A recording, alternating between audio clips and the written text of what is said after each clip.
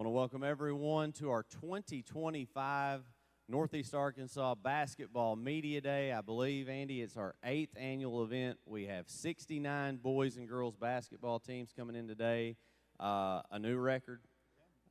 Starting obviously here really early at 7 a.m. and we will not finish until 5:40-ish. And, you know, you guys have services tonight. We have services tonight. I'm a member here. It's all good, man. We love getting to open up the building for this stuff. So with that being said, like every team comes in, they get a press conference. What you don't see behind the scenes is a free meal, a free shirt. We have radio coming in. We have a new media room. Hype videos, commercials are going to be made. A lot of good things here today with the help of Temple Baptist, who is a host for us, along with KJ&B and a multitude of sponsors that help make today's event a real deal. Also a big shout out to Wings to Go. They're going to be serving us some lunch today as well. That's new. So with that being said, a huge thank you to Temple for hosting. And as we always do, Andy, we do like to open up in a word of prayer. Absolutely. So thank you guys for letting us be a part of this. And, man, our desire is that all these coaches and players know that God loves them, has a plan for their life. And so as we pray into this day, man, let's just ask God to do some cool stuff this season. Heavenly Father, thank you for sports, that you've given us the ability and the energy and the ideas to have basketball, football, baseball, these wonderful sports, God. And thank you for these young men and young women that'll be in this place today as they get started into this season. God, first off, I hope that they know that you love them. And then through this season, I hope that they will experience just a lot of fun, a lot of love from the community, and God, that you would protect the teams, the players.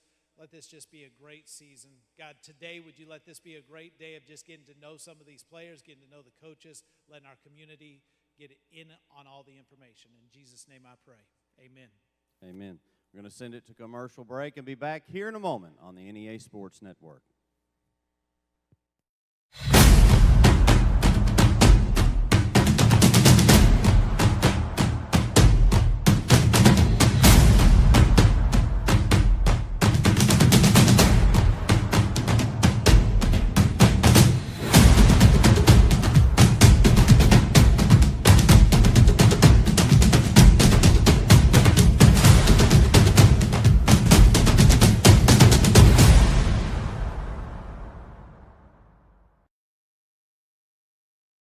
House is a family-owned business in Manila, Arkansas, located on Highway 18 next to 1812 Pizza. We provide dog daycare, boarding, and grooming. We have 2,200 square feet of climate-controlled indoor play space and 2,200 square feet of outdoor turf yard.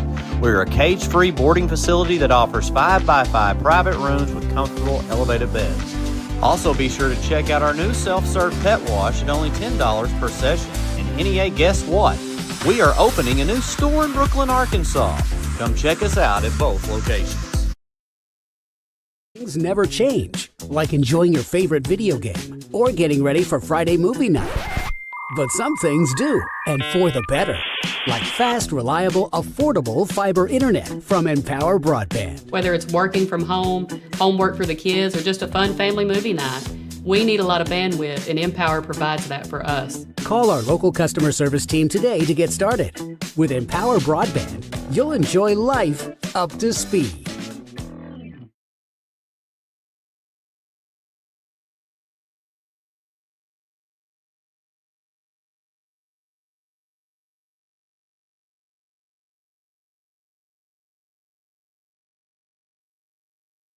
We've spent over 70 years trying to do things the right way, with honesty, heart, and hometown pride.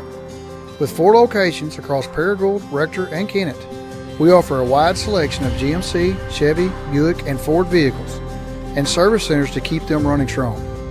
We're a family-owned business, and we treat every customer like one of our own, because after 70 years, that's what matters most.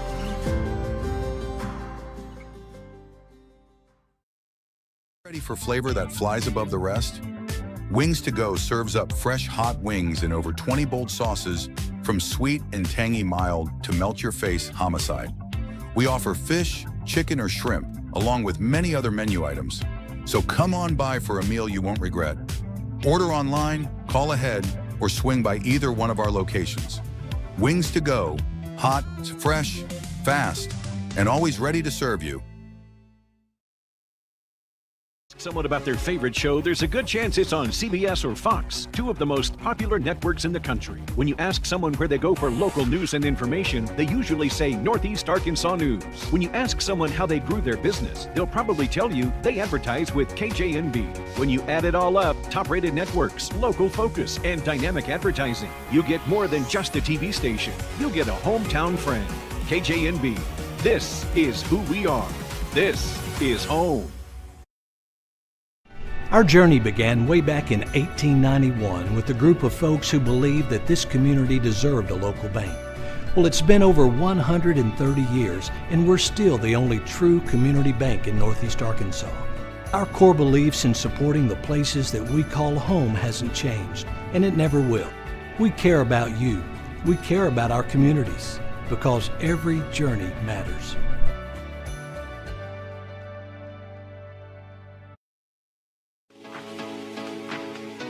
Are you one of those people like me that loves Christmas but doesn't have time to put up your lights? Let Mojo Lawn Care and Landscaping do the work. Mojo Lawn Care and Landscaping custom fits your lights to meet the needs of your home while still offering affordable prices. And the best part is that you don't have to do a thing.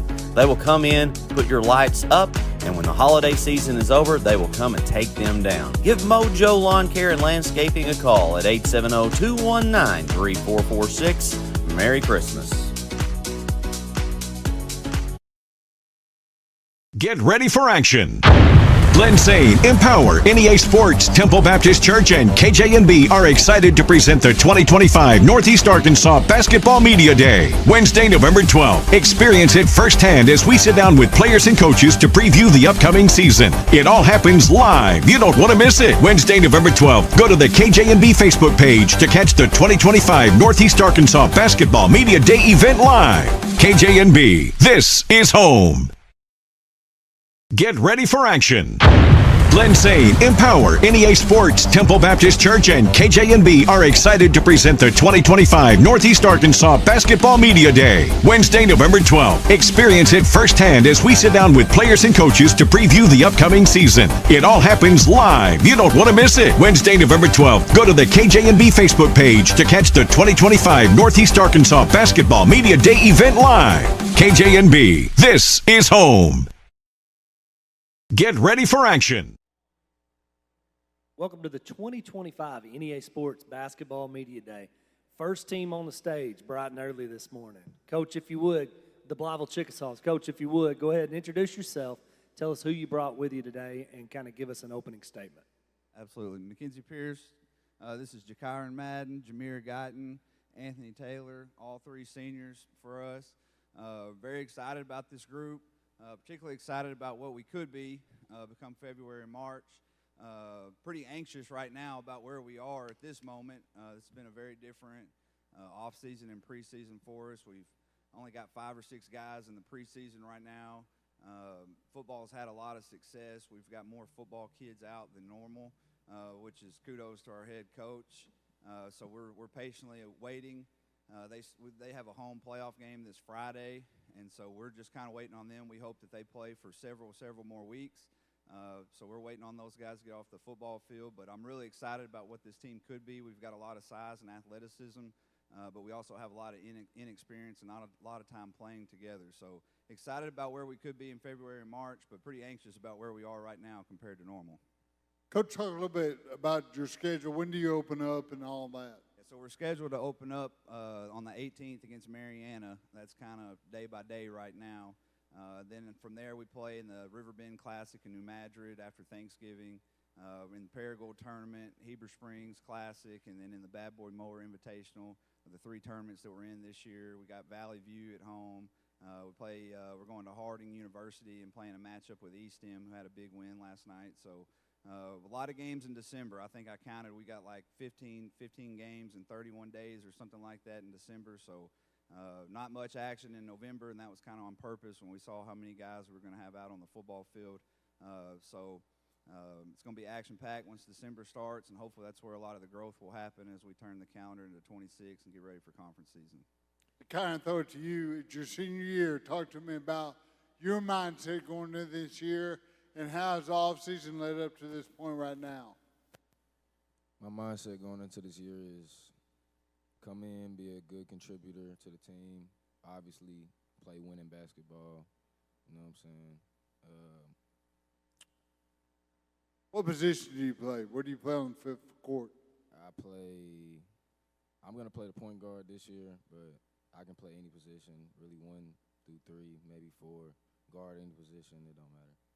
Offense, defense, what's your specialty? I'm a certified bucket getter, man. But boy. Yep, this year I'm not really worried about offense because I know my skill set and what I could do. I'm mainly focused on the defensive end. Go ahead and give the mic over to Guyton. John Muir, leading scorer, you're obviously going to put the ball in the hole or at least put it up in the air. Talk to us about where you play on the court and your role offensively this year as a senior.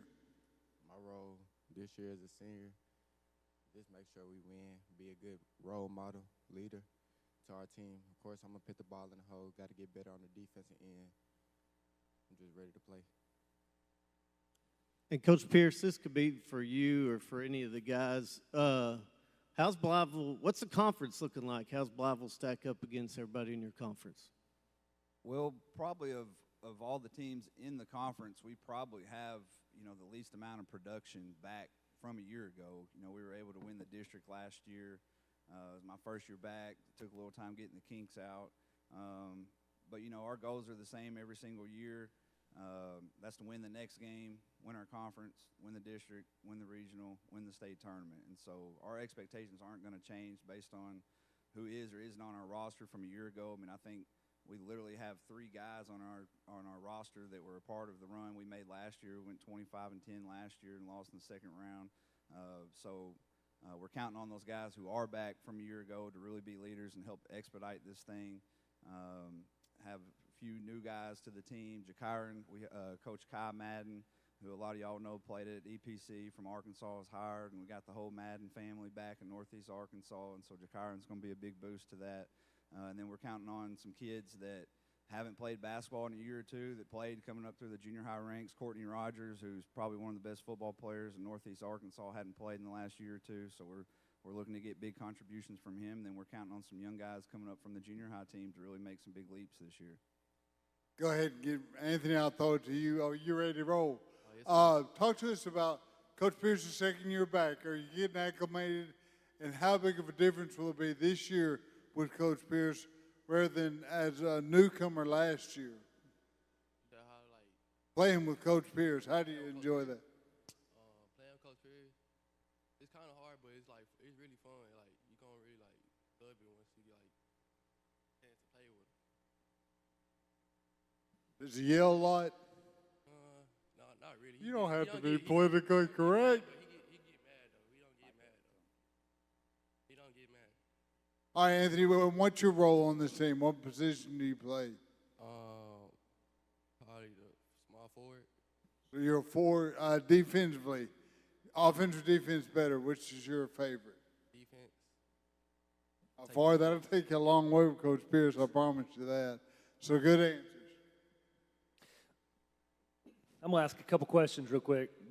One before my famous one, but guys, I'm going to ask you, this offseason, what's something you've really honed in on that you've really worked on this offseason to make sure this year is even better than the run you had last year?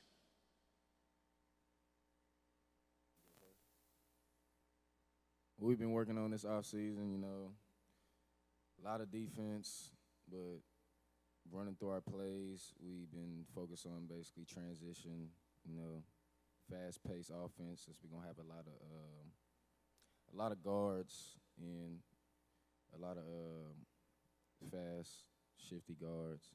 So, we're gonna be a type of team to come in, apply pressure to the ball, get downhill, and just play very fast-paced basketball. Just keep kind of going down the line. Something you worked on this off season to make sure, you're your best self this year. I mean, I've been in football, but being by Coach Pierce hip all the time, I already know what's going on.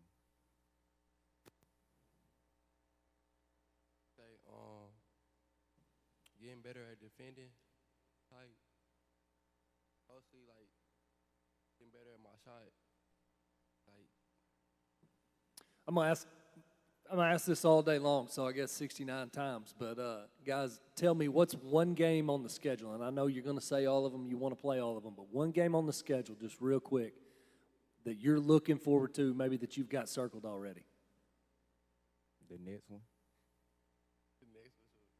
We ready for whoever. Anybody you're looking forward to playing?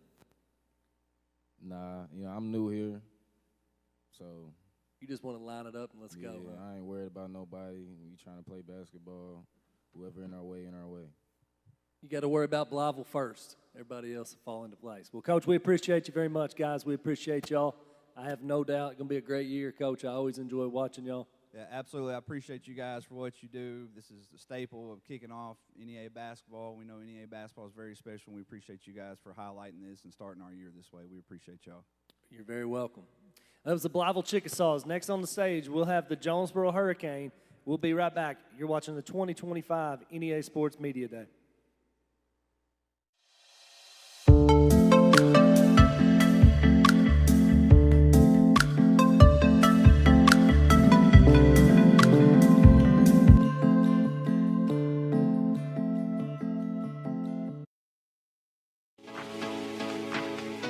Are you one of those people like me that loves Christmas but doesn't have time to put up your lights? Let Mojo Lawn Care and Landscaping do the work. Mojo Lawn Care and Landscaping custom fits your lights to meet the needs of your home while still offering affordable prices. And the best part is that you don't have to do a thing. They will come in, put your lights up, and when the holiday season is over, they will come and take them down. Give Mojo Lawn Care and Landscaping a call at 870-219-3446. Merry Christmas.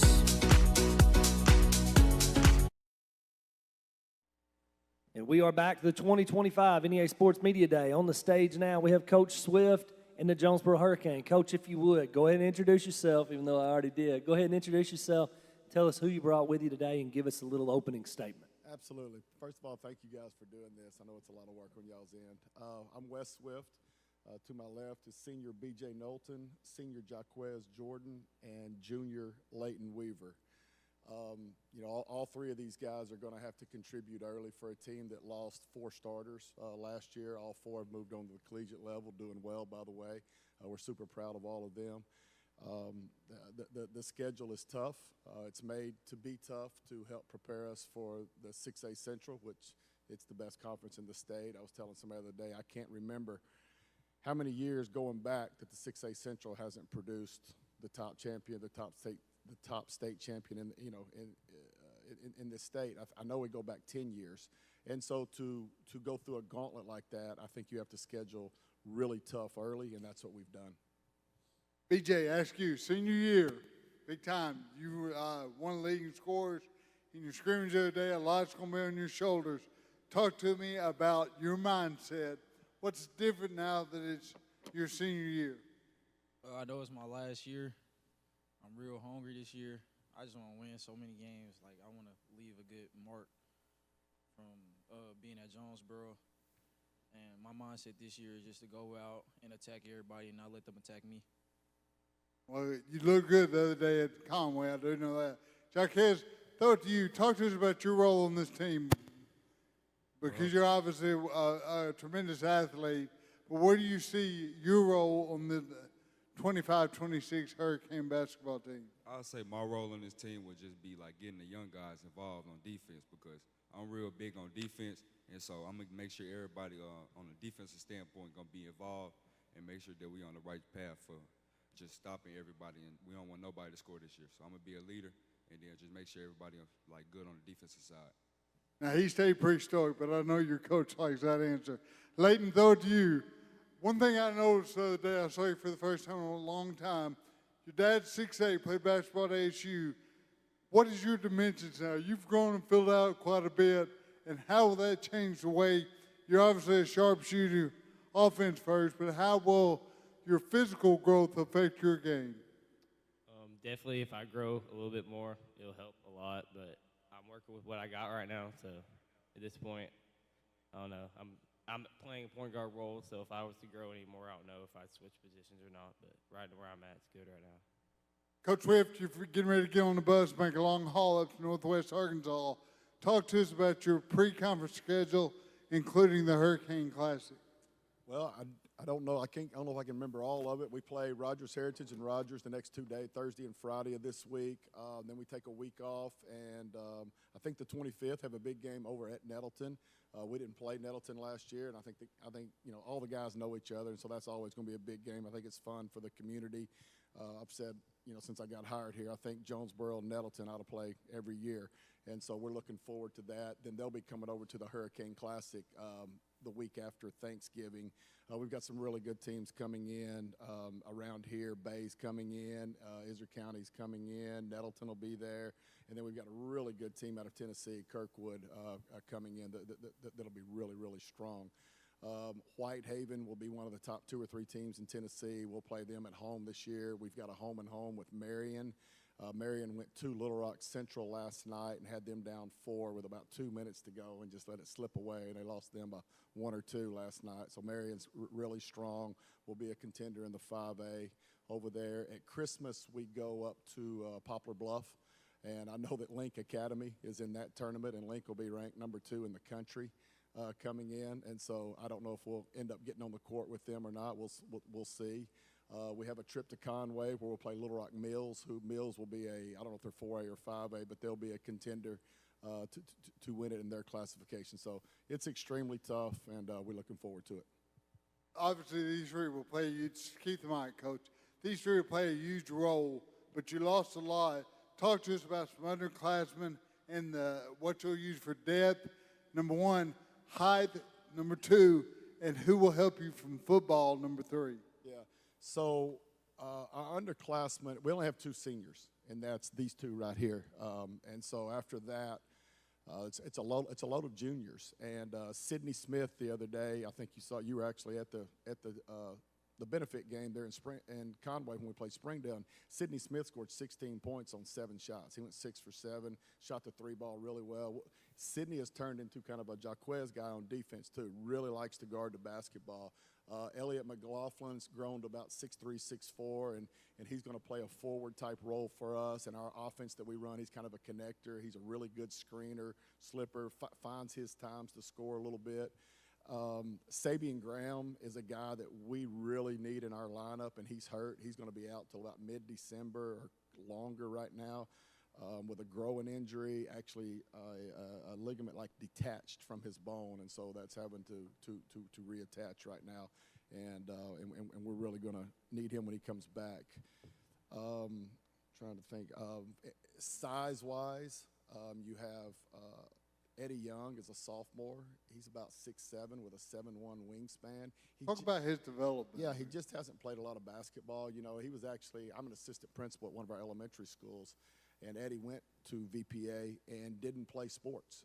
Played a little baseball, but we couldn't get him to play. He just didn't want to play anything, and so he didn't start playing basketball until 7th grade, and as a 9th grader, finally got on the court a little bit. So he's just behind from a development standpoint, but he's really changed his body in the last 6 months. His running and jumping is so much better now. He can really get up and down the court. And as he learns to score around the rim and protect the rim, that could really increase our ceiling as the year goes on, for sure. Guys, I'm going to throw it over to y'all for just a second. Tell me, a couple things, one thing that you kind of worked on this off season to make sure you're your best version of you for this year. Mine will be getting in shape. I think I'm in the best shape I've ever been in right now. I know how fast-paced our offense is. Try to get out and transition a lot.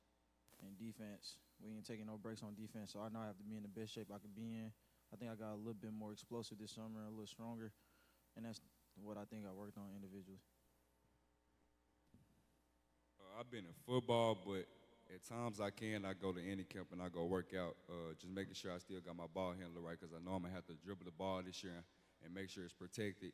And then I've been getting up a lot of shots too, just making sure, because I know I'm going to have to score a little bit more this year than I need to. So I just been doing those two things in my free time.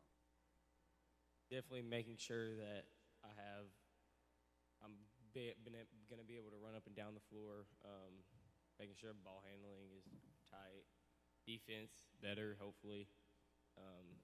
Over the summer, I was trying to work on defense mostly. So I'm going to put you on the spot, Layden. Coach Swift, I'm a big advocate of the weight room. Talk to us about your off season in the weight room. It's definitely been an emphasis for us, and especially for me, because I've been trying to put on more weight, because obviously I'm a smaller guard. Definitely been working hard in the weight room. Everybody on our team has been working hard in the weight room. I feel like we've had great improvement. So. Well, guys, we appreciate y'all very much. Coach, we appreciate you very much. That schedule sounds like an absolute gauntlet. So good luck this year. Yes, sir. We appreciate you guys. Thank you. Yep. That was the Jonesboro Hurricane. Next up on the stage, we'll have the Harrisburg Hornets. We're going to take a commercial break. You're watching the 2025 NEA Sports Basketball Media Day. Milligan Heating and AC works to serve the Northeast Arkansas community in meeting all of your HVAC needs. Give Justin Milligan a call at 870-243-2820.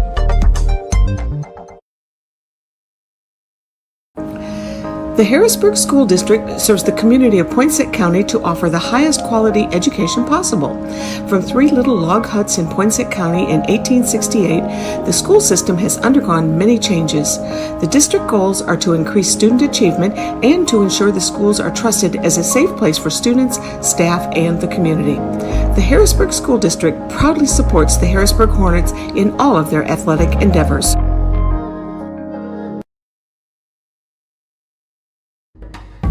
The Harrisburg Athletic Booster Club is a proud supporter of today's game and all of the student athletes in the Harrisburg School District. Go Hornets!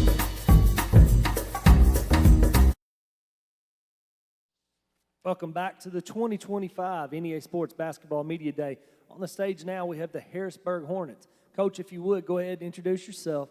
Tell us who you brought with you today and give us a little bit of an opening statement. I'm Coach Grant Sanders. With me to my immediate left is Axon Wallace, Jax Moros, and Jacoby Tate. We are looking forward to a good season, a competitive season, and see what it holds for us. Actually, I'll go ahead and throw it to you. Talk to us about your expectations this year, the off-season leading up to now. What do you expect out of the Hornet basketball team this year? So this is my first year. Especially my first year with these guys. Well, actually, I asked Axel about it. My bad. I know it's not your first year, Axel. I expect just to come out and compete. That's what we're working on all season, just competing, playing basketball, just getting a lot of shots up, getting up and down the court, and just running with the basketball. What's it been like under Coach Sanders?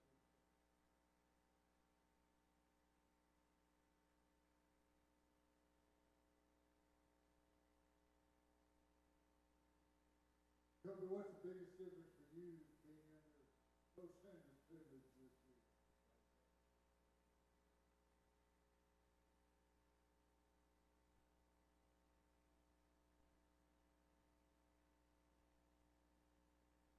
Let's talk this about 3A3. I know there's some teams loaded up, and I know you're new to the game, but I know obviously you've done your research. Talk to us about the conference race this year. It's tough top to bottom. You know, even when you say a team has a down year, whether that be an experience or just lack of seniors, they're always going to compete. We've already played Hoxie twice this summer, a team we got to look forward to playing, and we can't overlook anybody. It's tough. With that said, we've scheduled a lot of non-conference games that'll get us ready. Next Friday we go to Forest City, and that's going to be our first real true test when we had to play at Rivercrest and Osceola, Newport. All right, Coach, pass that over to Axon. Tell us a little bit about the summer and what y'all did this summer as far as team camps and all that prepping for the season. Yes, sir. The summer, we played a lot of games, a lot of scrimmages with a lot of our people, and on Sunday nights we scrimmage with some guys that come in. But summer, we get lots of shots up, lots and lots of shots, just getting in the gym, shooting the ball, getting back in the swing of things, getting conditioned, and just playing basketball. Coach Sanders, how many underclassmen do you have that you're going to have to rely on this year? So right now we have 4 that we're really going to rely on. Javen Thompson will be our guy probably right now coming off the bench. He's a junior. He's in football right now. They go to Glen Rose this Friday. He's an all-around athlete. Best athlete, I think, walking on campus at Harrisburg. Ty Ansley and Cole New are 2 sophomores that have moved up who this last Monday against the league really helped us coming off the bench. And then Diggs Faulkner is a guy we're going to rely on to be kind of a 3-and-D guy. Throw it down to Jax. Jax, I'm offended. I thought you were the best athlete at Harrisburg. I'm kidding. Talk to us about your strengths as a basketball player, though, and what you bring to the table. Definitely very quick. I like getting up and down the floor and pushing the ball. And I think my ball handling skills are, they're pretty good for how quick I am. Sometimes I get a little too fast, but other than that, I think my pace is really good for our offense this year. Jacoby, what's your role? What is your specialty on the basketball team? I think just playing inside, and when they need me on defense, I just do my role on that. Coach Sanders, everybody's politically correct. Who's going to put the ball in the hole for you this year?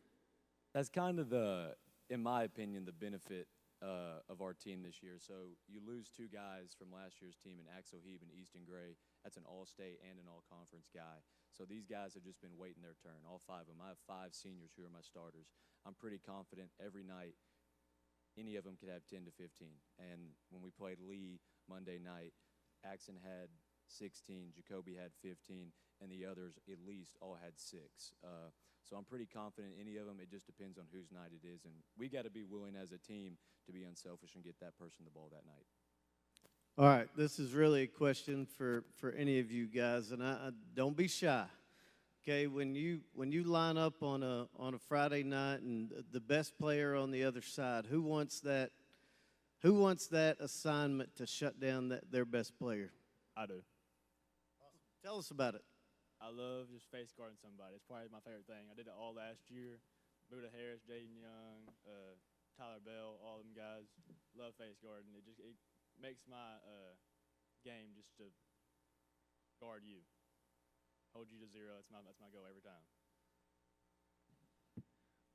You're all seniors, so kind of talk to me for just a second. We'll kind of go down the line here. Kind of talk to me about, what's the mindset every night? This is it. This is the last hurrah, if you will, and you're getting your shot at it, all of you this year. So kind of talk to me about what's a game day look like? What's the mindset when you get on the bus to go play every night, conference or non-conference? We get on the bus and we just lock in, and maybe listen to music on the speakers. But pre-game, we're all just thinking play hard as we can for each other. All 5 seniors starting. We're playing as hard as we can. Been engaged since we were 7th graders, so we just played hard for each other and just fight to win. It's definitely going to be compete. This is our last year. There's no more off seasons, no more preparation. It's go time. Every time we get on the bus, we're locked in, ready to go play ball and compete for our last time, make our best run we can. Last time ever playing. I'm going to say win, win, win, and if we don't win, just play hard. I like that mentality. Well, kind of tell me this, and we'll stick with y'all for just a second. Give me one game on the schedule. Now, I know you want to play them all. I get it. But there's got to be one that you've got in mind. So tell me one game on the schedule you're really looking forward to playing. I'm really looking forward to playing Cross County. We love playing Cross County. I'm going to go homecoming against Walnut Ridge. There's energy I know is going to be electric in that gym, and also last homecoming. I know it's going to be a good game. Manila. Coach Sanders, I'll throw it to you, and include this in your closing statement because time is winding down. Talk to us about your tenure at Harrisburg and what's been some of the biggest surprises or some of the biggest challenges you've met, and then talk to us a little bit along those lines about your pre-conference schedule. So the biggest surprises and challenges kind of intertwine together. As a first-year coach and with these guys and at Harrisburg, the list goes on and on. Every day is something new. I told these guys a week ago that I'm going to get out-coached. That's just the reality of it. There are guys who have been coaching in this league and all across Arkansas who have been coaching as long as I've been alive, So I just told them I'm going to get out-coached, but I'm going to do my very best as a promise to be prepared for every game as much as I can be, and they're not going to get out-worked. They're always going to give 100%. We're looking forward to the season. Again, our non-conference schedule, we've purposely made it pretty tough. Harding Academy was on our schedule for this Friday, but because of football, we won't be able to play them. If Cross County wins this Friday, we won't be able to play them next Tuesday. Hopefully Forest City will be able to compete against next Friday, and that'll be our first real test to see what we've got. And I think we're ready. I really do. Well, Coach, guys, we appreciate it very much. Enjoyed having y'all today. Good luck this year. We wish you nothing but the best. So that was the Harrisburg Hornets. Next up on the stage, we'll have our first girls team. We'll have the Harrisburg Lady Hornets. We'll take a commercial break. You're watching the 2025 NEA Sports Basketball Media Day.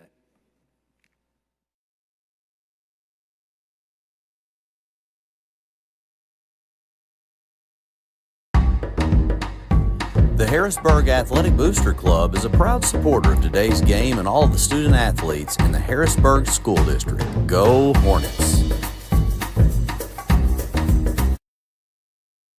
The Harrisburg School District serves the community of Poinsett County to offer the highest quality education possible. From 3 little log huts in Poinsett County in 1868, the school system has undergone many changes are to increase student achievement and to ensure the schools are trusted as a safe place for students, staff, and the community. The Harrisburg School District proudly supports the Harrisburg Hornets in all of their athletic endeavors.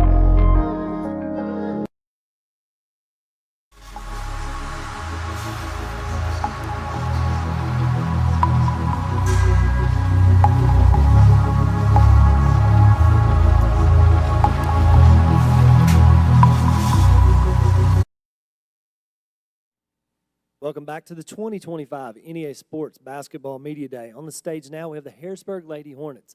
Coach, if you would, go ahead and introduce yourself. Tell us who you brought with you today and give us a little bit of an opening statement. My name is Coach Gavin. I've got Cassie Carlson, Gabby Nunez, and Reagan Fair.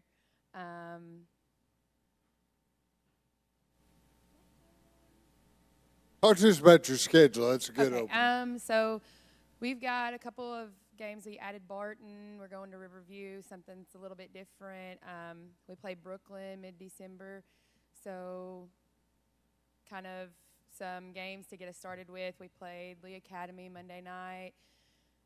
Go to McCrory tomorrow night. So trying to get started. Had 9 days of practice with my volleyball girls with full team before our first game. So we're just trying to get into things. Real quickly, Coach, how many volleyball girls transitioned to basketball? 5. A big number. Yeah. Any of these 3? This one. Cassie, talk to us about that transition, going from volleyball to basketball. You have to be in a very different shape for the 2 sports. So going from volleyball, where you kind of just stay in your own little area, you're not running around a lot, to going up and down the floor was pretty exhausting. Gabby, talk to us about your role on this basketball team. What are your responsibilities on the court? Okay, so this year things are going to be a little different. Last year we had very many, we lost a lot of athletic individuals. So this year us 3 are really going to have to step up and score the ball, and we really have to rely on each other this season. Reagan, ask you, offense or defense, what's your specialty and what role do you play on this basketball team? I think defense is my specialty. I have a lot of hustle in my game. I'm sure your coach likes that. Talk to us, Coach Gavin, about the depth. Obviously, these 3 players will be major contributors, but who else can we look to as far as putting the ball in the hole for the Lady Hornets? I've got a sophomore, Zoe Shelton. We're going to look to her to be able to shoot outside. And Camilla Spiegel, she came back to us. She didn't play last year. So those are really going to be, I have 9. So those are my 5. And I've got one coming off the bench, Emma Johns, that she's going to be a role player. And so, like you said, I'm going to look to these 3. They're going to have to be the scorers. They're going to have to put the ball in the hole. But I've got 3 more that will come in and help us. And Coach Gavin, this could be for you or for any of you 3 ladies that you brought with you. What's the 3A3 looking like this year, and how Harrisburg shapes up in that conference? I know last year we've talked about it. They came in and made their bid to regionals. We know Manila is always going to be the toughest team in the conference. So being able to compete with them this year. Rivercrest was in there in the top 4 in Walnut Ridge, so kind of keeping up with those 4 and don't let Osceola sneak up on us. We want to stay right there, 1, 2, 3, 4, and be able to go into regionals, win a game in regionals, and make it to state. Ladies, kind of talk with us a little bit about, what are some things, and obviously, Cassie, you play volleyball too, so that takes up a lot of your off season probably, working on volleyball, and then you go straight into basketball. So down the line, let's talk, what are some things that you've really worked on to prepare for this basketball season? Being in volleyball, I didn't have a lot of free time, but when I could, I try to come up to the gym and shoot and just get some ball handling and small things in, because I was in a season for a different sport. But coming out of that, there was definitely a full week of just straight conditioning, ball handling, shooting, nonstop, and that's what I've done to prepare because of my other sport. This off season, we have conditioned a lot. We've been in the gym. We've got a lot of shots up because as one of our main scorers, our tallest person on the team, Cassie, me and Reagan have really had to set by example, and the ones that can be in the gym have really had to be there this summer. Reagan, before you get started, talk to us about a day in the life of a Lady Hornet basketball player. What's it like playing for Coach Gavin at practice every day? You don't have to be politically correct. This is your one chance. We do a lot of conditioning to get us in shape because we lost a lot of our starters, so we have a lot of young people and a lot of ball handling. A lot of ball handling. Coach, what is your mindset as far as Coach Gavin basketball? What kind of brand of basketball can we look for out of the Lady Hornets? We're trying to be fundamentally sound, do all of the small things right, get all of the pieces, put all the pieces together, and I feel like if we can, she said a lot of ball handling. They lost their top ball handler last year, so they're coming in as different roles. But I just push fundamentals, a lot of ball handling, shooting, footwork, kind of building their IQ, talking about different reads, offensive and defensive reads. So that's how we spend the majority of our practice, and we'll come in the last 20, 25 minutes and work on getting up and down the court and put all of the pieces together to see what it looks like. Ladies, real quick, we got about 15 seconds. Give me one word response, one game on the schedule that you're really looking forward to playing. Who is it? Cross County. Manila. Cross County. That Cross County, it's that rivalry. I get it. Just down the road. Well, ladies, we thank you very much. Coach, we thank you very much. Good luck this year, building off last year. Good luck to you guys. So, all right, that was the Harrisburg Lady Hornets. Next on the stage, we'll have the Paragould Lady Rams. We'll take a commercial break. You're watching the 2025 NEA Sports Media Day. The Harrisburg Athletic Booster Club is a proud supporter of today's game and all of the student athletes in the Harrisburg School District. Go Hornets! Things never change, like enjoying your favorite video game or getting ready for Friday movie night. But some things do, and for the better. Like fast, reliable, affordable fiber internet from Empower Broadband. Whether it's working from home, homework for the kids, or just a fun family movie night, we need a lot of bandwidth, and Empower provides that for us. Call our local customer service team today to get started. With Empower Broadband, you'll enjoy life up to speed.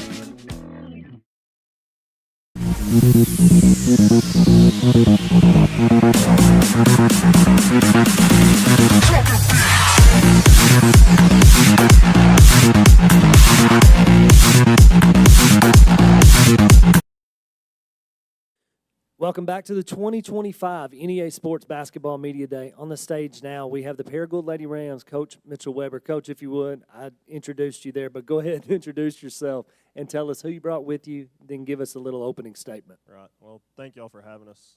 We love doing this every year, and any time that we get a chance to spotlight our program, but not just ours, programs across the state and this area, it's always a good thing for these kids. To my left, we have junior guard Eva Goff. To her left is junior guard Micah Rolson, and then sophomore forward Aubrielle Lurie on the end. We're somewhat young. Got a lot of sophomores and a lot of juniors, only 3 seniors. Got our season started off last night, and we're just excited to get going. We're glad it's finally basketball, or at least I'm glad it's finally basketball season. Even though you talk to us about last night, I know things didn't exactly work out for you, but how did you feel about your play last night, and what's next for the Lady Rams? I felt like me overall, I played hard, and I felt like just the whole team really put effort into it and played hard. Obviously, so Micah, I was there last night. I didn't see like a big standout, which is good and bad. Obviously, y'all can spread the wealth out, but talk to us specifically about your role on this basketball team this year. Yeah, so I'm the point guard, so I have to, talk to the players, tell them what play we do, bring the ball down, which is really important. But, yeah, I don't really know. We'll go ahead and throw it over at Abrielle. Abrielle, talk to us about Coach Mitchell. You know him well. You spend a lot of time with him. This is your one chance to be honest and let us know what a day in the life. What's it like to play for Coach Weber? It's definitely about being disciplined. He really talks to us about that a lot and tries to install it inside of us in everything that we do, not just in basketball, but in life too, because, yeah, pretty much just be disciplined. Coach Weber, you mentioned your opener last night. Before we get into conference and talking about the conference, what does the pre-conference schedule look like for y'all? Immediately, we go to Gosnell on Thursday. We play Forest City, Osceola, Bald Knob, Brookland, Melbourne. We host a classic or a tournament at our place the first week of December. We go to Pocahontas and to Cabot. So, I think a lot of people might give it coach speak when they say, oh, we scheduled the toughest schedule that we can find. I think, which is good, and I think some people do schedule that, but I also think you better schedule to who you are and be honest with yourself. And I think we've done that. We see a little bit of everything. We see a lot of athleticism. We see teams that play zone. There's a couple of teams in the East that are going to try to lock left defensively, and we go to Cabot, who's been known to do that for the last couple of years. So we got a good mix of what we're going to see, hopefully, to rev us up for January. Okay, Coach Weber, you talked about that non-conference schedule. Tell us what the conference is shaping up like this year. Yes, well, the East is always competitive in boys or girls, especially when you look at the end of the year in the state tournament, you're probably going to see an East team or 2 or sometimes 3 or all 4 win a game. I think 3 of the 4 might have won a game last year, and Tech was in the finals, and Nettleton had a shot to go to the semis and the quarters. So I feel like the East is pretty well balanced, maybe outside of Tech. In Nettleton, they've kind of separated themselves, in my opinion. There's a lot of good coaches and a lot of good talent in the East. It's a basketball conference, and we hope we can somewhere be in the middle and come down to the latter part of February, have a shot to win a game or 2 to put us in the top 4. Ladies, new coach, new style, adjustment period. Kind of talk with us a little bit about that. What has it been like? Coach Weber comes in. How has that adjustment been? How is that? How does that look different maybe than the past few years? And moving into this season, what do you expect that to look like?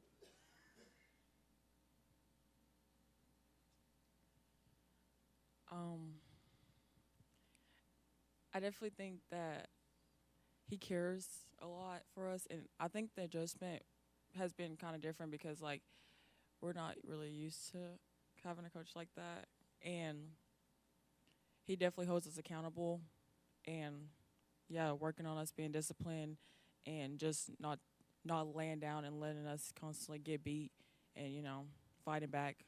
So, but it's been different, but it's a good adjustment.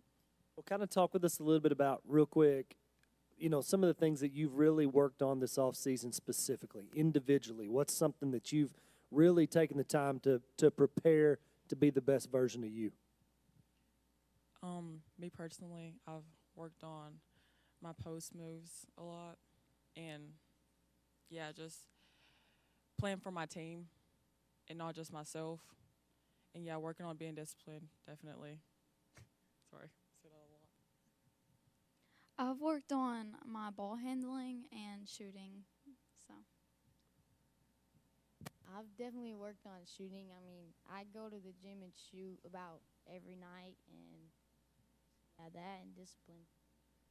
Ava, keep the mic. I'm going to ask you a real quick. Eva, I'm sorry. Last night, Coach said his tie. He's obviously pretty intense. Talk to us about how you handle that when he gets a little excited during game time. I mean, you really just got to take him just yes, sir, and just do what he says.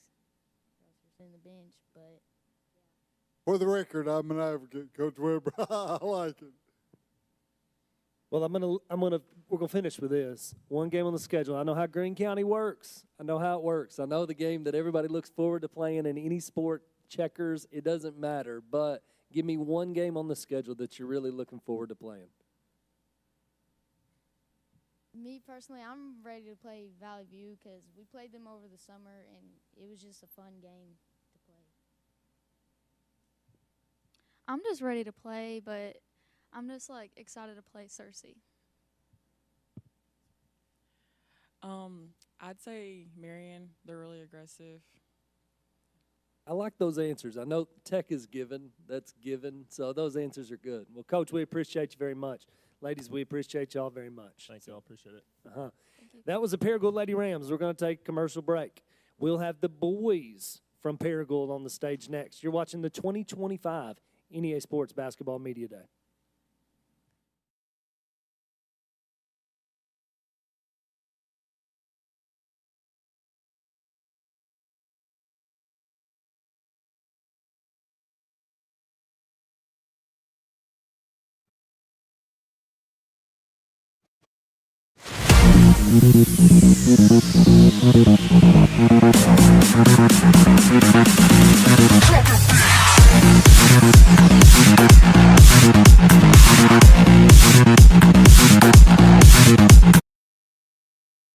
Arkansas. It's almost time to tip it off. The 2025 NEA Sports Tip-Off Classic hits the court Saturday, November 15th at Nettleton High School in Jonesboro. 5 huge games, 1 action-packed day. Heber Springs versus Valley View at noon. Paragould versus Riverside. Greene County Tech versus Ridgefield Christian. Searcy versus Westside. And the primetime showdown, Brookland versus Nettleton. Can't make it in person? Catch every game live streamed on the NEA Sports Facebook and YouTube pages. Don't miss the 2025 NEA Sports Tip-Off Classic. Again, and welcome back to the 2025-26 Northeast Arkansas Basketball Media Day. We're now joined by the Paragould Rams. Coach, if you would, introduce yourself and the 2 gentlemen to your left. I'm Jace Watson, coach here at Paragould. I've got Aiden Chipman, a senior, to my left, and on my far end is John McAllister, also a senior here for us. Coach, while you have the mic, kind of give us an opening statement. You benefit game last night, but then talk to us about your upcoming schedule and how it all pans out.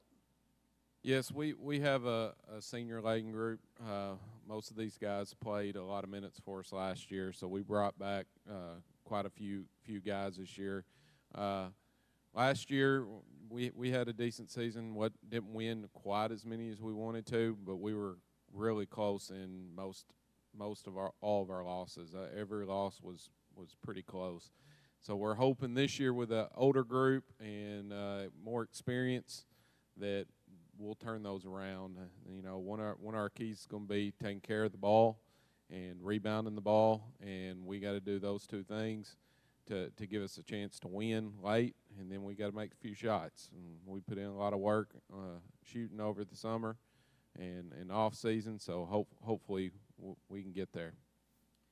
All right, Coach, if you'd pass the mic over to Aiden, and Aiden and John, both of you, I want to respond Tell us what the summer's been like, off season, what you've been working on to improve your game for this coming season. It's been a very busy summer. You know, we didn't take a lot of breaks this summer. We've really been working in the gym, you know, just shooting, you know, working out, all this kind of just stuff. And we played really well in the summer, I would say. You know, most of it was just a lot of just like natural kind of play. It was more of just hard work, pushing the ball down the court, and, you know, just trying to play fast. Same like Aiden said, a lot of it was a lot of hard work.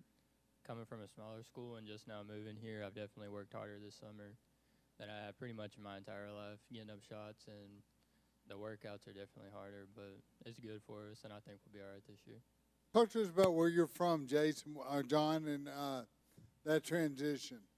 I came from Marmaduke, and the transition was definitely different. From the first day I got there, I knew it was going to be a lot better for me because I went through one of the worst workouts of my life, but I think it'll be good for me in my basketball career, and it'll help me improve in a lot of areas that I probably wouldn't have at a smaller school, and I'm just excited for it. All right, and what, you know, every offseason, everybody works on something in particular to improve their game. What have you two been working on in the offseason, like a focus to improve your game? Definitely the two biggest things I've been working on is shooting and ball handling. Last year, probably ball handling was one of my weakest points about myself, so I've really been trying to lock in and, you know, really work on that. And then shooting, of course, you know, every single week, trying to get as much shots up as we can, get to the gym as much as we can, and just really work on that. Pretty much the same as Aiden, shooting, ball handling, and I've tried to be a little bit better at finishing at the rim, but pretty much just shooting is one of the things that I do a lot, so that's what I try to work on the most. It's obviously a fun thing to do. Can't score unless you shoot the ball. I do know that, Coach Watson. Talk to us, Coach, about the 5A East and where y'all stand in the preseason projection. Yes, everybody knows 5A East is a pretty tough conference. Had great success at the state level. As far as this year and the way things are looking, I think it's pretty open. Obviously, Marion coming back, they look pretty strong. As they do most years, but there's a lot of good teams, and Edelton bring back a good team as well. And, you know, after that, it's open. You got Tech, Valley View, Searcy, Batesville. I mean, about anybody can make a run in this conference. It's going to be a battle every single night. And we've told our guys going into this season, like, those games are going to come down to one or two possessions. And if you can't handle those one or two possessions, you're going to lose that night. So it doesn't matter who you're playing in the 5A East. It's a battle every night, and we'll see. I really hope and think that these guys, with the experience they got last year and the work they put in, we're going to see a turnaround in those close games, and we're going to start figuring out how to win all those close games. And, Coach, I know you said you return a lot of players, so it probably frees you up to do a lot more. Schematically, what do y'all do both offensively and defensively? Offensively, we try to play fast. We try to push the ball down the floor. You know, we're going 8, 9 deep, so we're trying to play as fast as possible, speed up the game, get more possessions in the game. That's kind of the way the game's played now with the shot clock, and we've embraced it. We're gonna shoot it, and then we're gonna go get it. This team likes to crash the boards. We've put a focus on rebounding over the last year, and we're starting to see dividends in that. So we're gonna shoot it quick, and we're gonna go try to get it and put it back in if we miss it. Defensively, our focus has always been man defense. We'll throw in a few other things, but we'll pick you up full court some. We'll pick you up in the half court. We want to be defensively sound, fundamentally sound on the defensive end, but we also want to pressure the ball. We don't want to just set back. With the shot clock over the last few years, if you set back and let them do what they want, it's kind of hard to get stops. But when you put that pressure on them and then they look up and see they got 10, 12 seconds left on the shot clock, it adds that pressure to them. And so that's kind of the way we look at it. You can defend really hard, and you don't have to defend as long as you get that rebound. Finish it out with a rebound. So you can defend a little harder than you used to. in the half court. Hey, John, I'll ask you the Garrett Weaver question of the day. And I know Tech is big, but talk to us about the biggest game on the schedule for you. Personally, I think probably one of the most games I'm looking forward to is going to be Marion. You know, they're a really tough team this conference, and, you know, they're, like, historically, recently, of course, they've been finishing at that 1 seed. So I think it's really just going to be a test of what we've been throughout the summer and through the past couple of years, and I'm really excited to see where we stand and where we fall in that game. Same question to you, John. It's a really random game, honestly, but I'm ready to play Clinton because we get to play them on the Harding University court. So I guess that's kind of weird, but yeah, that's the one I'm looking forward to. Hey, that's a great answer, both of y'all. I appreciate you greatly. Coach, I appreciate you. Ladies and gentlemen, that's the Paragould Rams. We'll be right back with the Tuckerman Lady Bulldogs right after the break. So stay right there on the NEA Basketball Media Day.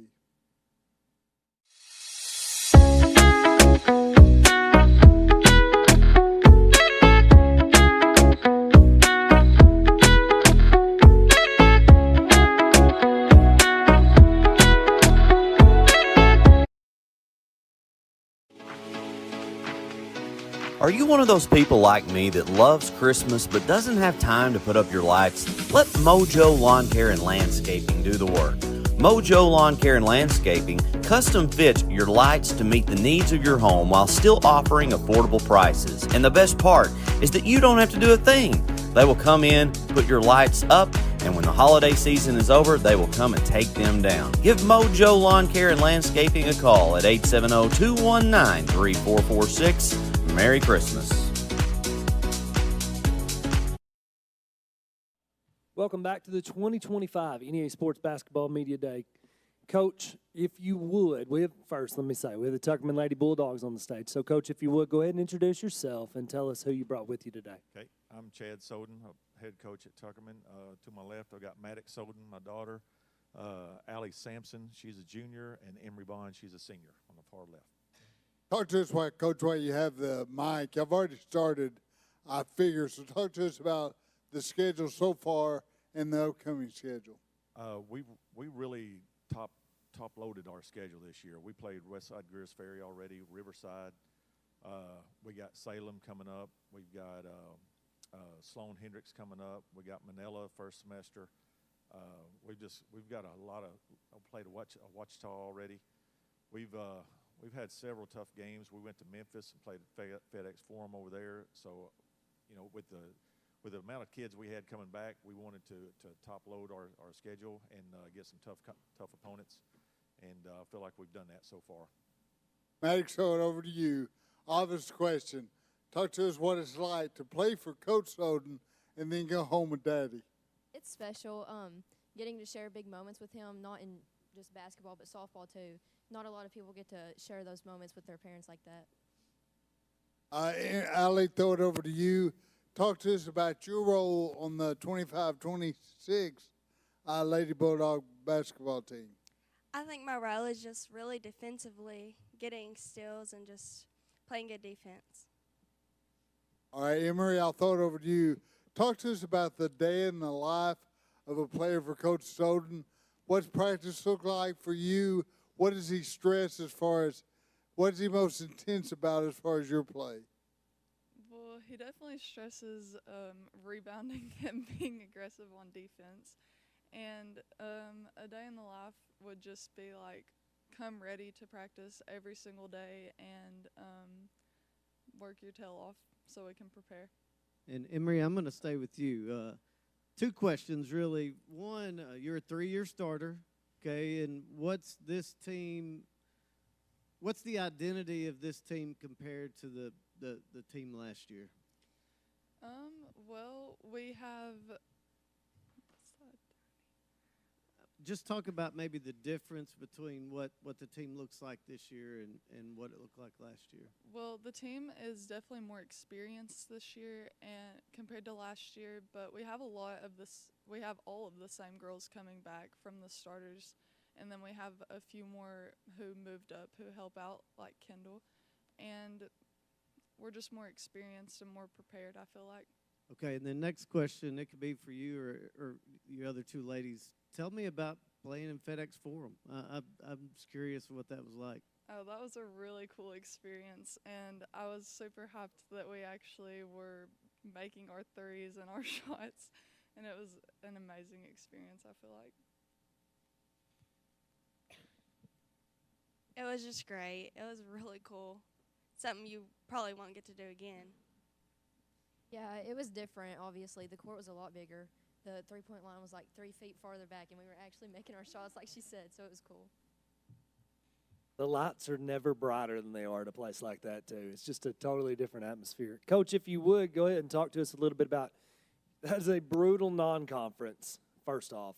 But kind of talk to us a little bit about the conference itself, what that looks like this year, kind of top to bottom, where you guys, I know you expect to be battling for that conference championship, but kind of talk to us a little bit about that. Our conference, I think every team has a chance to be better than what they were last year. I think the odds-on favorite coming in is probably Sloan Hendricks this year. They didn't lose anybody. They got everybody back. They were really good last year until they had an injury, to one of their main players that hurt them. ICC won state title last year in our conference. They lost a lot, but they've gained a lot of good players from junior high, so they're going to be tough again. And I just feel like from top to bottom, we didn't lose anybody. And I feel like top to bottom, the whole conference is going to be a little bit better than probably what they were last year. I feel like on a given night we could beat anybody in the conference, but I feel like if we're not ready to play, that somebody can slip up on us also. So it's going to be a tough battle throughout. Ladies, I got two questions. I'll ask you one general question and then my infamous question. But kind of talk to us a little bit about, what are some things, and I know multi-sport athletes, that kind of thing, and softball's a huge deal at Tuckerman too. So once that's over, what has the off season look like as far as preparing for this year? Me personally, I've just been working on getting stronger, a lot stronger over the summer, finishing, playing stronger on defense as well, and my jump shots. I've been working on a lot of jumpers.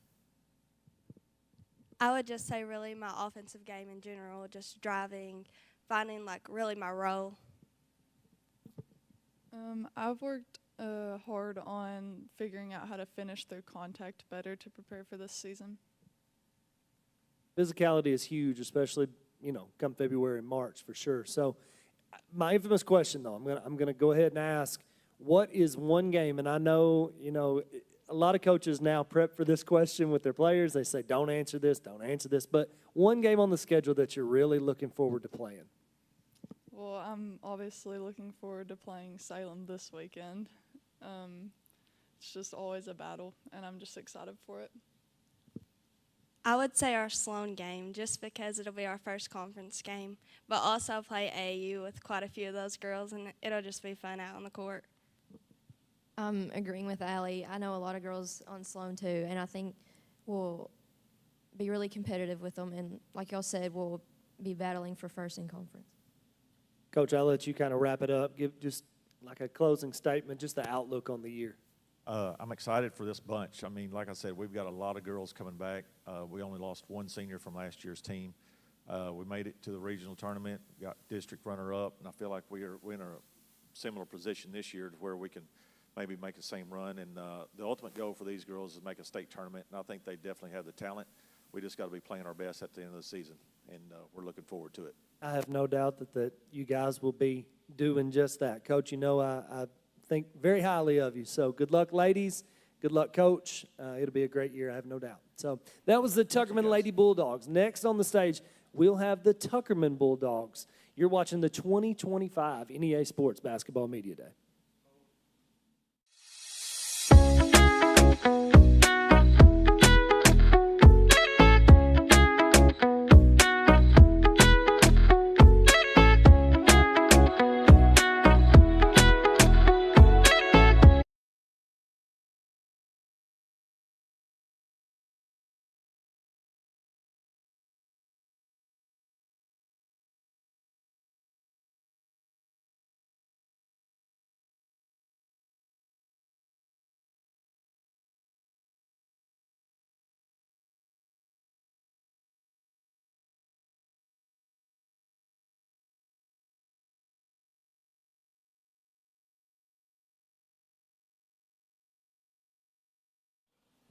Welcome back to the 2025 NEA Sports Basketball Media Day. On the stage now we have the Tuckerman Bulldogs. Coach, if you would, go ahead and introduce yourself and tell us who you brought with you today and give us a little opening statement. Yeah, before we get started, I want to, as always, thank you guys for putting this on. Just to give our kids a platform, to talk about our season and our school is always good. So thank you guys.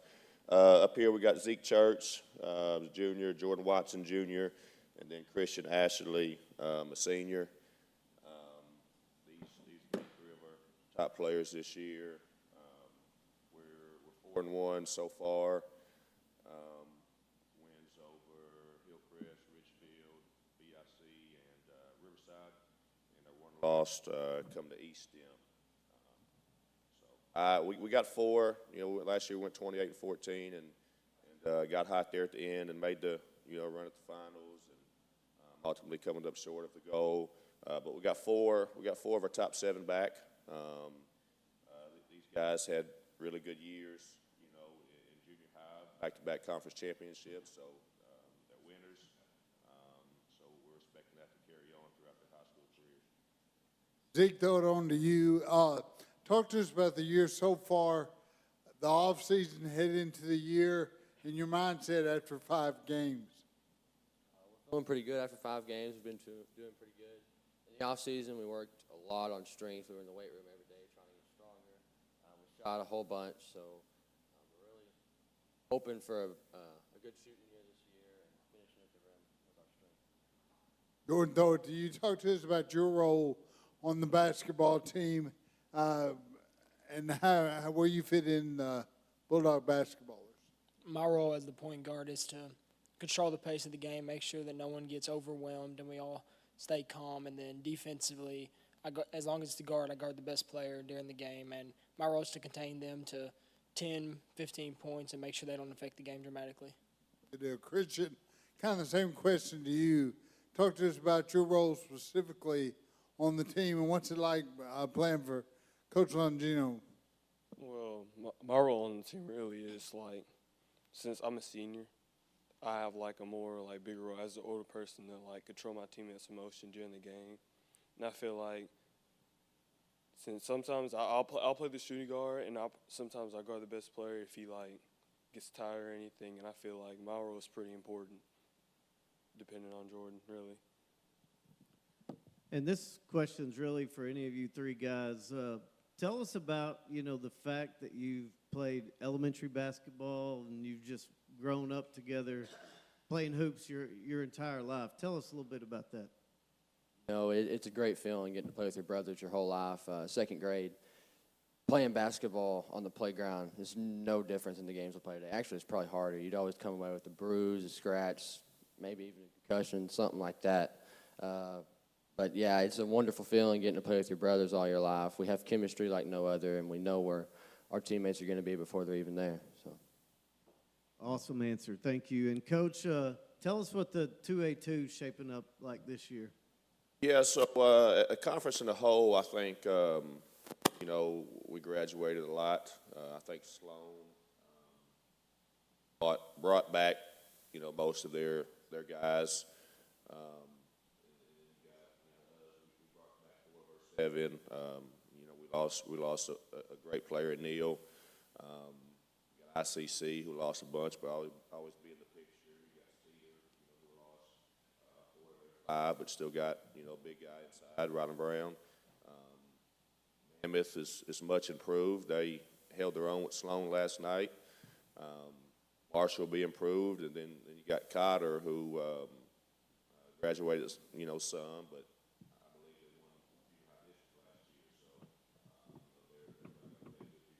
So it'll be, I think it's a little bit down as a whole. In the regional tournament last year, we had 3 or 4 semis from our conference. So it is competitive. It's tough, and our region is maybe the toughest in the state. But it'll be competitive for sure. Christian, I'll throw it on to you. Success last year. You're off to a great start this year. I know the town of Tuckerman rolls out to support y'all. What does it mean to play for the support in the community of Tuckerman?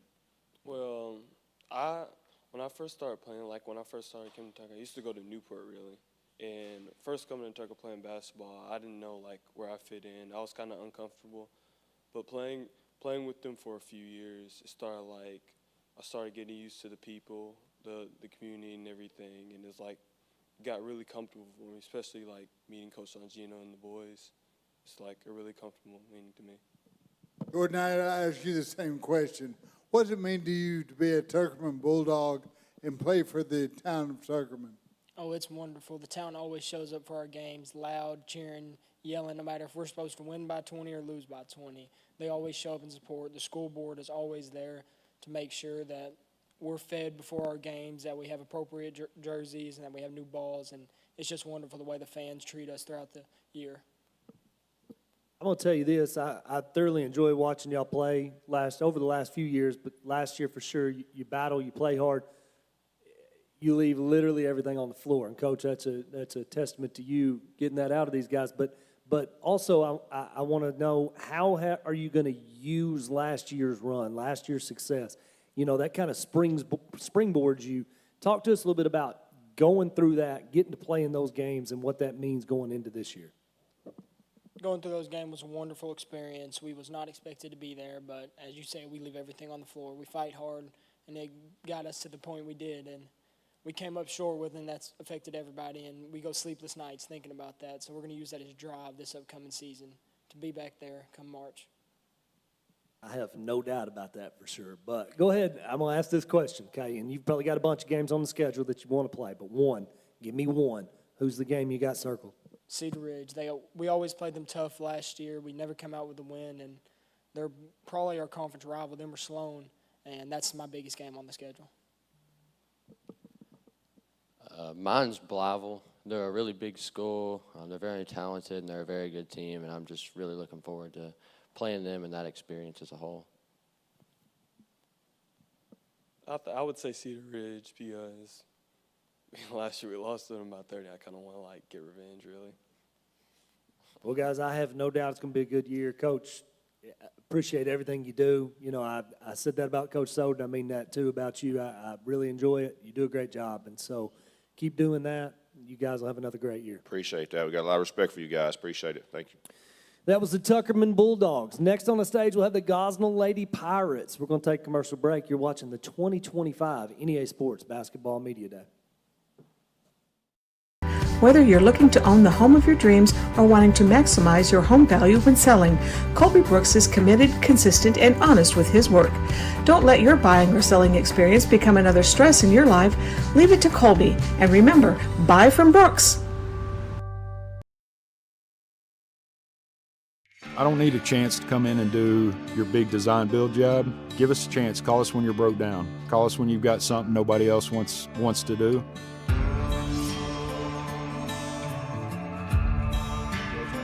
We're the people you can call on Saturday night at 6 o'clock that will be at your door Sunday morning when the sun comes up.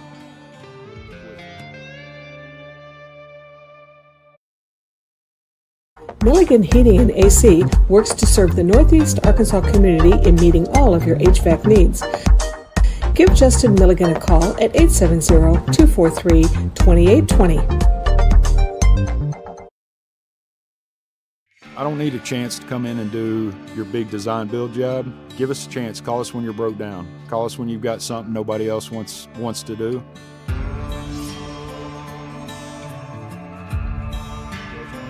We're the people you can call on Saturday night at 6 o'clock that will be at your door Sunday morning when the sun comes up.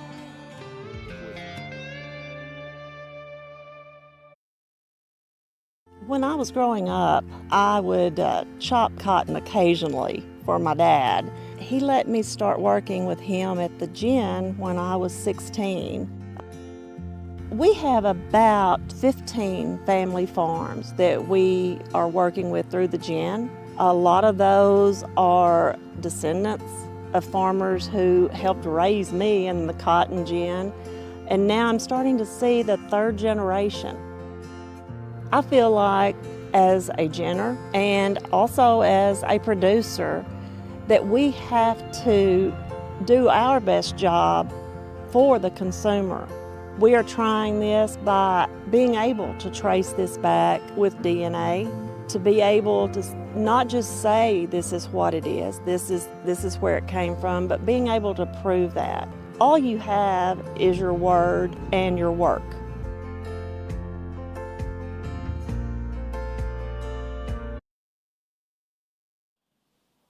Welcome back to the 2025 NEA Sports Basketball Media Day. On the stage now, we have the Gosnell Lady Pirates. Coach, if you would, go ahead and introduce yourself and tell us who you brought with you today. Yes, sir. I'm glad to be here with y'all today. My name is Coach Marcus McClain. Today we got seniors Natalie Murphy, sophomore Brianna Thompson, and senior Abigail Beltran. Coach, kind of give us an opening statement. Talk to us. Y'all haven't started yet, have you? Yes, sir. We got started well, last talk night. to us about the games played in the upcoming schedule.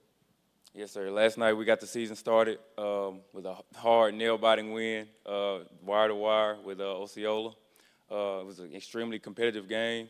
The energy on both ends of the floor was where it's supposed to be. We competed hard. We competed well. Yes, it's just the first game, so of course there was a plethora of different mistakes, but it's fine. Like I've been saying all season, and like I've been saying all off season, our goal is to have the energy and effort to be where it should be so we can cover up some of those mistakes. Natalie, talk to us about last night, the role you played, and what it was like, because that's pretty salty competition opening with Osceola, almost a cross-town rivalry, cross-county rivalry anyway, but talk to us about the game and the outcome.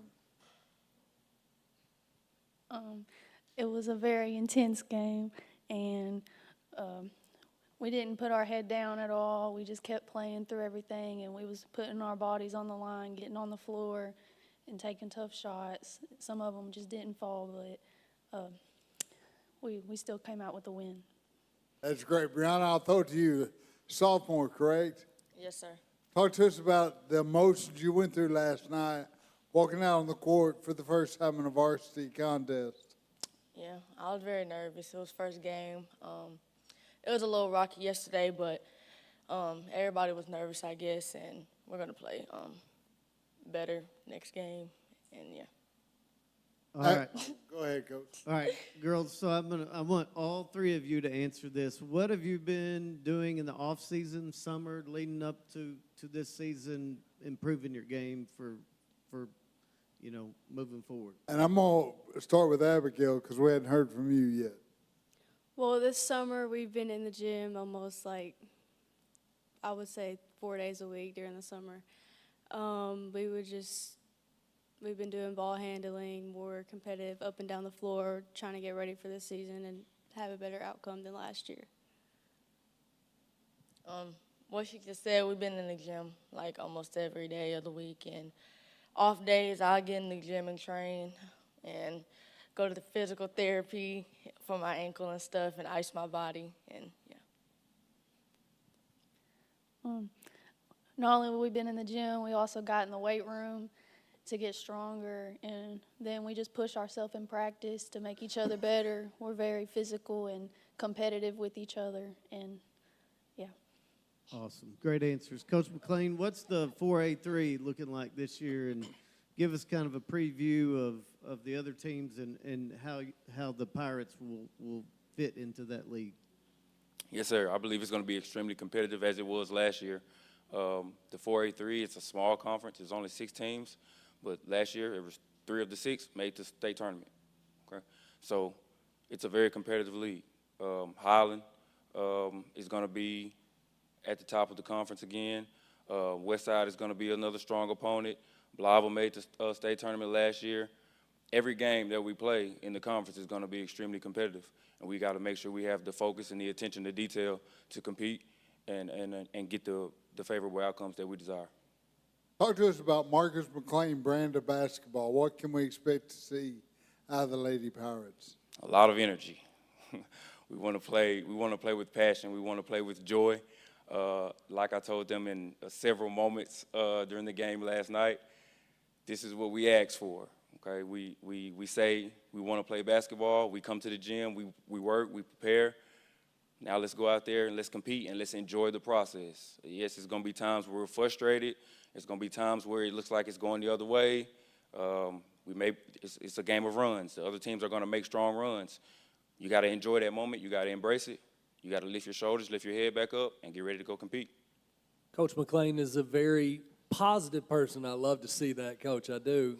So I want to ask the girls real quick. Then, what is that like now? New coach, a little bit of new, mindset, a little bit of new, just everything. So, kind of talk with us a little bit about that. The adjustment this year, playing for a new head coach.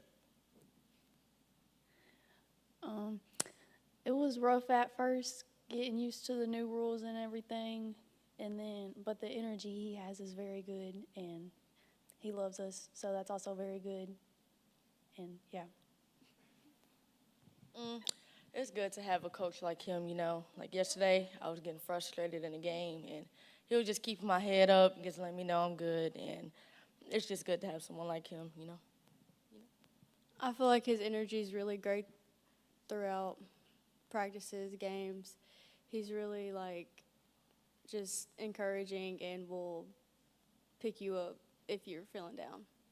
Well, I'm going to ask you this too before we're done. We'll start right here, Abigail, and we'll work back down. One game on the schedule. One game you're really looking forward to playing. Probably Holland. I wouldn't say I have a game that I'm ready for. I'm ready for every game that we play. I have the same mindset for every game that we play, just to get the dub and take it one possession at a time. I'm just ready to put our best foot forward and try to win every game. Well, Coach, we appreciate it very much. Ladies, we appreciate it very much. Good luck this year. I have no doubt it's going to be a really good year for you guys. So Thank you. We appreciate you. That was the Gosnell Lady Pirates. Next on the stage, we'll have the CRA Lady Falcons. We're going to take a commercial break. You're watching the 2025 NEA Sports Basketball Media Day. Gosnell Public Schools is building a foundation for success based on readiness, responsibility, and respect. The Gosnell School District wishes their Pirates good luck during the upcoming season. If you have to lift, kick, catch, hit, run, pitch, cross over, try again, and again, and again, way good. With 15 grams of protein and only 90 calories, the original protein shake on a stick was created to fuel you to victory. Find us online, or if you're ready to refuel today, shoot us an email at coach@way-good.com. Is not one to brag, but actually we are. Central was awarded, yet again, General Motors Mark of Excellence. We have the perfect ride waiting for you and exceptional service.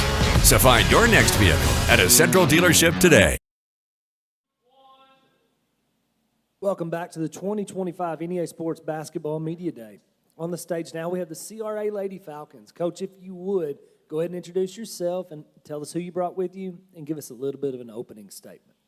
I'm Coach Amy Austin. I brought with me my 3 seniors this year, Kinsley Shepard, Garnet Gamble, and Hallie Jordan. This is our 3rd year to have senior high girls basketball back at CRA from years ago. This is my 2nd stint at coaching at CRA. I coached from 2007 to 2012, and then I had children and took some time off, and these girls talked me into coming back about 4 years ago. They were in the 9th grade, so they've been with me for a while. Coach Austin, I'm assuming you've started the season, but talk to us about games past and games present. We've had 3 games so far. We started the season last Monday with Marmaduke. We lost. We had a 2-point lead going into the 3rd quarter and lost our legs. I have quite a few girls that I share with the volleyball team, so we're just now getting back into our basketball legs and from the volleyball legs. We played them again at their place Monday night. We have one of our starters is injured right now, so we had to make some substitutions, and that made a little bit of difference. But then we hosted Hillcrest, our conference rival, last night at our place, and we won very soundly last night. So they played very well last night. All right, Kinsley, I want to start with you, but I want all three of you ladies to answer. Tell us what you've done over the summer and then the off season working on your game to get ready for this season. I've worked on moving my feet on defense and being on my toes more and reacting to the ball and trying to get to where the ball is quicker.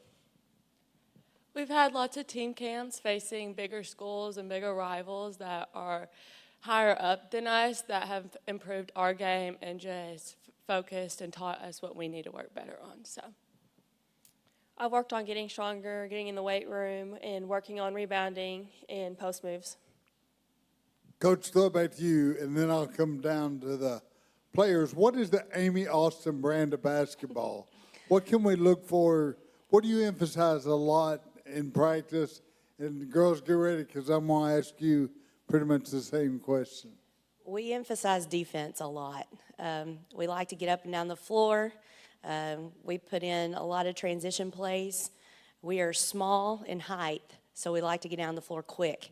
I like to be up in your face playing defense all night. I'd like to press the whole game when we get our basketball legs on us. We focus on sharing the ball, moving the ball quick, and getting down the floor fast. You talked a little bit and alluded to getting your basketball legs. These three volleyball players as well? Kinsley is. Kinsley, and then two of my other starters are. So, yeah. Kinsley, I'll ask you about your role on the basketball team, and with you, the transition from volleyball to basketball. With me, I had to work really hard to get my legs back and to get kind of going from a sport where you don't run as much to a sport where you're running constantly it's tough, but Miss Amy makes us run every day in practice, and so I've been getting them back pretty frequently, pretty easily.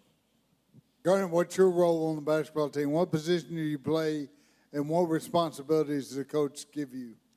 I'm a post, so I'm always down there working back and forth. Sometimes I'm running baseline, just doing that.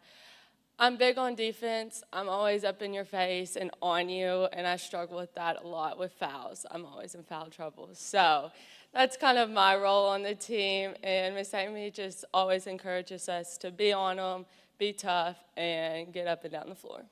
For the record, I like that, Garnet. I like being in foul trouble. I like playing physical. I'll say that. Hallie, talk to us about your role on this team. I'm a post player as well, so I try to rebound as much as I can and get shots up on the block as well. Coach Austin, talk to us a little bit about I know you're non-conference right now, working your way to conference. Talk to us about the conference outlook and where you guys fall in that. So last year, we finished 4th in our conference and went on to the regional tournament. Had to play the number 1 seed from the other region, which was Westside Greers Ferry. They went on to win the state tournament last year. So we set a goal for ourselves at the beginning of the year. We are going to be, at worst, a 3 seed going into the district tournament. Our conference is Mark Tree, Earl, Armorell, Maynard, Hillcrest, and us. So we have a very competitive conference. Last night we hosted Hillcrest, our first conference game, and we had a 22-point lead at one point in time. We kind of backed off there in the 4th quarter, but I feel like we're going to be very competitive this year in our conference. Ladies, I'm going to ask you this. So, obviously, I never played girls basketball, but I know what it's like as a boy getting ready for games, those road trips, all that stuff. Those are memories you keep forever. So, kind of talk to us a little bit about a fun question. What's it like, when you go on these road games, like what's it like the day of the game? What's it like on the trip to the game? That kind of stuff. I like the bus rides there. I listen to music with my AirPods and try and get in the zone and try and get my head there. And so I like being able to focus in and have quiet time to myself to kind of get mentally ready. What is the music of choice? I like country music. I'm a country music person.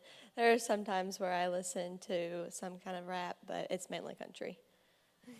Now I got to know what the other two. You got to tell us your music, your pregame music of choice. My pregame music is normally like country music too. I'm not big on rap. Sometimes I'll throw a little bit in there, but not really. This might be controversial, but I listen to a lot of boy bands, like One Direction. That's probably my biggest hype music. I would not be able to say the same on things that I listen to, I guess, before the games. But real quick, girls, I'm going to ask you this question, too. One game on the schedule, one game that you're really looking forward to playing this year. I'm looking forward to playing Armorel. It's always a fun game that we get up and down the court fast, and it's always a competitive game. I would say Maynard. They're big girls. They're strong. They know how to play ball, and they're aggressive, and I enjoy that. And it's a good competition and challenge, and I think we can do that this year. So that's exciting. I think I'm going to have to agree with Kinsley. Armorel always gives us a run for our money, and it's just a really fun game to play. Well, ladies, thank you very much. Coach, thank you very much. It's been a joy visiting with you this morning. Good luck this year. I have no doubt it's going to be a fun year for sure, and go get at least that 3 seed. How about that? Thank you. Well, that was the CRA Lady Falcons. Next up, we will have the Westside Lady Warriors. We're going to take a commercial break. You're watching the 2025 NEA Sports Basketball Media Day. Athletic Booster Club. We're the team behind the team. Becoming a member of the Westside Athletic Booster Club is a rewarding and valuable contribution to the Warrior Nation, our school, and most importantly, our student athletes. The purpose of the club is to promote athletics at Westside High School in an atmosphere that is consistent with the educational philosophy of the school community. Check out our Facebook page for more information on how to become a member. Westside Athletic Booster Club. We're the team behind the team. Your home or your business, Delta Glass is Northeast Arkansas's clear choice for superior glass products and services. Delta Glass is known for their internally produced insulated glass units, providing quick and precise replacements for most all windows. If you've just completed your dream home or a recent remodel, Delta Glass provides the most sought-after custom shower enclosures and mirrors in the industry. Storefront glazing can create an inviting professional atmosphere for any business facility. Delta Glass specializes in custom design and fabricated storefront systems for all sizes and styles. If you're in need of superior glass products and services that are second to none in the region, call Delta Glass today at 870-520-6290 or visit them on Dan Avenue in Jonesboro.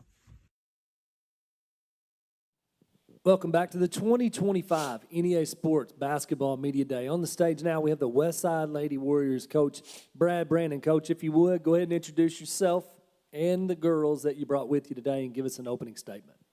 Coach Brad Brandon, Westside girls. This is Maddox Curitan, a senior. Briley Timms, a senior, and Madison Jones, a senior.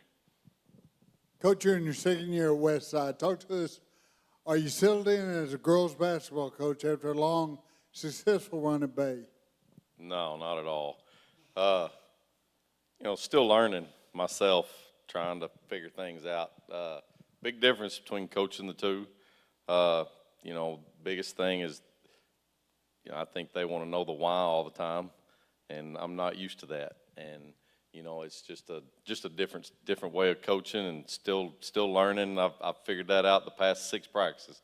I'm still trying to figure it out. So we'll see how it goes, but having a lot of fun.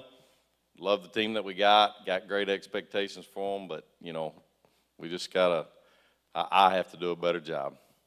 Maddox, I'll throw it on to you and be the first ask is, do not have to be politically correct, even though it's sitting next to you. What's a day in the life of a Westside Warrior, Lady Warrior basketball player under Coach Brandon?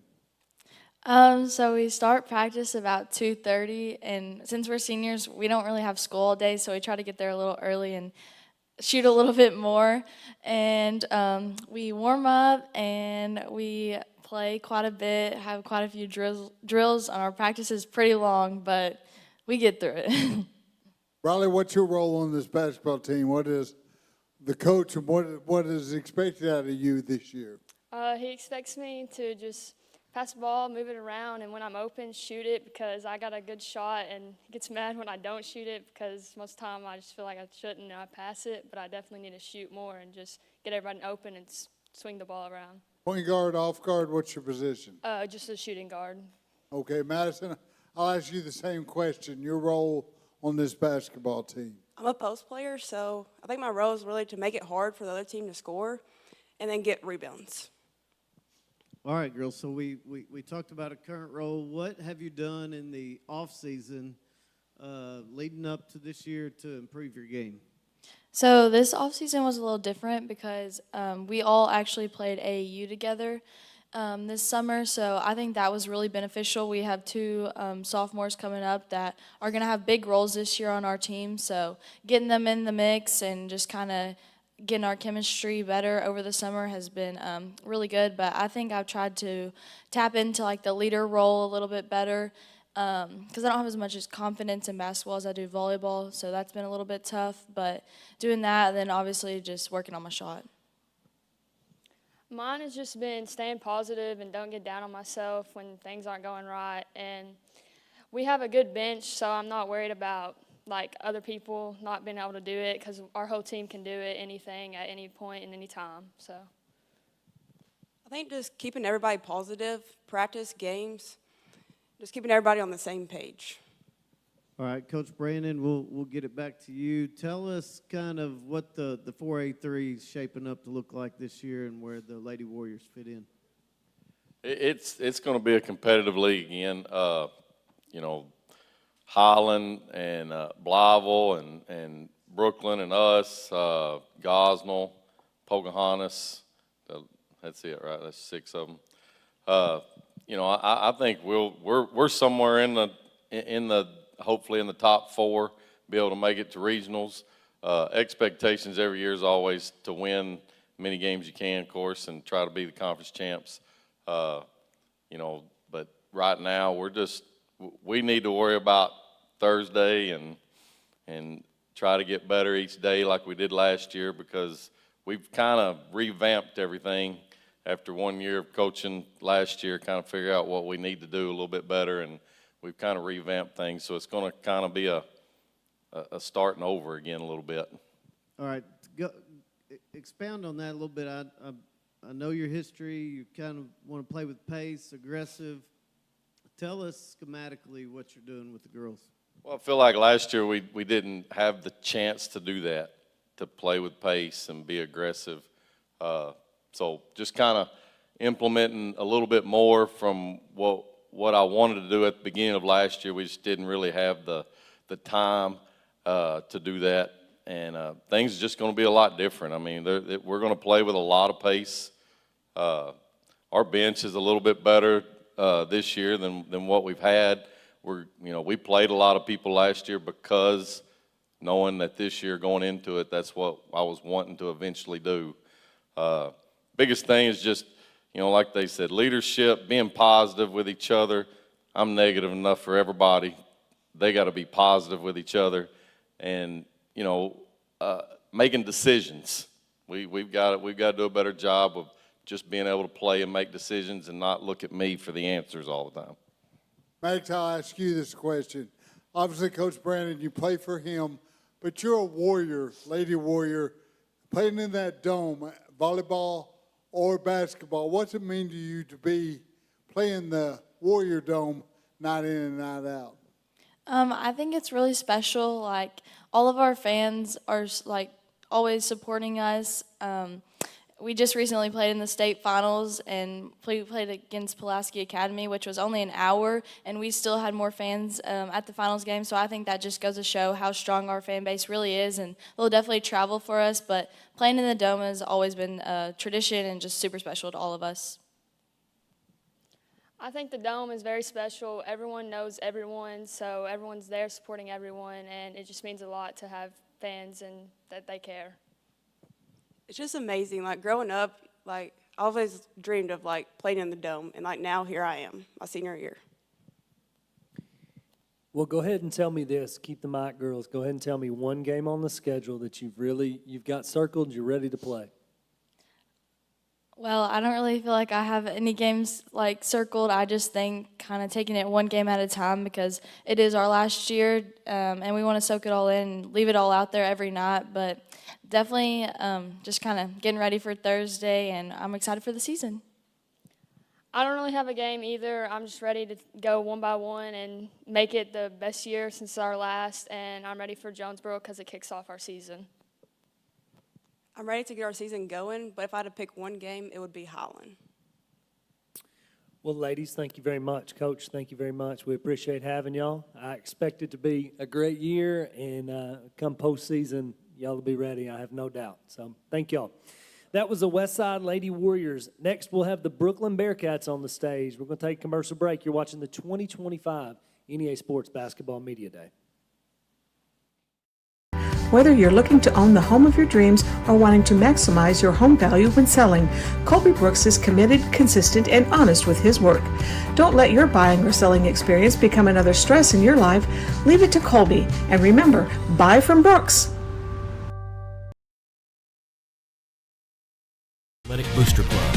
We're the team behind the team. Becoming a member of the Westside Athletic Booster Club is a rewarding and valuable contribution to the Warrior Nation, our school, and most importantly, our student athletes. The purpose of the club is to promote athletics at Westside High School in an atmosphere that is consistent with the educational philosophy of the school community. Check out our Facebook page for more information on how to become a member. Westside Athletic Booster Club. We're the team behind the team.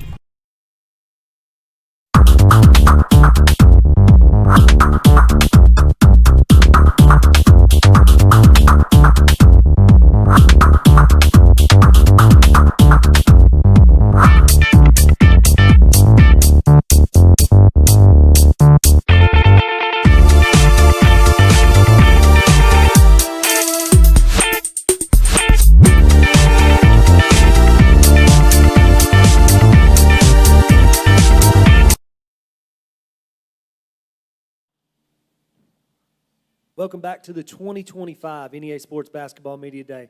On the stage now we have the Brookland Bearcats, Coach Bobby Groves. Coach, if you would, go ahead and introduce yourself, tell us who you brought with you today, and give us an opening statement.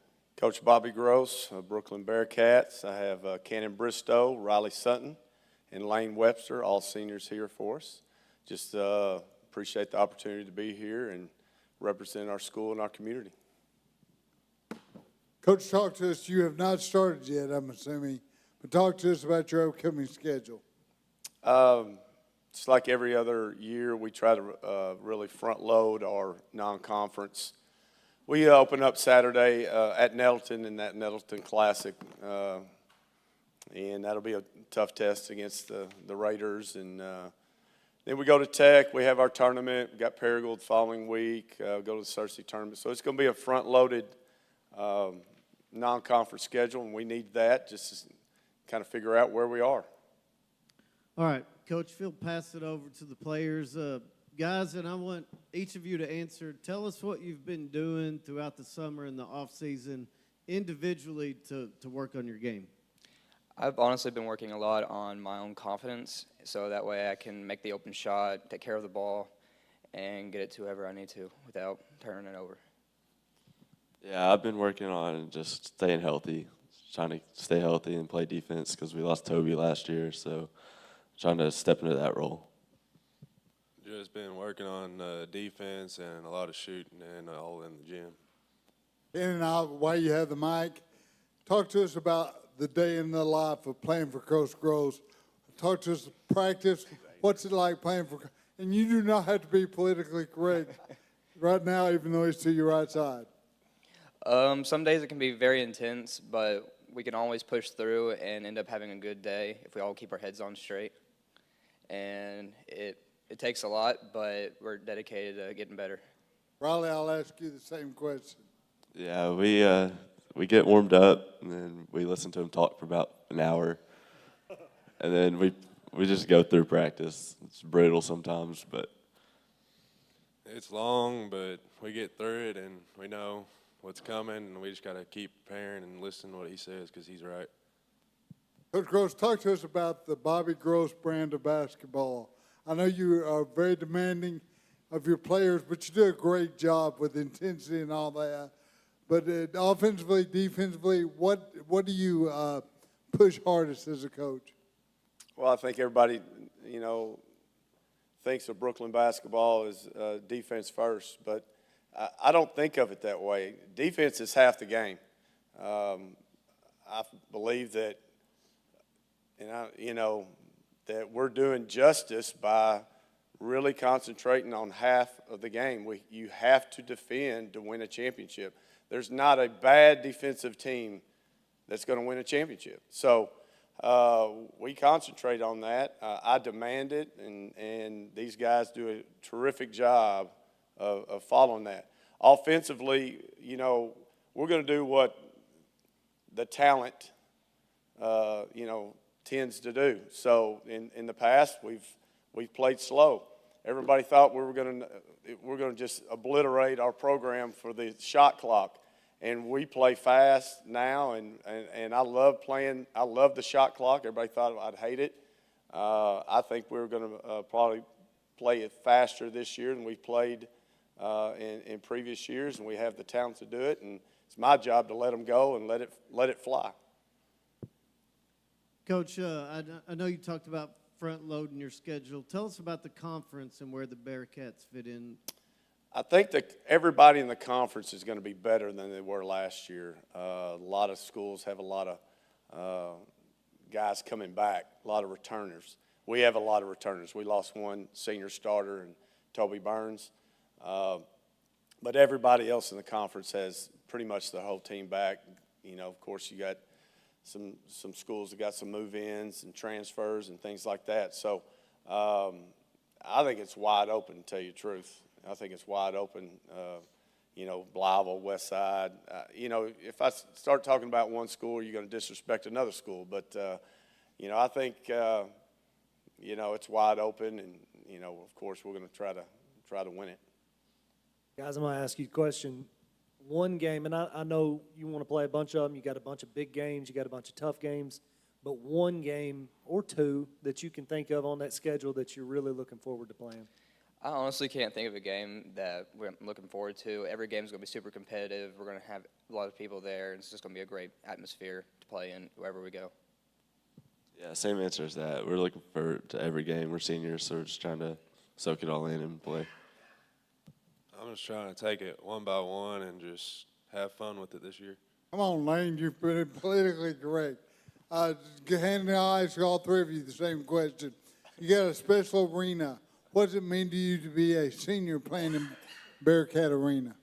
There's nothing like it. When we run out to Kung Fu fighting, to the gong, it's just amazing having everybody there, everybody shining their lights as we run out, and we all huddle up and go out and start warming up. Yeah, we have one of the best fan bases in NEA, so we're just excited to play out in front of everybody and just have everybody support us.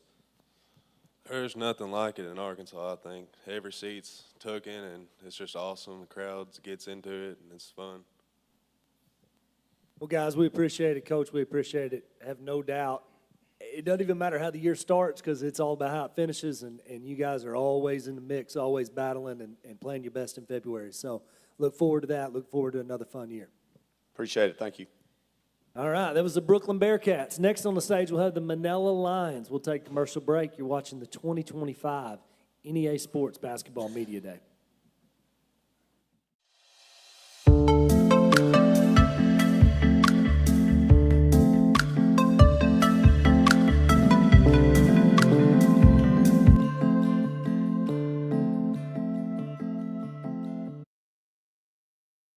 Whether you're looking to own the home of your dreams or wanting to maximize your home value when selling, Colby Brooks is committed, consistent, and honest with his work. Don't let your buying or selling experience become another stress in your life. Leave it to Colby. And remember, buy from Brooks.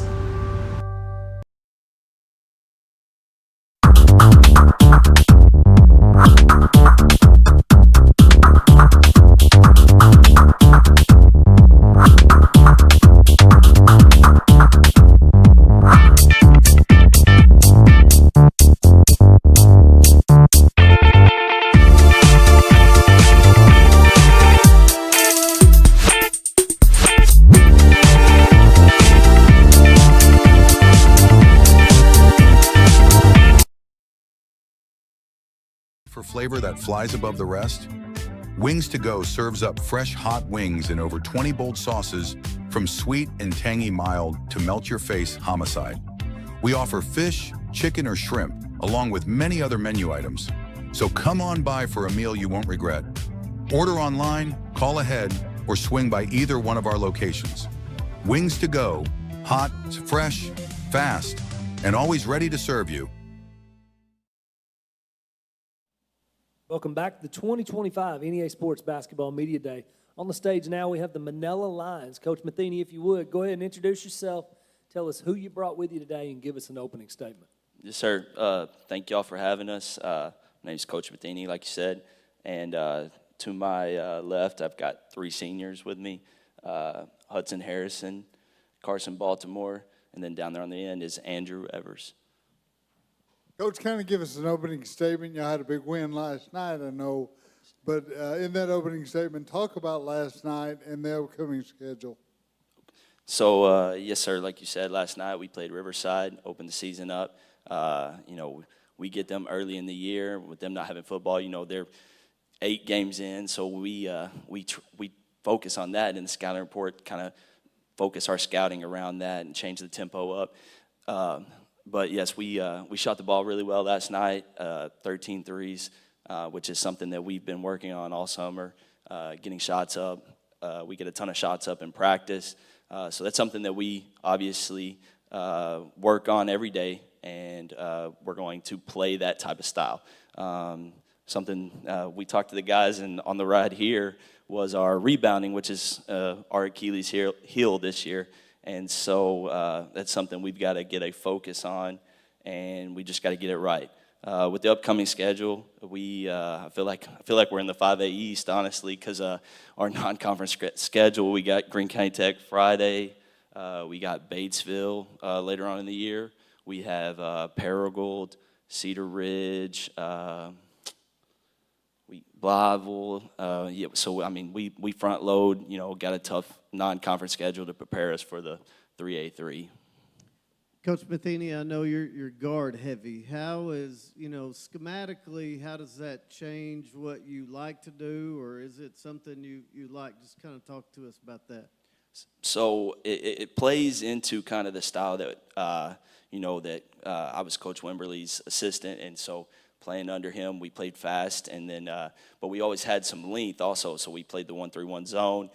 Where we're lacking some length this year, we press a lot more and try to speed teams up, and then we shoot the 3 ball, which that's something obviously that he did as well. But so at times we put 5 guards on the floor, kind of spread the floor, look to drive and kick, a lot of driving spacing, and like I said, we'll do a lot of pressing, try to speed teams up and get steals, create possessions. Good deal. Thank you, Coach. And I know you're probably going to say shoot the ball, but let's start with Hudson and work each of the guys here.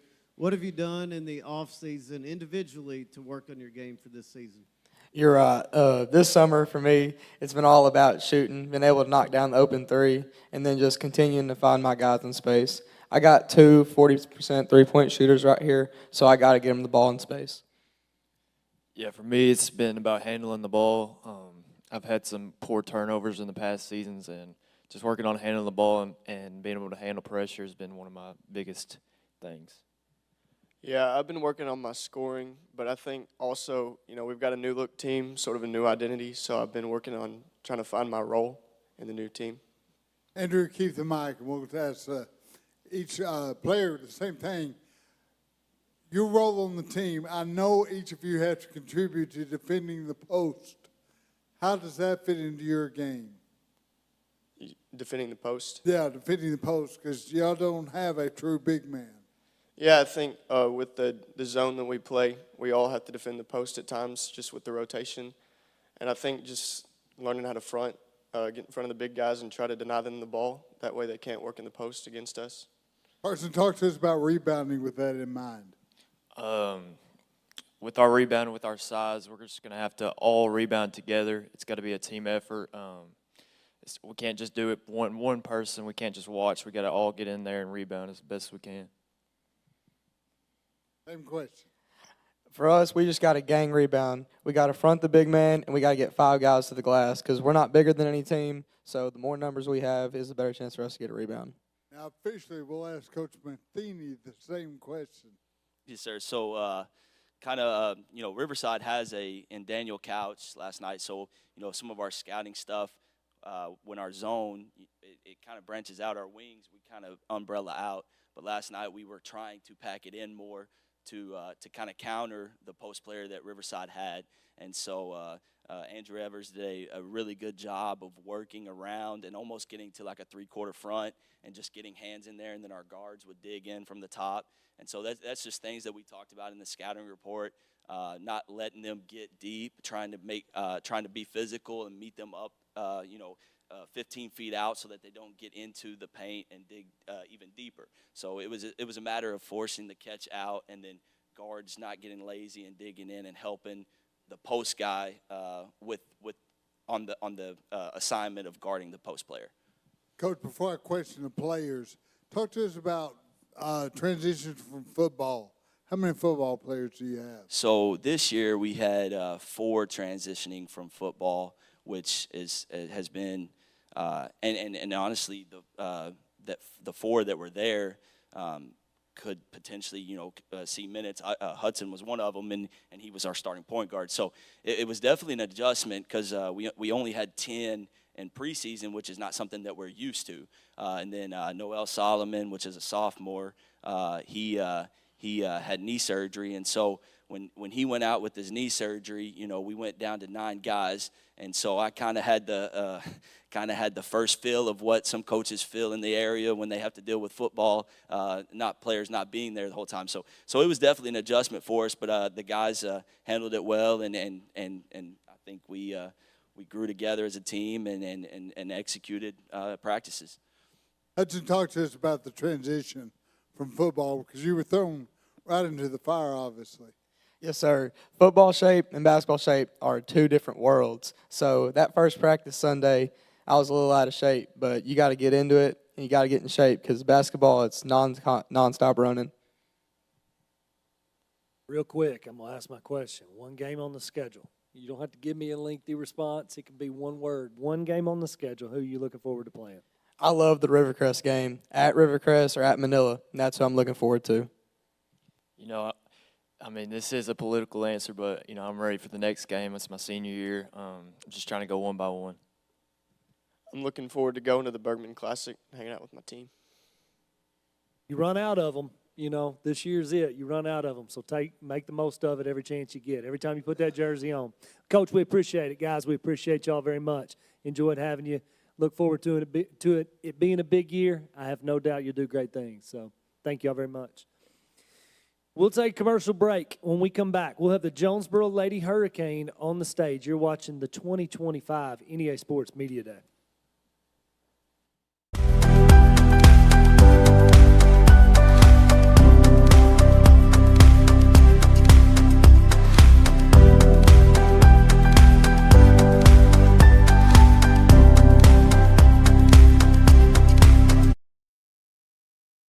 House is a family-owned business in Manila, Arkansas, located on Highway 18 next to 1812 Pizza. We provide dog daycare, boarding, and grooming. We have 2,200 square feet of climate-controlled indoor play space and 2,200 square feet of outdoor turf yard. We're a cage-free boarding facility that offers 5x5 private rooms with comfortable elevated beds. Also, be sure to check out our new self-serve pet wash at only $10 per session. And NEA, guess what? We are opening a new store in Brookland, Arkansas. Come check us out at both locations.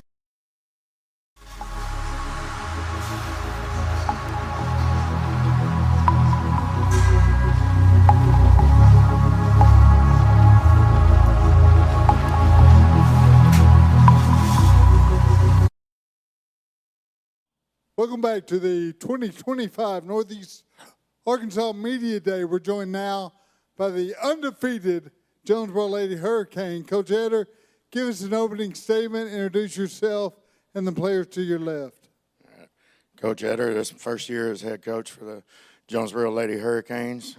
With me is senior Skylar Gambrill, junior Amaya Wilborn, and sophomore Cadence Brown. Coach had a big win last night, I know firsthand.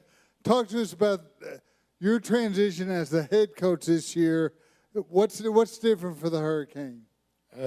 Just trying to bring a different approach, what we've done in the past, playing a little bit faster, emphasizing defense, a little bit of physicality, being aggressive, applying ball pressure.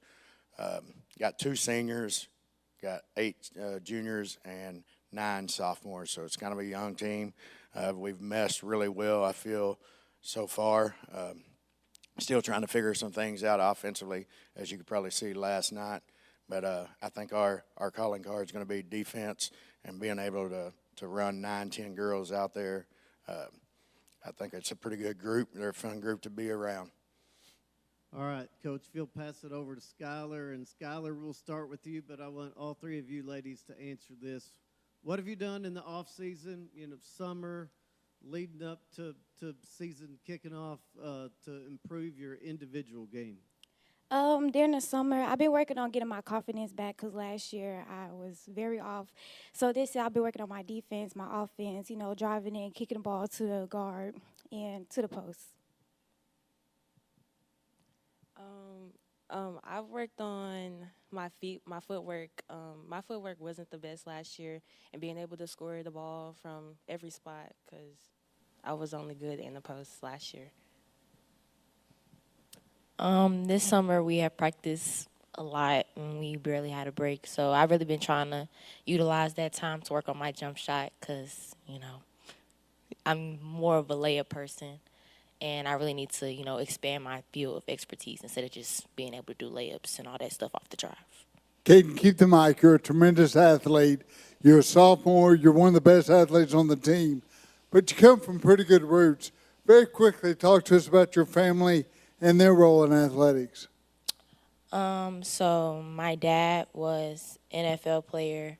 I don't really know much about him. I don't really ask 'cause I don't like bringing it up because I don't want to be just looked at because of my dad, and I don't want to be, that's like, oh, she's going to be good, this and this and that. Like, I really want to create my own picture and show them that I really can be myself, and it's not just off of what I have in the past, I am very athletic, I say so myself, and, I've been told that a lot, and sometimes people just be like, oh, well, her dad was, so of course she's going to be. But I really want people to be like, just look at me for who I am.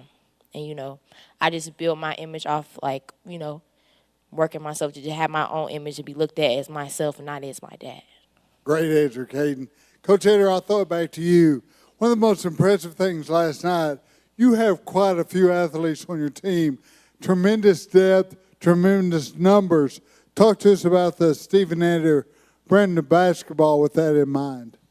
Like I said earlier, we want to bring a different type of physicality, apply pressure.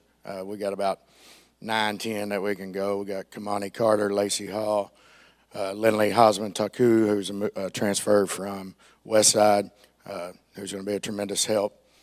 Tatiana Sang. We actually lost Rakaya Wright to ACL, MCL injury a couple weeks ago. And then we expect Shalia Beverly back to add a little bit more depth in that, probably in a week or two. Just getting after you defensively, forcing turnovers, creating a little bit of havoc. Wasn't great last night as far as defensive rebounding. I think we gave up 11 offensive boards, and then protecting the basketball. I know we averaged a lot of turnovers last year. I think till the last 4 minutes, we only had 11 last night as far as turnovers. So us taking care of the ball and then in-your-face defense, that's what we want to bring. All right, Skylar, we'll go to you, and girls, I want all of you to answer. Your gym is a phenomenal place to play. Tell us about kind of what it means to be a Golden Hurricane in that gym with the dog pound and everybody cheering you guys on. It means a lot. Last year we didn't have nobody really supporting us, so this year we came to prove everybody wrong. So we've been in the gym working hard day and night. Some of us at the practice, we go to the gym at 6, we have training after, and yeah, we just really want to prove a lot of people wrong, and we want people to be there for us. Same thing she said. I mean, a lot of people are doubting us this year because of our record last year. We're not the same Hurricanes as we were last year. A lot of us put in extra work, like we go to work after school and we come back to the gym right after. I mean, we're doing everything we can. I agree with what they both said. I feel like, when you first walk in that gym and, you got a game, you got to bring that dog out because we did have a pretty bad record, and it's also like we got to prove ourselves because we now have the team that we used to have last year in MacArthur. You know, we really weren't used to this title of, oh, you know, we don't have a good record, all the other stuff. We really, like, feel like now that we're all back together, it's like we got this, we motivating ourselves, everybody's working together as a team, and, you know, it's just, let's go, let's do this. Coach Eder, I ask you, talk to us about your pre-conference record and then finish up by telling us about a very tough 6A East. Yeah, we 6A Central, I'm sorry. Coach Christenberry had set the schedule up prior. I was able to we had lost Nettleton, but was able to pick up Westside. We go to BB. I've seen a little bit of the teams there over Christmas break, right before conference picks up. It's got a good field, be a good competition to get us ready for the 6A Central. Going into conference, though, you know, it's not going to be easy. You know, you got Conway, Central, North Little Rock, Bryant's improved drastically, and Cabot's always. Jay Cook's got just well-coached defensive teams and will get after you. But I feel with these 18 games before conference, it will help build us and get us in the right direction, help us compete. Goal is, you know, knock off some of them teams. We haven't beat Conway, North Little Rock, Central, or Bryant over the last 3 years, but I think we're set up to at least compete and make them work. All right, Skylar, we'll start with you, and I want all three of you ladies to answer. Tell us one game,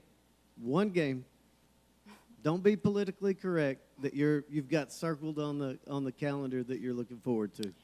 I am looking forward to playing Rogers because I'm just ready to get it. Yeah. I'm gonna say two. I'm ready to play Cabot and I'm ready to play Rogers.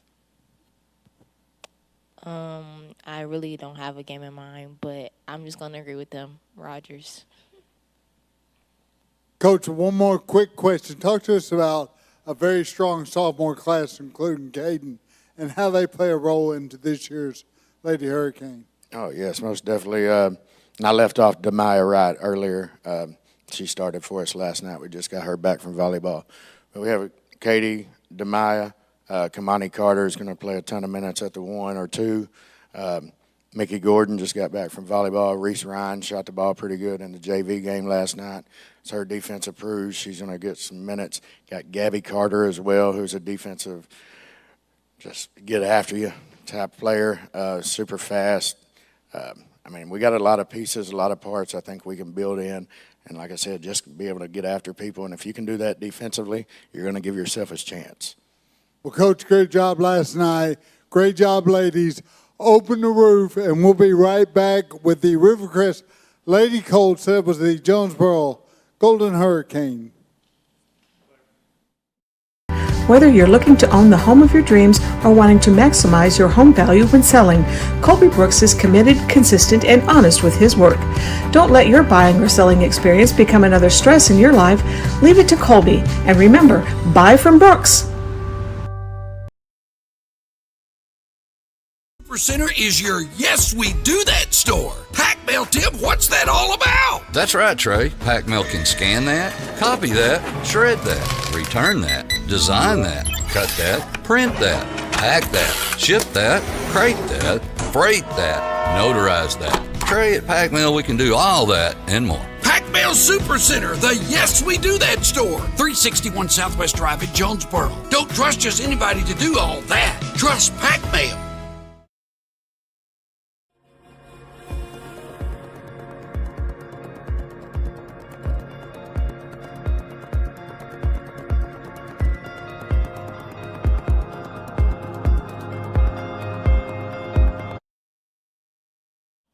Welcome back to the 2025 NEA Sports Basketball Media Day. On the stage now we have the Rivercrest Lady Colts. Coach, if you would, go ahead and introduce yourself.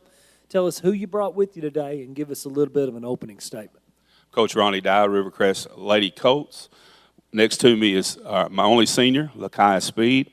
Next to her is junior Ella Gonzalez, and then freshman Armani Faison down on the end. Lakia, I'll go ahead and throw it to you.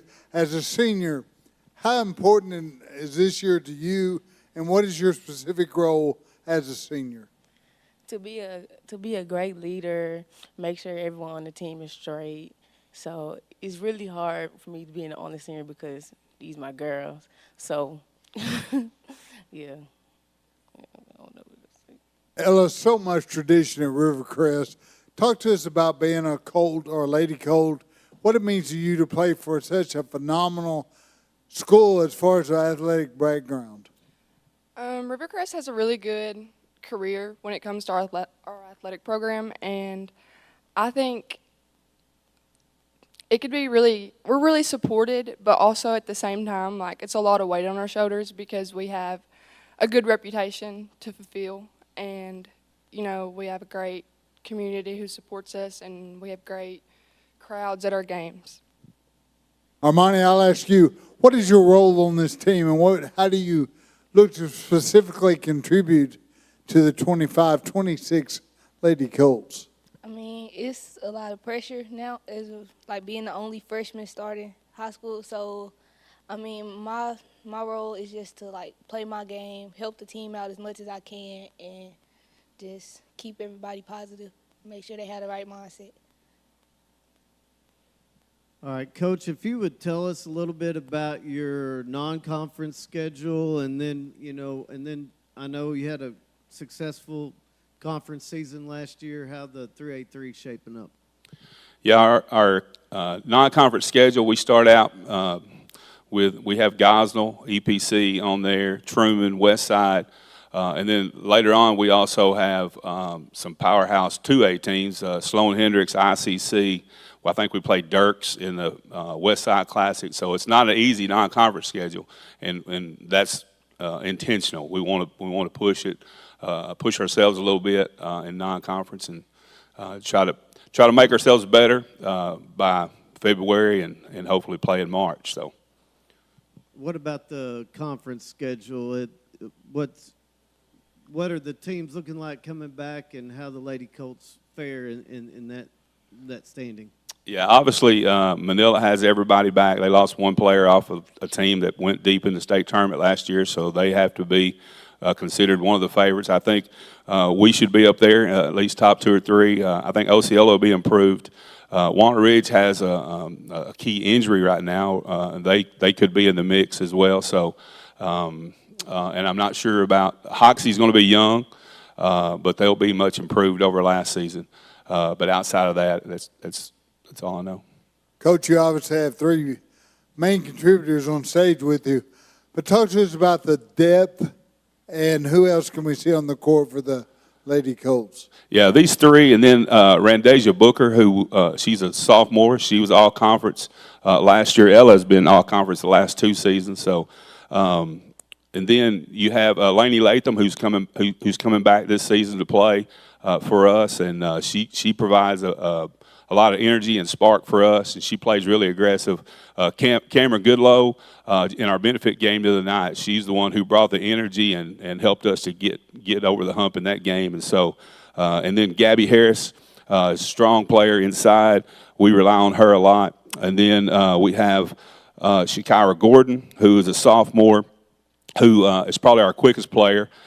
She plays guard for us, can shoot really well.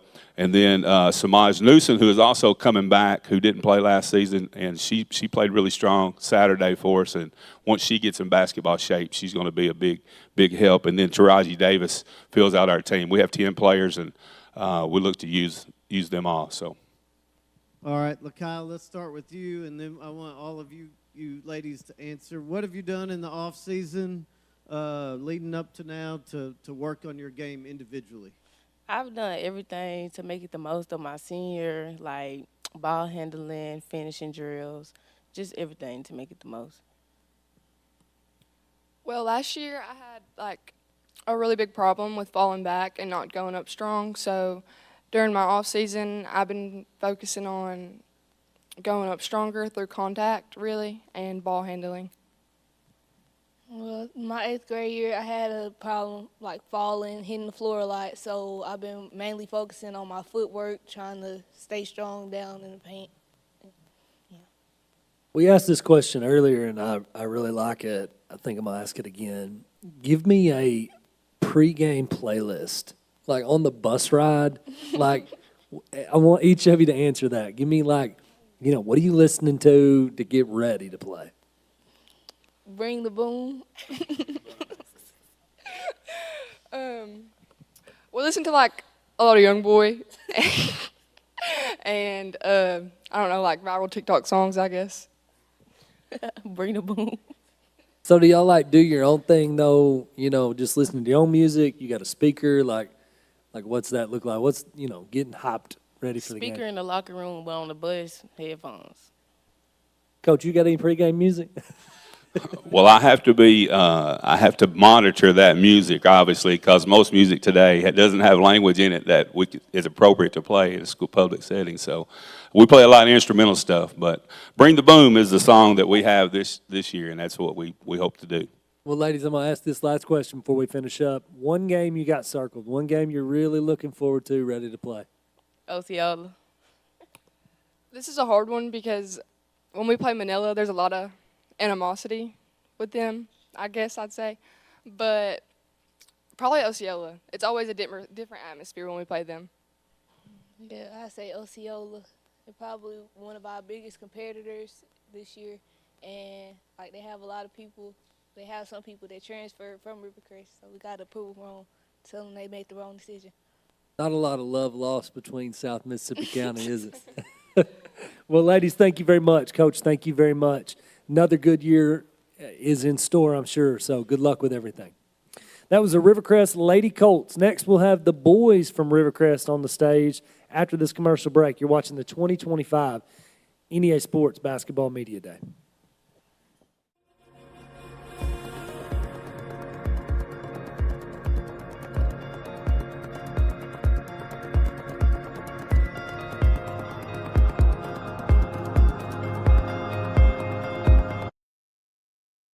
At Glensane, we know extra time is hard to come by. Your hands are full, your days are packed, and time doesn't slow down. We work hard when you have a service issue. With full service centers at each of our 4 locations, we will always do our best to make it convenient for you and your busy lifestyle. Thank you for trusting our family with your family for over 70 years.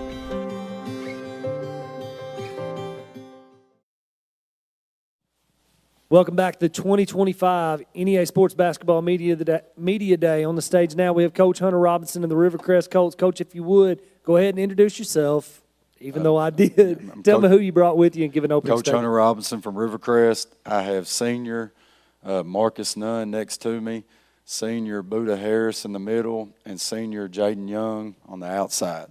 Coach, you got some great athletes. The good news is, great athletes at Rivercrest. The bad news is you may not get them for a while. Talk to us about the transition from football to basketball. Right. Well, I always said, winning's contagious. I say that every year. But I have 12 guys with me right now, and I like what I see. The 12 guys I have that don't play football has been coming in working hard every day. But when football comes in, it'll just add to the mix, and we'll be ready to roll. Talk to us about your upcoming schedule. We have non-conference games, which, like I said, I have 12 guys. So we play Westside non-conference, Gosnell non-conference, Palestine Wheatley win, and then we're also in the Barry Pruitt Hurricane Classic this year.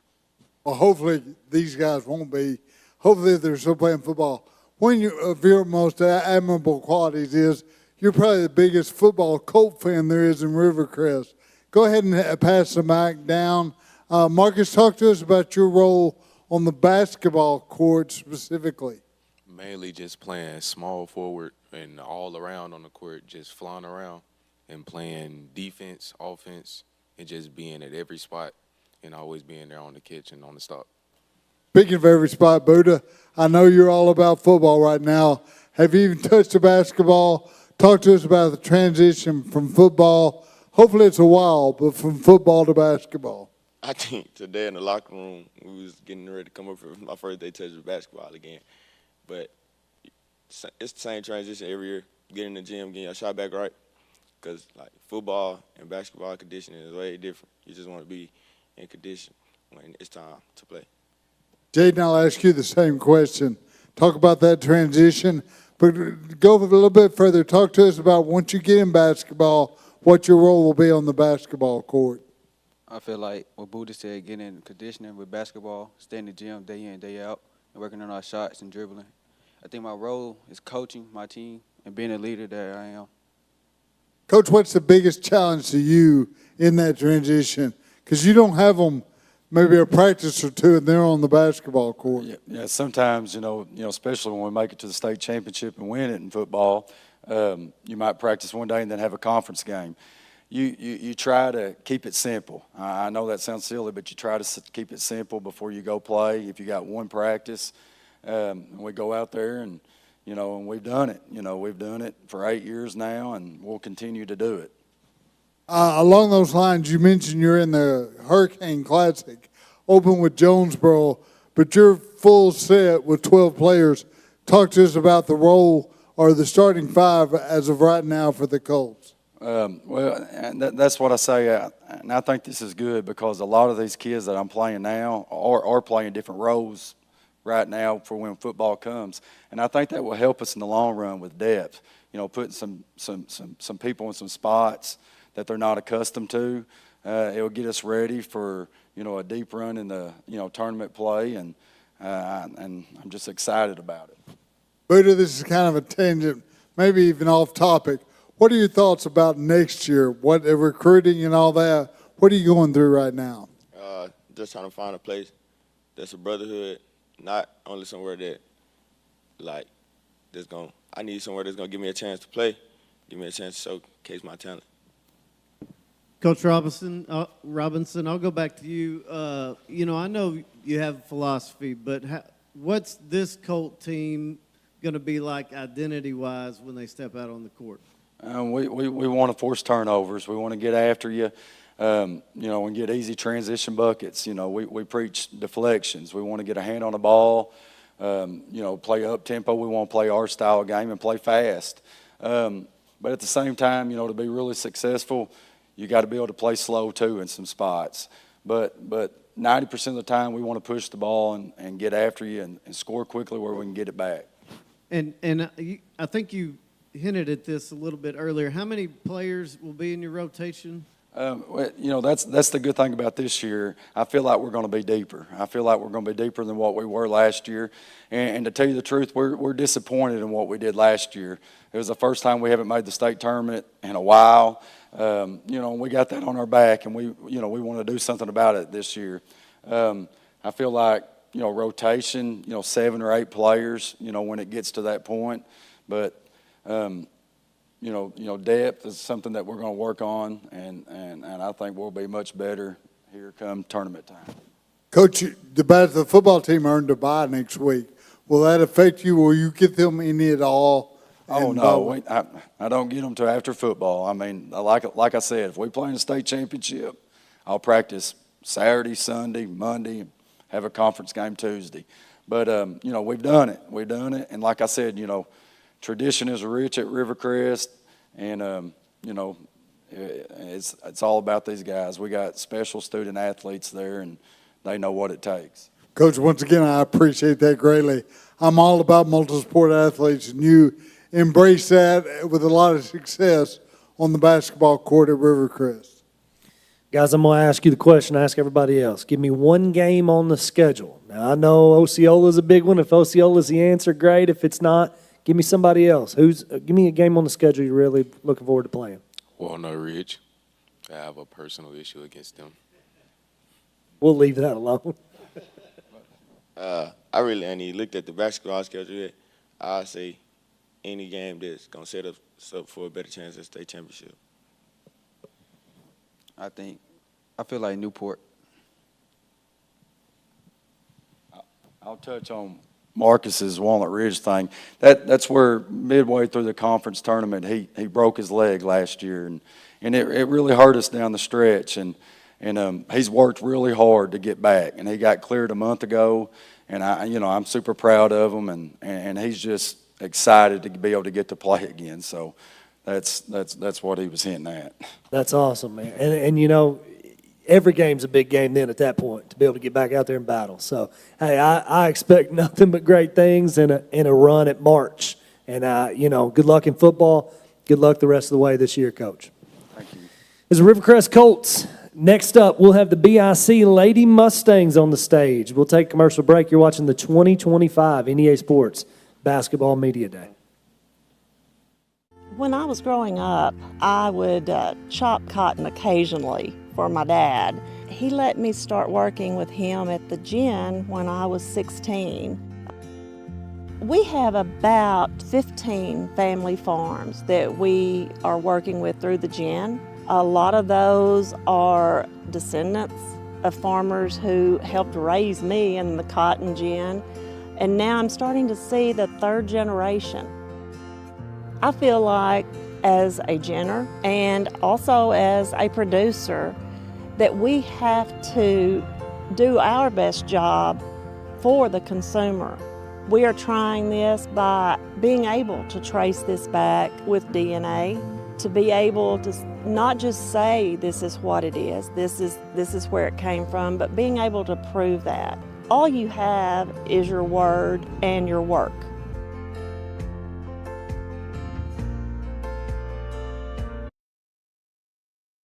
Back to the 2025 NEA Sports Basketball Media Day. On the stage now, we have the BIC Lady Mustangs. I've been doing this all day. I'm going to quit doing this. Coach, I'm going to let you tell me who you are and then who you brought with you today. Coach Trevor Matheny. This will be my 4th year at Buffalo Island Central. Sitting next to me, I've got senior Jalen Cagle. She's a returning starter. And senior Josephine Hannigan. She's also a returning starter. So, go ahead and throw it to you, Jalen. You've been with Coach Matheny for 4 years now, but you're a senior, taking a lot more ownership in the team, I'm assuming. Talk to us about your expectations, both personally and team-wise, as a senior. Personally, my expectations are just to keep the team together and shoot it in when I'm open. As a team, just to make it day by day and make it to the next game and play together as a team and keep good sportsmanship together. Josephine, I'll throw the same question to you. Talk to us about your expectations as a senior. As a senior, I think it's important to just play my role defensively and offensively. We've spent a lot of time working on that. But as a team, I think we need to just take it game at a time and work for what we've been working on. Coach Matheny, obviously these two ladies will contribute, but talk to us about your other players who will be on the court for the Lady Mustangs. So we'll have 4 returning starters. Of course, these 2 will be back. We've got Chandler Gathright. She's a junior. She's been scoring it well early this year. And then Emma Kate McCord. She's a defensive assassin, I would call her. Love having her. Teams hate her, and that's fine. She does her job. She does it well. And I think she's understanding that if she applies the pressure she's supposed to every game, it'll open up some looks for her to rim in transition and different things. So we've got those 4 back. Right now we're starting Olivia Duffel. She's a junior.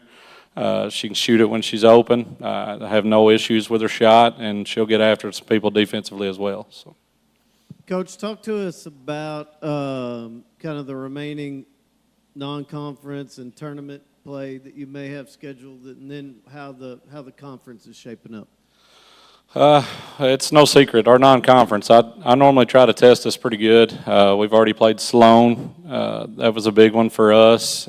They came out, punched us in the mouth, and they took it to us at our house. And then we've played Maynard, Armorell, and Rural Special. I think Rural Special is normally a good club. Maynard's not bad this year.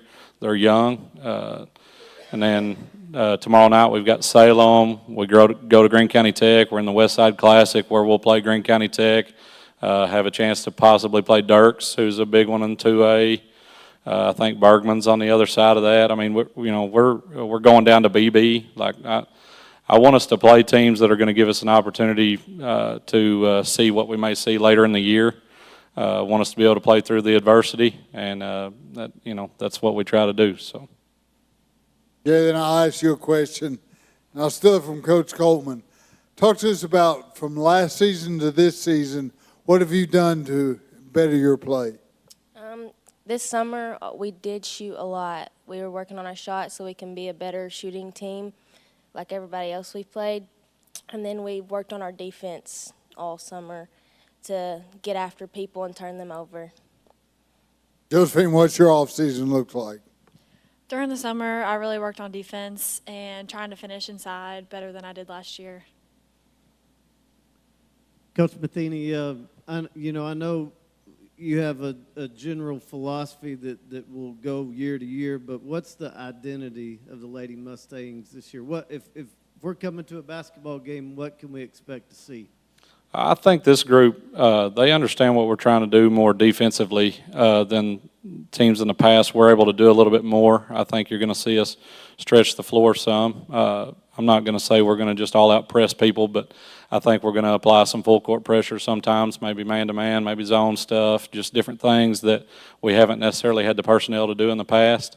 I keep telling them that our defense is going to create our offense, and I think they've really bought into that, and it shows. I mean, we've been putting up numbers above 60, 70 a couple times. I mean, we're up there. We're moving the ball well together. We're keeping good spacing. I think that's been one of our big deals in the past. Our spacing hasn't been the best, so we've implemented a couple things offensively to do that. And I think you'll see a group that loves to play together. That's one thing I can't say more about this group and how tight knit they are. So, Little fun question we've been asking a couple times today. What's on the playlist? What's on the pregame playlist?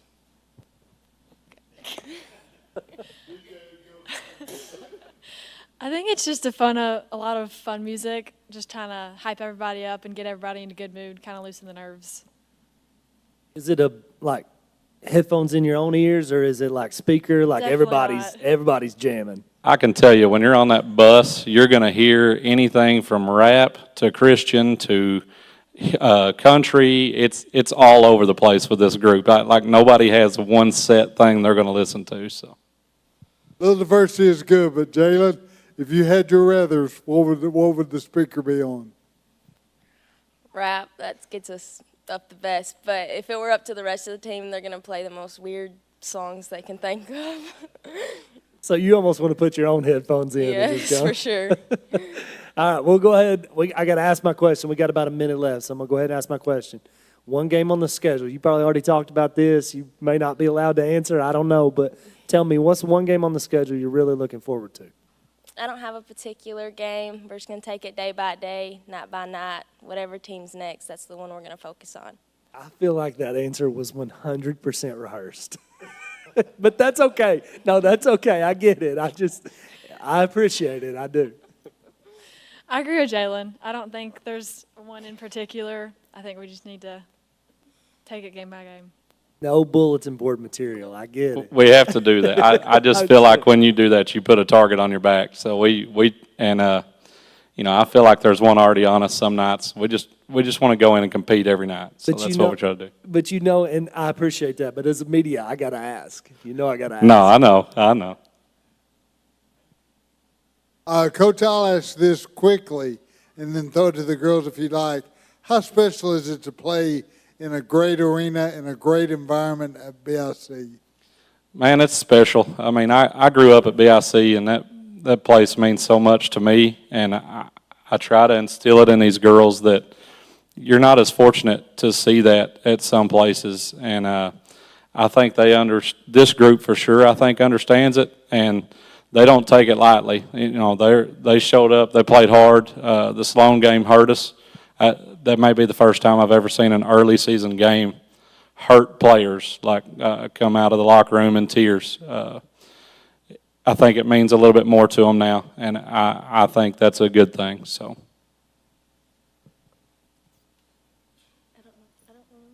What's it like to play at our gym?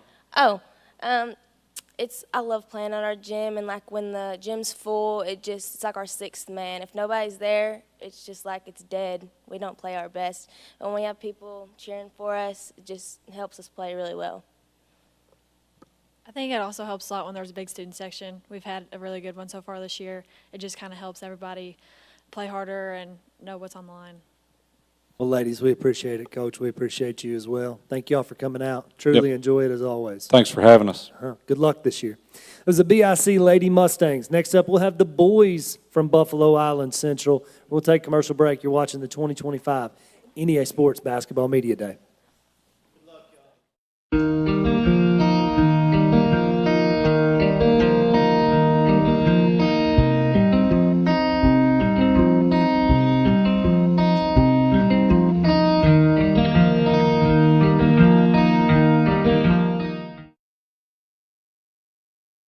Our journey began way back in 1891 with a group of folks who believed that this community deserved a local bank.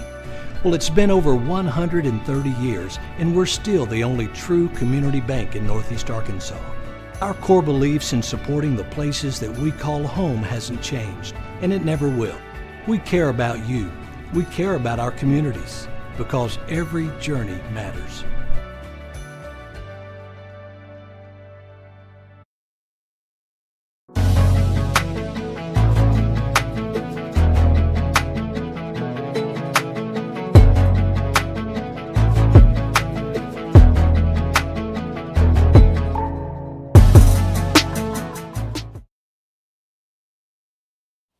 Welcome back to the 2025 NEA Sports Basketball Media Day. On the stage now, we have the Buffalo Island Central Mustangs. Coach, I've been doing it all day. I'm going to just let you introduce yourself. Tell me who you are, tell us who you got with you today, and give us an opening statement. I'm Taylor Lane. I'm the head boys basketball coach at Buffalo Island Central. This is my 4th year at BIC. And today I have Kel Gath right beside me and Leo Contreras. They're both seniors for me.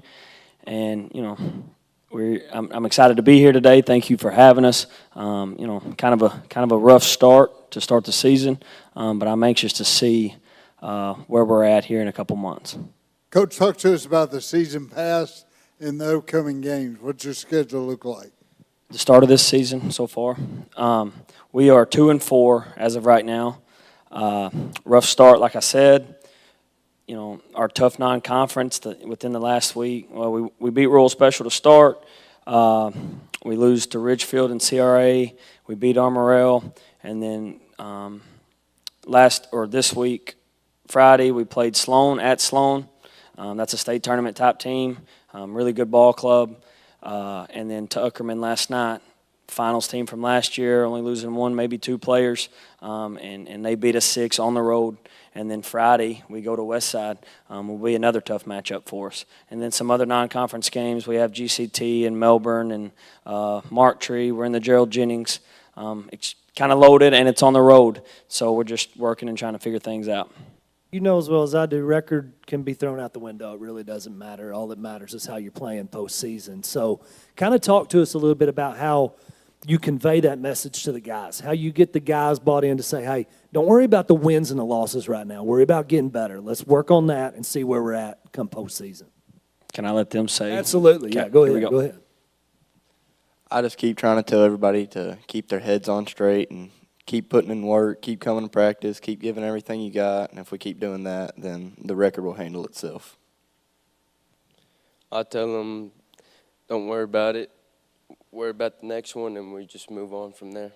I promise you, nobody cares what that record says if you hang a banner in that gym. It doesn't really matter, you know. But, Nikel, I'm going to ask you a question. I've been wanting to – I was going to ask you this last year, and, it's just been burning for me to ask it all year. So, tell me, you're a super athlete, just a really good athlete, really good ball player. How have you developed into that in spite of your dad? I just keep playing. I don't listen to him very much. I just keep trying. Well, I just mean, how are you such a good athlete given, your dad, Billy? Like, how have you developed into such a good athlete? I don't know. I told him last year I was going to ask you that question, and he said, please do. So I had to ask you that. I like your dad a lot. I think the world of your dad. I don't mean anything by that. But kind of talk with us a little bit about how you guys have prepared this offseason for this year. Senior year, been waiting for it. Talk to us a little bit about, what has gone into that preparation this offseason. just trying to get the team together. We got new people that moved in, ninth graders that moved up. We've just been trying to get together closer as a family instead of just being a team and just keep coming into practice and working. We've been learning how to play together. We have a whole new starting five, so we got to get that team chemistry. And I think we really improved on our defense. And I know a little bit last year, you know, as juniors, you guys were leaders. You had to step up, play big minutes. You had to, not only that, but you had to be the voice, you know, on the floor too. So how did that help you, I guess, going into this year? You've already got that under your belt. That's not new. So how do you rein that in and make sure those guys are performing to standard? Just keep telling them to work. I mean, the record, our record isn't the best, but I mean, that doesn't matter as long as we win. So just keep coming to work, keep working, keeping their heads on straight. I'd say the same. Tell them to keep their heads on straight and don't worry about it. All right, Coach Lane, this is for you. You know, I know you're 6 games in. You got a picture, a little snapshot of what the team is looking like. But tell us where you think you guys will be and what you need to work on between now and conference play. I think these guys are kind of dancing around and hinting at it. But, you know, there's a lot of moving pieces. We graduate one senior that came off the bench for us last year some. So, you know, with that, we got everybody back. We got 6 sophomores. You know, I got 3 more seniors here today that are leaders. And then I get 2 move-ins on top of that. There's been a lot of moving pieces. The chemistry is a huge deal. We're doing a lot of the same stuff that we've done in the past, but it is different. We can play faster. We're deeper than we've been. But, you know, getting on the same page has been a struggle here to start as far as, you know, shot selections and good shots and bad shots and when to take them and all kinds of stuff. But I think within the last 14 days, it has gotten better. The wins haven't shown it, but we have competed against really good teams on the road. But moving forward, if we'll continue this and, you know, we can take these hits in the mouth like we've done and continue to get better, I see us, you know, we're in a good conference. It's been really good. I see us finishing towards the top of that conference and hopefully playing our best basketball coming out of Christmas. Coach, you were very successful as a player. You won state championships at Bay, and Coach Brandon, last time I was at BIC, there's a life-size picture of your dad as a state tournament MVP. Do you personally feel any pressure to succeed coming off a rough year last year as the head coach of BIC?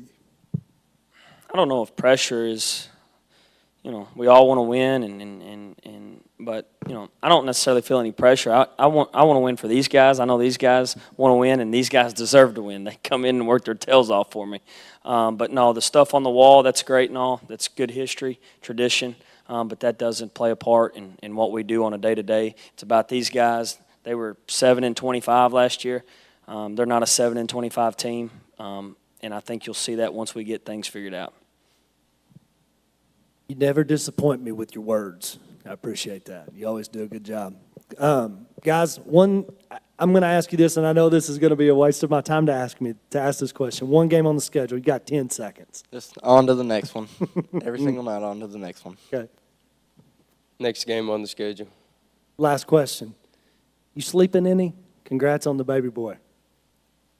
I am. He's been good to us. Well, I don't know what that has for us in the future, but he's been good. Well, yeah. I hope that continues through the season for sure. Me too. Thank you, Coach. Thank you, guys. Good luck this year. Look forward to calling a bunch of games for y'all and being there for a bunch of games. So, thank you. That was the BIC Mustangs. Next on the stage, we'll have the Corning Bobcats. You're watching the 2025 NEA Sports Basketball Media Day.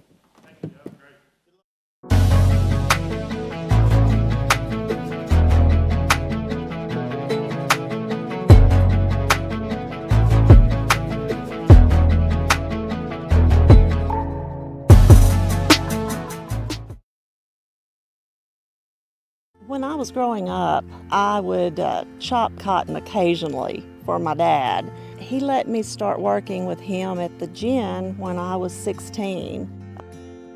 We have about 15 family farms that we are working with through the gin.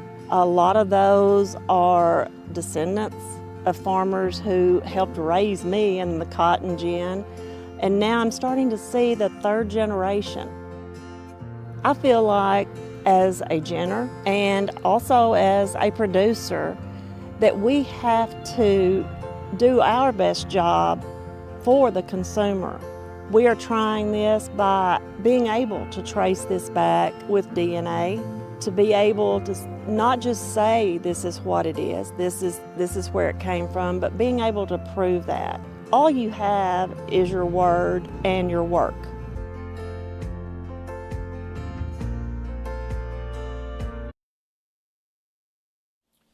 Welcome back.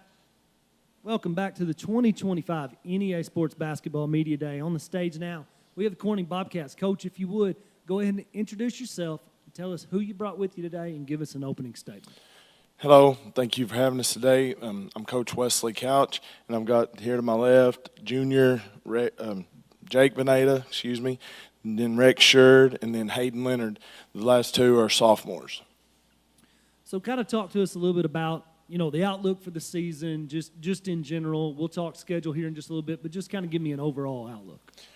We do not have a senior, so we got 6 juniors and about 10 or 11 sophomores. We're very young, not a lot of experience across the board.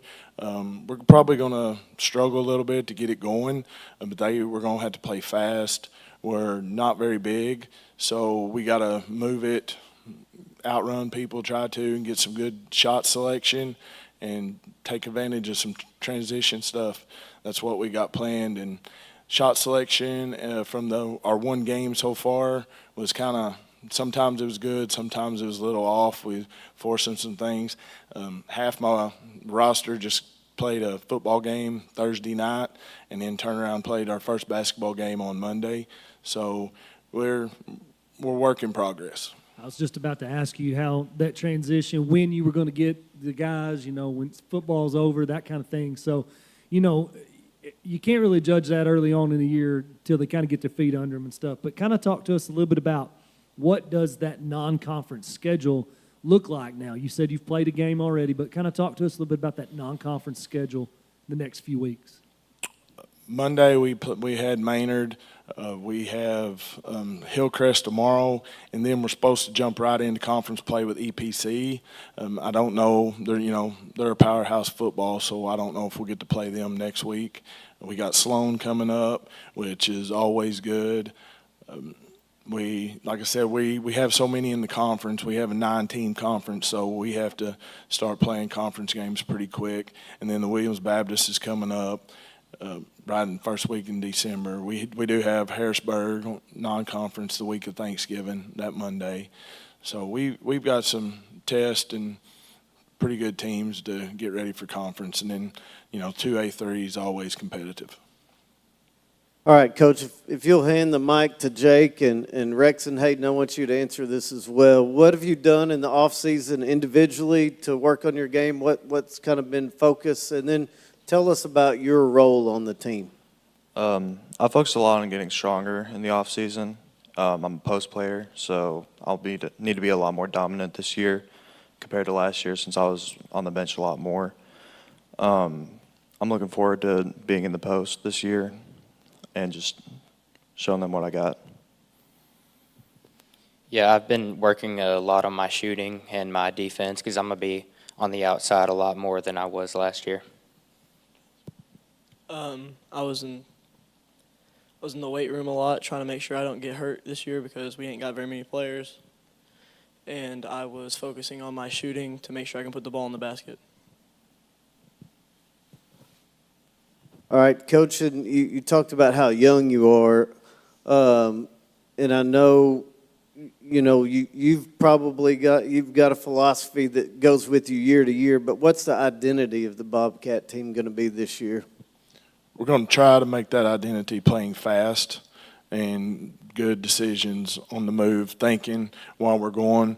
We don't have the luxury of just backing it down. Like last year, 95% of our offense came in the lane, right around the lane. This year, we're trying to score some more points transition, like I've said, and then outside. We got better shooters than we've had in the past few years, so we're going to try to shoot it and play fast. Kind of talk to us a little bit about, guys, I'm going to let y'all have the mic here for a second. Kind of talk to us a little bit about, you know, these small towns. There's just something different about playing ball in a small town. And kind of talk to us a little bit about, you know, what that means to be a Corning Bobcat, to show up, you know, and play in front of that crowd and that kind of stuff every night. To me, I think being a Corning Bobcat means that you just got to show up for your community, and you need to play as hard as you can to show them just who you are. Yeah, just basically what he said, just show up for your community. It means a lot. I think we have the best traveling community. Like every away game, we always have a good community to come up and show up and support us. And just playing hard for all of them just means a lot to me. So as far as youth is concerned, who takes over that leadership role on the floor? You know, who steps in and as the guy on the floor that's kind of the general to say, hey, this we got to get things right.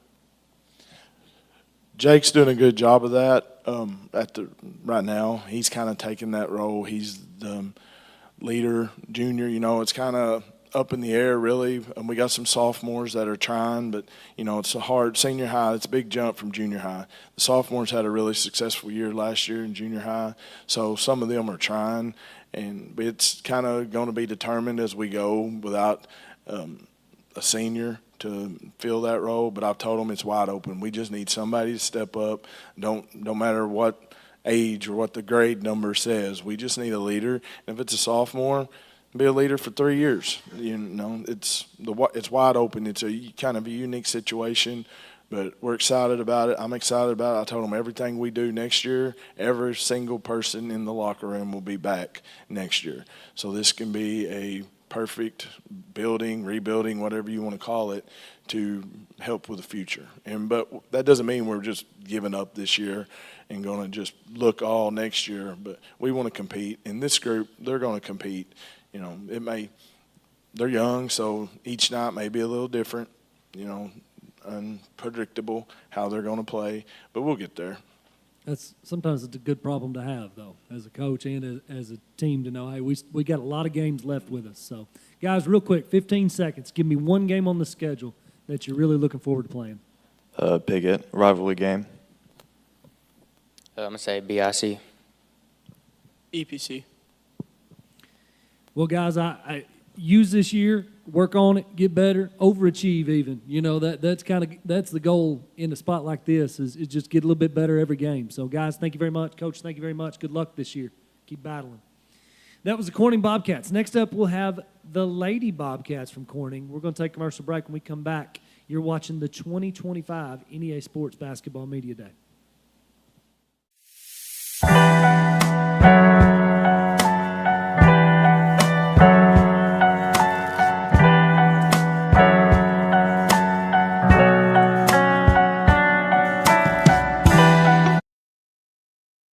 I don't need a chance to come in and do your big design build job. Give us a chance. Call us when you're broke down. Call us when you've got something nobody else wants to do.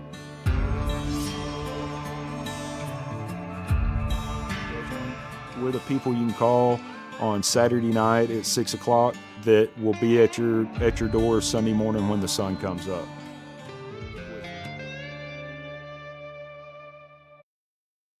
National Bank, our mortgage lending team knows what it takes to make a home and a superior home loan process. Simple, proven, and reliable service with competitive rates at a bank that already feels like home. Since 1889, that's been the First National Bank way, because for our people in all our locations, this is home. Apply online today. It's easy. From our family to yours. Welcome home. First National Bank. Welcome back to the 2025 NEA Sports Basketball Media Day. Coach, you just kind of stayed on the stage. I'm going to let you go ahead one more time, introduce yourself, though, and tell us who you brought with you today. Coach Wesley Couch, and here to my left is senior Katie Carr, senior Abby Staggs, and junior Gracie Townsend. kind of give us a little bit of an outlook, just to kind of start things off, outlook for the season just in general. We look to improve a lot from last year. We've kind of started a rough spot this year. We're 0-2 right now, but we're just trying to improve every night. Katie's, she's come back. She missed all last year with a knee ACL injury, so she's getting some rust knocked off. We're just trying to figure things out and play fast. We're able to do a little bit more than we could last year. But, you know, they made a deep run, some of them in volleyball. We got 10 on the roster, got 1 injured, got 1 that's never played before. So we got 8 right now, and that's saw some significant playing time. And several of those had that deep run in volleyball. So we're still trying to figure some things out. Well, kind of talk to us first a little bit then about, you know, the schedule. What's that look like? What are some non-conference games you scheduled, you know, before we even get – I know – small school, like we said, big conference, you dive straight into some conference games pretty quickly. But just kind of talk to us in general about some of the non-conference games maybe that are on the schedule, and then about the conference. We've had Maynard and we had Pocahontas last night. We have Hillcrest coming up. We have Harrisburg, kind of the same as the boys at times. We got the Williams coming up. We play Hoxie, Walnut Ridge, CRA down the road. So we got some good competition in non-con. And then, like I said, with the boys, the 2A3, it's, you know, Riverside, Marmaduke, BIC, Rector, Piggott, the rivalry. So, I mean, there's no easy nights. We're going to have to figure it out and bring it every night or it'll be rough. Ladies, we'll come to you. Katie, we'll start with you. Talk to us about your specific role on this year's team. Let's just start with that. I like to think of myself as a leader. Coming back, I'm really glad to be back out there with everybody just because last year was such a long season, having to just watch from the sidelines. Got to learn a lot, and so just being able to be out there and kind of seeing everything from my point of view and being able to help everybody and being out there is something that I'm really looking forward to. So. Talk to us about the position. Where do you play on the floor as far as 1, 2, 3, 4, 5? I play a 2. I kind of play everywhere too. Just wherever I'm needed, I'm willing to give it all I got. Abby, I'll throw the same 2 questions at you. Start out and do well. Katie did well. Talk to us about your expectations for this year. My expectations are to just, you know, step up, be a leader, and kind of make sure everybody's hustling up and down the court and just doing a lot better than we did last year on certain things. No, keep the mic. Talk to us specifically about where you play on the floor. What are your main responsibilities game time? I usually play guard. Sometimes I'll be down in post, not a bunch. And I just think personally I'm better at defense more than I'm offense, so that's really where I try to do. That's my strong suit. Great, so we'll start with you. Talk to us first about your positioning on the floor. Where do you play Lady Bobcats? I'm our point guard, and I try to lead from that position, and I try to do my best to set our offenses up, and I also play defense. I feel like I'm pretty good at defense. A lot of the offense obviously is set up by you, but talk to us about your expectations. What do you want out of the 25-26 basketball season? Our summer camps went really well, so I expect us to be a pretty solid team, and I think that we can go pretty far if we just play to our best abilities and keep our team together. Coach, I'll ask you, obviously the elephant in the closet, how hard is it? What are the challenges of coaching both girls and boys? Well, last year was tough. I had all 4, the junior highs too. This year I'm just doing the 2 senior highs. So it's not as much on me, but the styles are so different from the boys and the girls teams. There's not a lot of the same stuff that I can run. Like last year I kind of could run the same stuff with just little variation. There's a lot of different that I have to keep separated this year. The boys, like I said, they're going to be able to play a whole lot faster. The girls are going to slow it down a little bit more. We got a freshman post player that she's doing really good in the first 2 games, so we're going to use her a lot. So I just got to compartmentalize and keep who's up at the moment, what I'm doing. Ladies, kind of talk to us a little bit about a fun question we've been asking, playlist. What's on that playlist pregame? I just like being by myself, like clearing my head, making sure I'm really focused. So they're the music people, not me. I'm not a music person. I think it doesn't help that we can't really have our phones during school. So, there's not a lot of time to listen to music or anything before the game, so it's just more silence, I guess. I just listen to a lot of music. It's anything, country, rap, anything. But we're trying to figure out our run-out song right now. We've been struggling on that. Well, give me one game on the schedule real quick before we pass the mic all the way back. Give me one game on the schedule you're really looking forward to playing. Mine's definitely Piggott. Also Piggott. Just something about those rivalries, And what's crazy is when you get out of school, you'll have best friends from Piggott. It just doesn't make any sense. So, well, thank you, ladies. Thank you, Coach. We appreciate having y'all here. Good luck this year. Keep working. Keep grinding, okay? Thank y'all for having us. That was the Corning Lady Bobcats. Next on the stage, we'll have the Southside Lady Southerners. We're going to take a commercial break. You're watching the 2025 NEA Sports Basketball Media Day.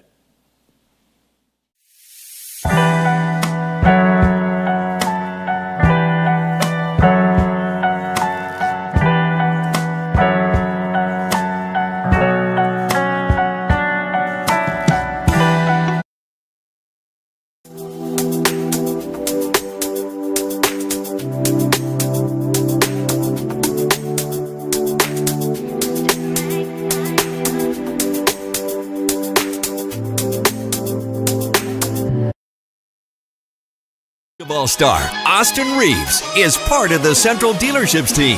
And just like Austin, we want you to join our team as well. So score big with your new or used vehicle from Central today.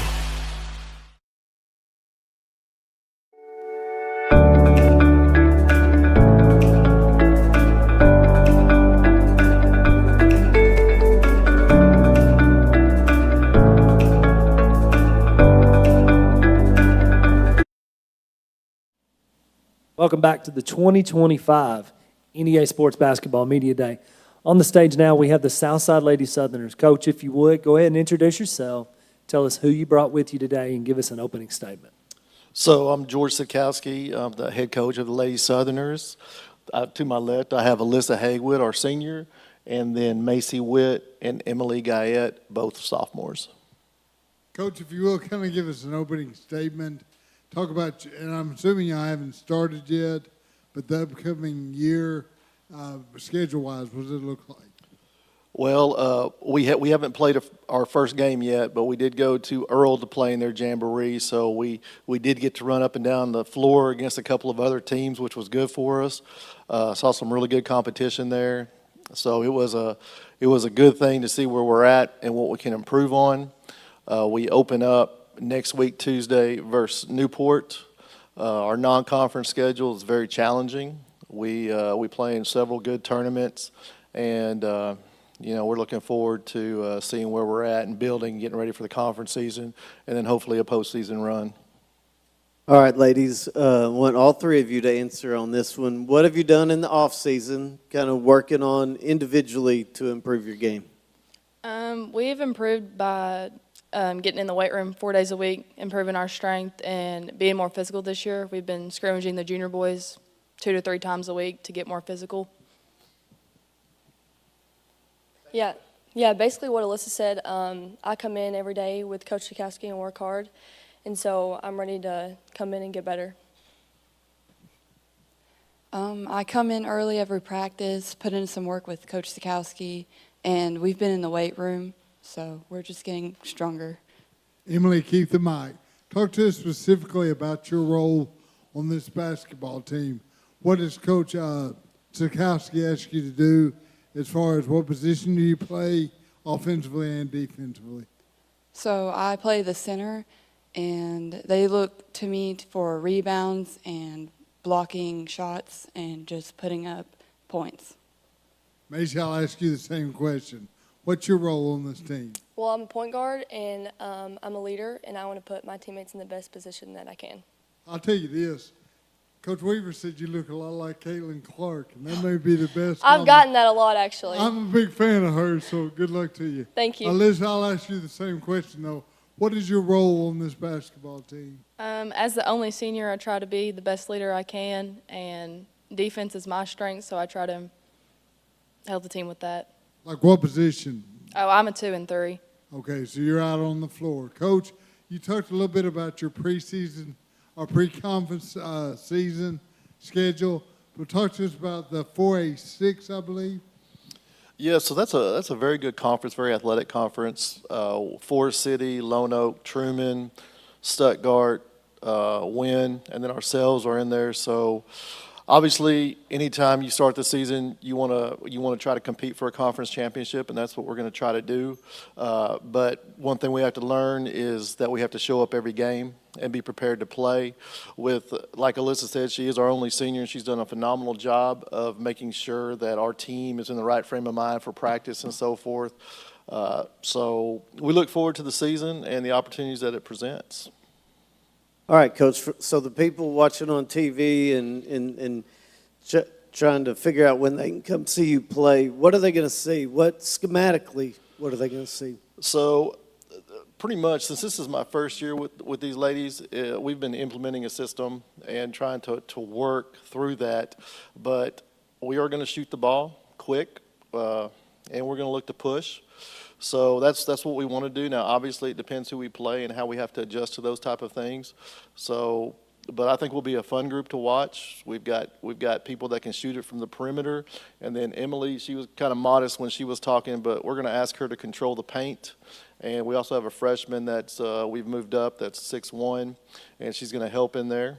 So we've got another freshman that can shoot it, and then we've got a couple juniors that really do a very good job. So, you know, we're looking forward to it. But the kids have done a really good job as far as working through the system we've been putting in. What's the conference look like this year? I think everybody would say that Forest City is probably the front runner. They've got a good group coming back, but I really think that it's, you know, I think there's going to be people that challenge for that spot, and I think we're going to be one of those teams that do that. Awesome. All right, so we've had fun asking this question, ladies. Playlist, pregame playlist. What are y'all listening to get ready for a game? I'll say mostly rap. I guess it depends. If I have my AirPods in, I'll listen to worship, but if Alyssa's on aux, no telling what it is. Usually I go for rap or hip hop. Sometimes I'll change it up, just depending on my mood. Now, you mentioned earplugs. Go ahead and keep the mic. Is it mostly earplugs on the bus, or do y'all have a walkout song, or what does your pregame look like? We do have a walkout song. What is it called? It's Run This Town by Rihanna and Jay-Z. So you get a little beat going and get we get pumped up. That's a good thing. The tradition is growing such leaps and bounds at Southside. Athletically, the football team's doing great. Do y'all enjoy, I'm assuming, being part of the Southside Southerners? Yeah, it's awesome. I mean, our program just keeps growing, and I mean, we keep getting better every year.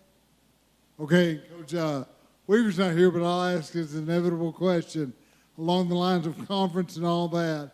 One game, and Coach, we'll start with you and pass it down. One game that sticks out that you really want to strive. So I'll give the politically correct answer and say that every game's an opportunity to see where you're at and to get better.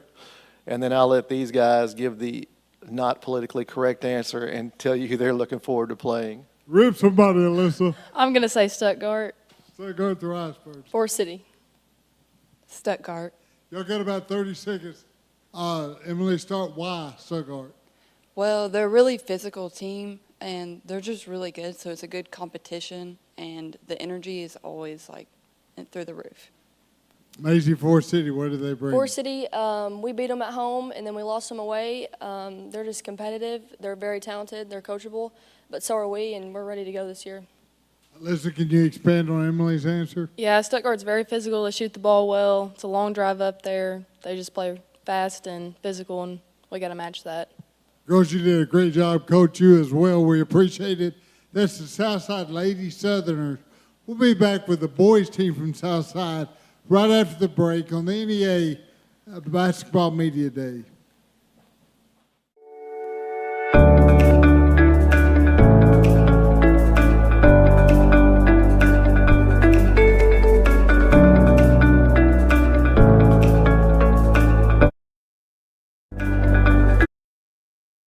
We've spent over 70 years trying to do things the right way, with honesty, heart, and hometown pride.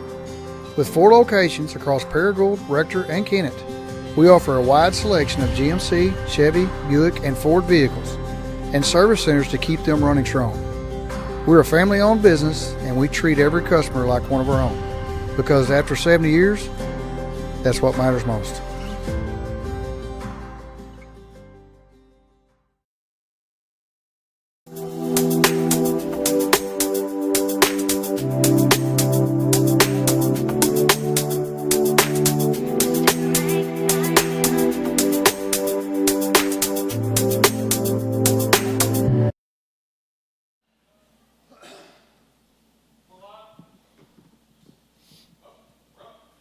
Welcome back to the 25-26 Northeast Arkansas Basketball Media Day.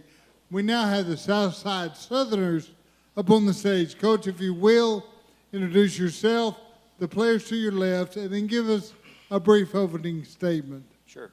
My name is Jeff Morrow. I'm the head basketball coach at Southside. And to my left is junior point guard Ross Morrow.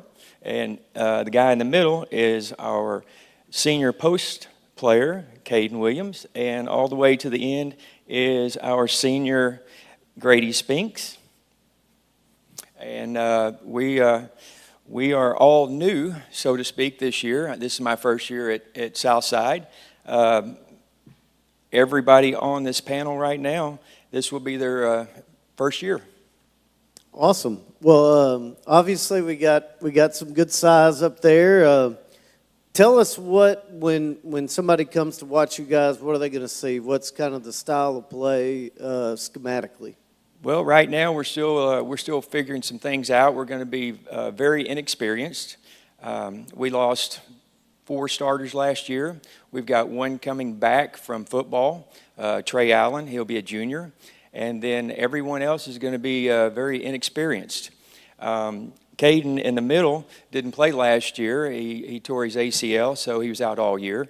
Grady, this will be his first year in high school. He's been out a couple years. And then a gentleman to my right just happens to live with me, and this is his first year at Southside. So you're gonna see kind of a work in progress right now. We do have some length up here. Caden is 6'11", and Grady's 6'6". So you're going to see a lot of pounding it inside. Ross, if you didn't know, you're not quite as tall as the gentleman to your left. Obviously, the point guard, you have the ball in your hands. First question, talk to us specifically about your role as a point guard for the Southerners. Yes, sir. My role is basically get them open, give them the ball, let them go inside, and make some shots when I'm open. Now talk to us about playing for Coach Morrow and then going home with Daddy. Obviously playing with my dad's really hard. A lot of expectations, but it's just a normal dad and son thing when I come home. So. That's your first time to play for him? No, sir. I've played with him all my life since. Where were y'all last year? I'm sorry. Dover. Dover, that's right. Yes, sir. Caden, talk about you. Obviously, you're a post player coming off an injury. What are your expectations this year? This year as a senior, kind of just like a traditional role as a big, like rebound, protect the paint, score around the rim. But most importantly, as a senior, I feel like I'm going to have to step up as a leader, lead my teammates, make them the best they can be. Grady, I'm assuming you're the forward player now on the court. What's it like playing with somebody a little bit taller than you probably for the first time in a couple of years? Yeah, I mean, it's a good experience, because if they do end up doubling Cade in the paint, it's usually in for an open three for me. And even if I do catch it up top and they come up and help me, I'm able to feed him inside the paint. This is a really good experience to be able to do that. Grady, talk to us about playing for Coach Morrow. What's a day in the life of a Southern basketball player? I mean, we come into practice and, he always pushes us to be able to be our best and just work hard as we can. And just being able to push us to our limits to make sure that we are the best team we can be. Kate, and I'll ask you the same question. Coming off an injury last year, you got to be excited about this year with Coach Morrow.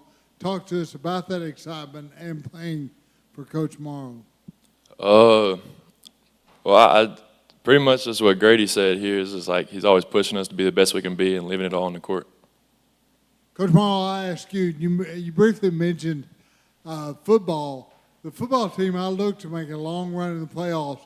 How do you use that to your advantage, and what are some of the challenges that may present? Well, obviously the challenge is getting players back on a Saturday and playing in 2 days later. So it'd be the rhythm and just the different tone of the way you play football to going to basketball. And right now we'd like to draw a little bit of energy from football because they're playing really well right now, and we want to make a run also.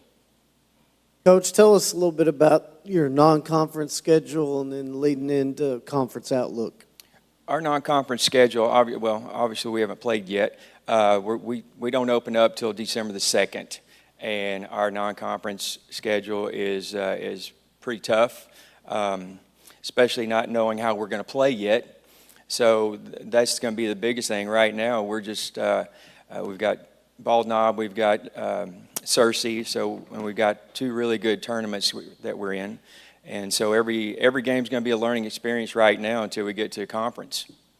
And then what's conference season looking like? What do you know what other teams have coming back? Do you have a feel of what who the favorites will be and all that? Yeah, well, the favorite is Forest City, but our conference is very athletic and very, very strong. So I've been watching a little bit of film and watching what's going on. So really won't get an idea till we get everybody in the gym and start playing some games and put it together and trying to find some team chemistry. Ross, I'll throw this question to you. We've asked all the girls, but if you had to ask a guys team and your dad, you have a little bit of influence and maybe a little bit of intimidation. Talk to us about pregame hype and the music we listen to on the bus and run-out songs. All right. Pregame hype. I'm usually connected to the speaker in the workout room. I'm a big Drake guy. Caden, do you flow with Drake? Yeah, it's good with me, but usually if I'm listening to music by myself, it's pretty calming to, get ready, but this is whatever Ross puts on the speaker. So it's not headsets, not headphones. On the bus ride, say? On the bus ride, I'd say I'd listen to my own music. Which is? Pretty calm stuff, I guess. All right, Grady, same question. What gets you hyped up? I mean, it's just rap, and I mean, the artists that usually just get me ready to go is J. Cole and Drake. Caden, I'm a little interested, coming off ACL, what was rehab like?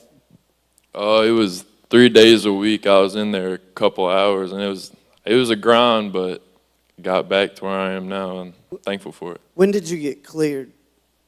I got cleared, it was about end of May, so okay, I got to play with some. You've had a while to kind of get through the summer and all that. Yes, sir. Coach Merrill, when did you come on board, speaking of the timetables? About the middle of summer. And so we got there and started having workouts. So we really didn't get much team camp work. So it was more individual stuff right now, or in the summer. So right now it's just still a work in progress with chemistry. Ross, pass the mic down all the way to Grady. Grady, what was it like when Coach Morrow came in, and how's the game of basketball different under Coach Morrow? I mean, I would say that the environment definitely changed when he stepped in. And I mean, it's been a blessing that he has come here because it's definitely changed our environment and how we play. Great answers, guys. It's been a pleasure to visit with you. Coach, good job. We wish the Southerners the best of luck We'll be right back with the Hoxie Lady Mustangs here on the 25 NEA Media Day.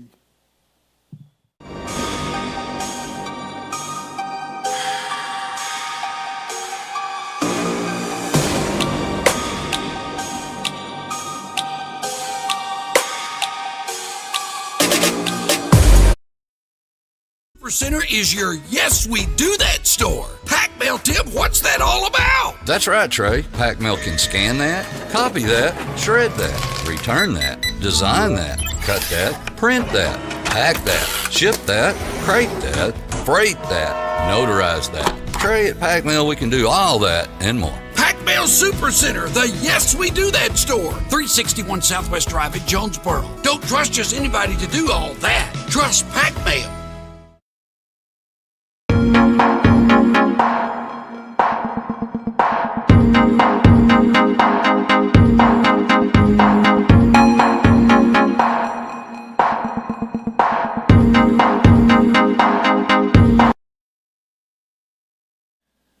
Welcome back to the 2025 NEA Sports Basketball Media Day. On the stage now we have the Hoxie Lady Mustangs. Coach, if you would, go ahead and introduce yourself and tell us who you brought with you today, and then give us an opening statement. My name is Jeremy Palmer, and to my left is senior Gracie Felton, junior Sienna Martinez, and junior Sydney Noblin. As far as an introduction to our team, we've been building, and these are my only 3 returners from last year's team. One girl who is coming back is injured right now, and I don't know if she'll be able to play or not. But we are bringing in 10 sophomores and 1 senior return, so we've got a roster of 15 right now. A lot of depth, a lot of girls that can do different things from a very successful junior high team. Coach, we'll get into your roster, but assuming y'all hadn't started yet, what's the upcoming schedule look like? We play 3 games next week. We play next Tuesday against Cedar Ridge, next Thursday against Hillcrest, and Friday against CRA. And then the 3A3 conference. Talk to us about that. Tough conference. A lot of good teams in there, a lot of athleticism.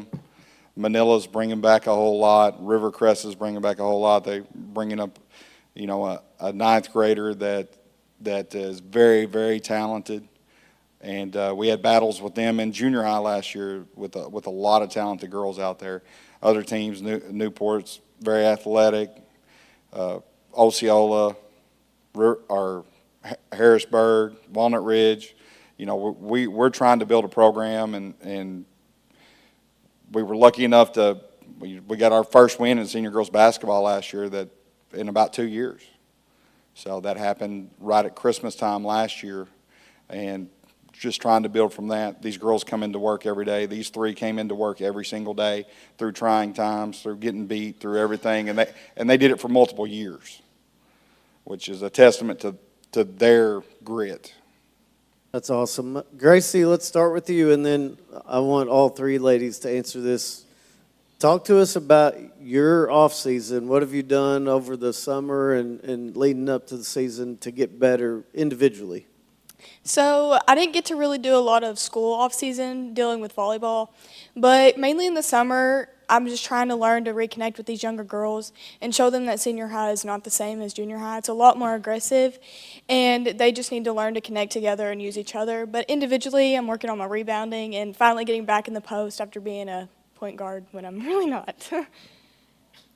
I'd say team-wise, what I've been working on is trying to get a better connection, like Gracie said, with the younger girls, because I don't have very good experiences with them. So it's a little harder to get along, but we've come a long ways. And then individually, I'd say me staying after practice longer than everybody else, just working on my three-point game.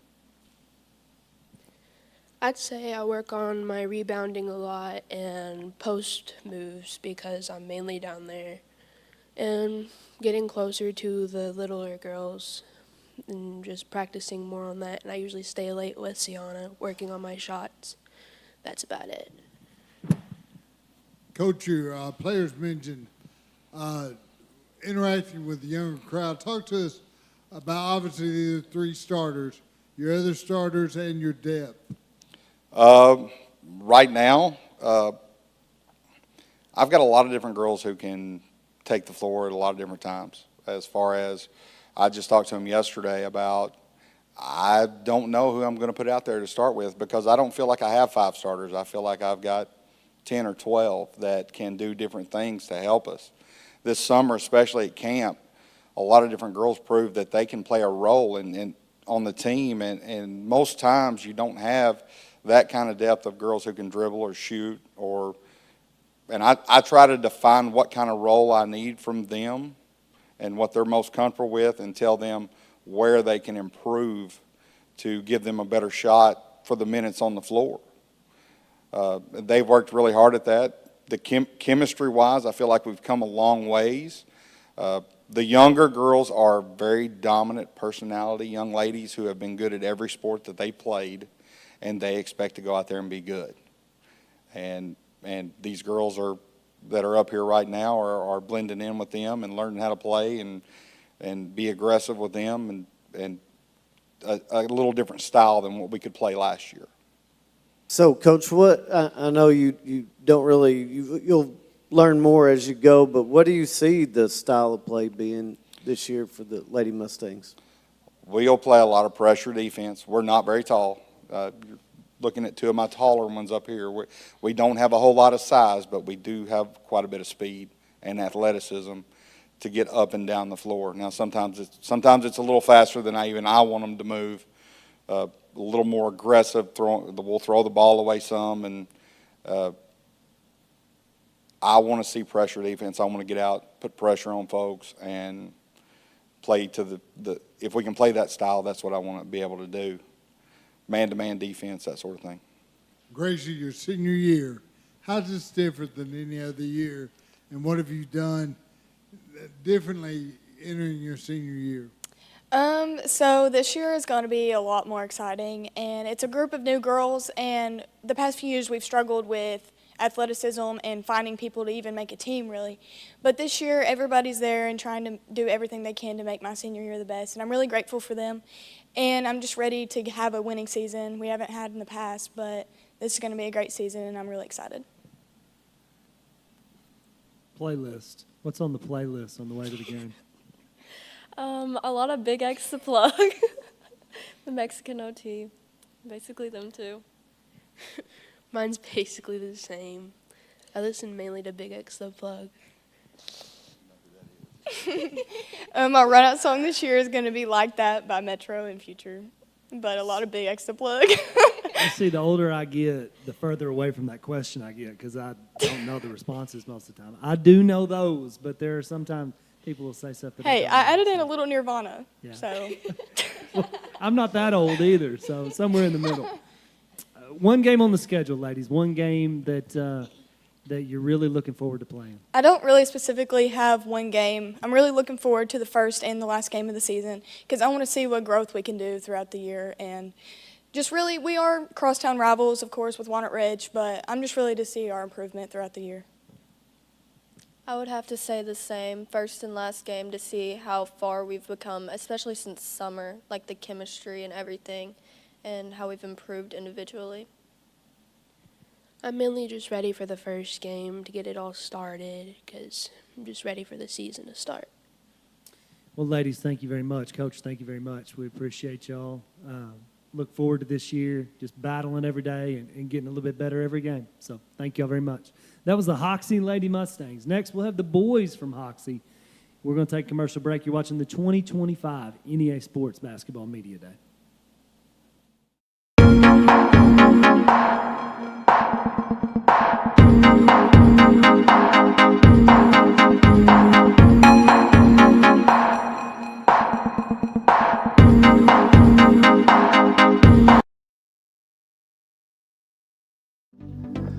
The Rough House, located in Manila, Arkansas on Highway 18, offering dog daycare, boarding, and grooming. The Rough House offers new state-of-the-art self-serve pet wash at only $10 per session, with the pet wash walking you through every single step until your dog is fresh and clean as a hound's tooth. And guess what, NEA? The Rough House is opening their new express pet wash in Brookland, Arkansas, so be sure to check out both locations.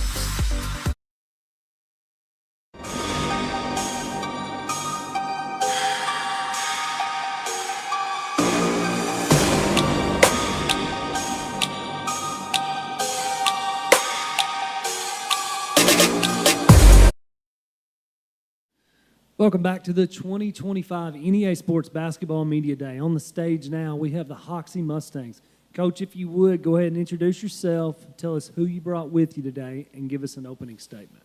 Yeah, I'm Nick Bean, and this is my second year as the boys coach at Hoxie. Here with me today, I've got Dalton Neely. He's our returning leading scorer. He's going to be a junior this year. He averaged about 12 a game last year. I've got Ethan Long. He came in from Walnut Ridge, where he was at last year, and then Bladen Chrysler. All three of them are guards. Bladen's going to take on more of a defensive role that he kind of found for himself towards the end of the year last year, and then these two, we're going to get a lot of offensive production out of them. Dalton, talking about your offensive production, how do you get the ball in the hole? Honestly, I just look for the open people, bringing it down the court, trying to look for the open people, get them open, and if they ain't open, drive it, kick out if they're open. You obviously have some offensive ability. Are you a shooter or a penetrator? Honestly, I'm both. I can shoot really good. I can shoot off the dribble, and I can see the court really good. Good. Ethan, what do you bring to the game of Hoxie basketball? A lot of my role is to, keep the ball and not get fluttered under pressure and keep our pace and not get too sped up and run our sets. And a lot of the times drive to the hole. If I'm open, shoot it, get to my shot. Also look for our open teammates. Bladen, I'll ask you, obviously you're a stopper. What do you bring to the game that makes you so good on defense? I never back down on defense. I try to get in front of my men, never let them get past me. And if I need to, I can do really good on perimeter defense and interior defense. Coach Bean, get the mic back to him. Tell us about your non-conference schedule and then work your way up and talk about conference play. Yeah, we're going to open next Thursday at McCrory, and then we're over Thanksgiving break. Early in the week that week, we're going to host Marmaduke. We have some tough non-conference spots. We're going to go to NEA. We're going to go to the Williams Baptist Tournament, and then we've also created some spots on our schedule to kind of try to get some momentum going. We feel like we play in one of the toughest 3A conferences in the state. Obviously, we've got Osceola, who's the defending state champions. Rivercrest had the #1 ranked team in the state down 10 late in the game in regionals last year. Manila's got a really good group of junior high kids coming up. Newport's loaded. They lost one kid off of last year's team. Pretty much everyone in our conference can go. And we had a lot of nights last year where we battled people, and then we had a lot of growing pains last year. So we're going to look to compete better in the conference. We're going to grow. We're really excited about those matchups, though. It's a really neat conference. We only have 7 in our conference, and every night's going to be a battle. Yeah, and it's a super athletic conference. What style of play are you guys going to come with, and how are you going to combat that athleticism in your conference? Yeah, so for 15 years of my career, I've been a pack line man guy. It's been man. As the year went on last year, we've gone to more and more zone, but these guys really have bought into that, and I thought over the summer we really played pretty well defensively. Like you said, it is an extremely athletic conference, so you got to kind of play inside out defensively. If we're letting everyone get to the rim every possession, we're in big trouble. So we're going to try to make people take tough, contested perimeter shots. We're going to get a body on someone. We're going to box out and try to limit second opportunities. Dalton, I'll start with you, then throw it to Ethan and Bladen. What have you done in the offseason to better your game? Coach mentioned y'all had a good summer, but since basketball last year, what all have you done? Stayed after school and working harder than I done last year, and keeping the younger classmen in there too with us, getting them working out, getting them bigger and stronger. Specifically, then what have you done to make yourself bigger and stronger? We've worked out a lot, after practice, getting a lot of shots up.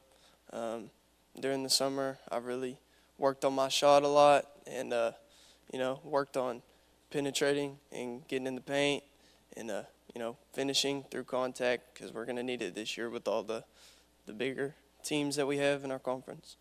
Bladen, what's off season look like for you? For me, it's not hard. It's like I have football with it, so I work out at football, get my strength up, and go through physical contact with it. So, and I get stronger with it. And during basketball off season, I worked on my defense and try to gain more confidence with my shot, trying to get some more shots up, practicing with these guys. Bladen, I'll start with you. Not the answer I thought would all come from the Lady Mustangs. Talk to us about pregame playlist. What kind of music gets you hyped before the game? I like rap and old 80s rock. Little boy. I kind of just listen to whatever. I don't really have a specific type of music I listen to. You know, whatever these two are playing in the weight room or in the gym, or even Coach Bean sometimes while we're warming up. But, you know, just about anything. My playlist, it's a mixture of country and rap. Well, tell me this. One game on the schedule that you're really looking forward to playing. And I mean, you want to play all of them, obviously, but one game in particular you really got your eyes on. I mean, I have my eyes on all of them. I'm ready to play them all. I agree with Dalton. I'm ready to play them all, but really looking forward to playing our, again, cross the street rivals, especially coming from there. Really looking forward to it. I've always said I've always ready to play Walnut Ridge. It wouldn't matter the sport. Checkers, it wouldn't matter. You want to win that one no matter what. Yes, sir. That's bragging rights forever. Well, guys, thank you very much. Coach, thank you very much. Good luck this year. We appreciate y'all coming out. Keep battling, keep working. That was the Hoxie Mustangs. Next up, we'll have the Mark Tree Indians. We're going to take a commercial break.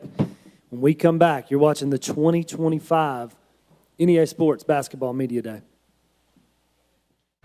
Our journey began way back in 1891 with a group of folks who believed that this community deserved a local bank. Well, it's been over 130 years, and we're still the only true community bank in Northeast Arkansas. Our core beliefs in supporting the places that we call home hasn't changed, and it never will. We care about you. We care about our communities, because every journey matters.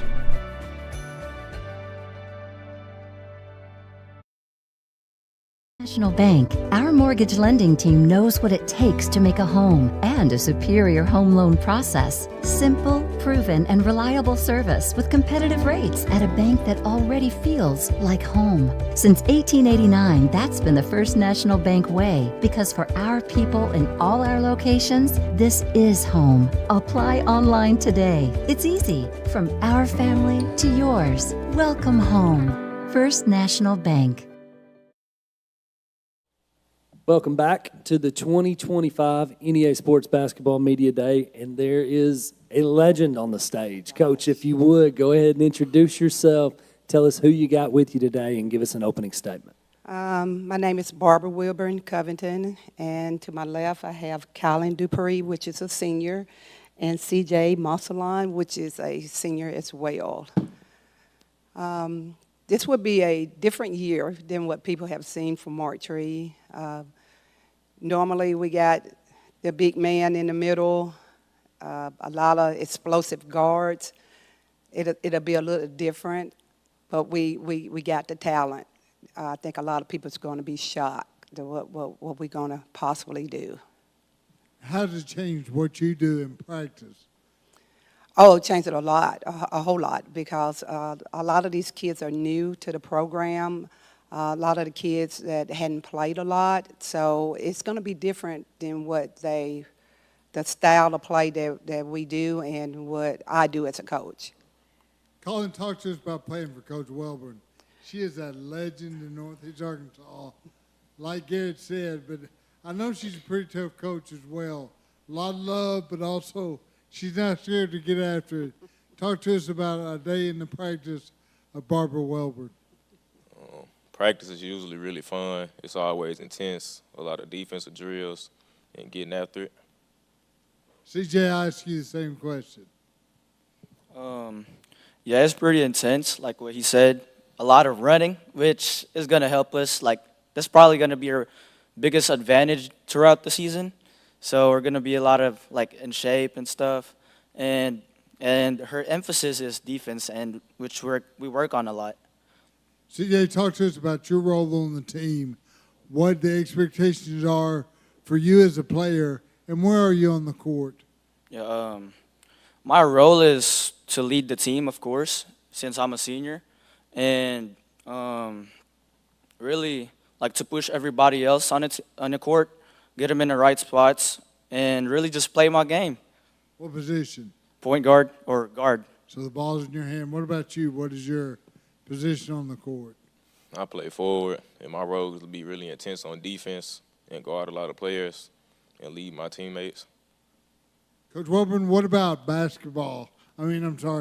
Football. How many will you have transition out of football? Majority of all of them. I think during the preseason, I only had like 4 that was on the floor. The rest of them were in football. Coach, as a former coach myself, I love the T-shirts with the grit grind. Talk to us a little bit about philosophy. I don't even care about basketball X's and O's, but talk to us about your philosophy. Well, my philosophy is very simple. We're going to play defense. I really don't care much about offense. Of course, I know a lot of people, and we could sit here and talk about this all day, a lot of people believe that offense wins the game. Naturally, you got to score, but I think if I can stop you from doing a layup or stop you in the middle of the floor, I can always go down and do a layup, and if the score said 2-0, it's 2-0, so we win. So like CJ said, if you come to our practice, 99% of it is going to be defense, and hopefully it shows in a ball game. The T-shirts this year, grit and grind, that's going to be us. That's what we're going to do. It's going to be a different team than what you are normally to see from Marktree, but I guarantee you the defense is going to be there. This year's team, I think we shoot the ball a little bit more consistently from the outside than the team I had before. It's just that the kids get into jail. It's going to be probably our weakness right now, but I'm excited. I'm ready for it. Kind of talk to us a little bit about the schedule. You know, I know obviously Earl's in the conference. Conference was tough last year. Yes. I mean, yes. CRA, Ridgefield, Earl, everybody. I mean, correct me if I'm wrong. Was that the Final Four of the state tournament? It seemed like it was. I think yes, so. It was. So district, exactly. regional, state, you're seeing those teams Right. week in, night in, night out. So, but kind of talk to us a little bit about the non-conference schedule you guys have, plus working into that conference, what that's going to look like. Sure. Well, if you look at our schedule, it was by design. Our first 8 ball games are on the road, and I want to test them to see what we can do. We would go to Bradford. We would go to EPC. We're going to just play people, that's going to give us a challenge early. Our first ball game next Tuesday is at Ridgefield. It's a conference game. That's our first ball game. So we're just ready to go. We're just ready to go. I'm just so eager to see how these kids are going to mesh, how we're going to, make it all happen. Like you said, Earl, they're going to be loaded again. CRA, good. Maynard's good. Ridgefield, good. So we're just going to be tested, night in and night out. Well, that's what you want, It's especially come postseason. exactly what you want. Well, I'm going to ask you guys a couple questions real quick to kind of close it out. We kind of talked about what practice is like with Coach Wilburn, but what's it mean to be a Marktree Indian? What does that mean? Because as long as I can remember, for the last 20-plus years, it's success after success every year. So just kind of talk with us about that. What's that mean to put that jersey on and play for Marktree? It really means a lot because Marktree has a great tradition, and we have a lot of great players that come through here, and we usually always win it. Yeah, like what he said, it's definitely an honor to put on a Marktree jersey and represent it.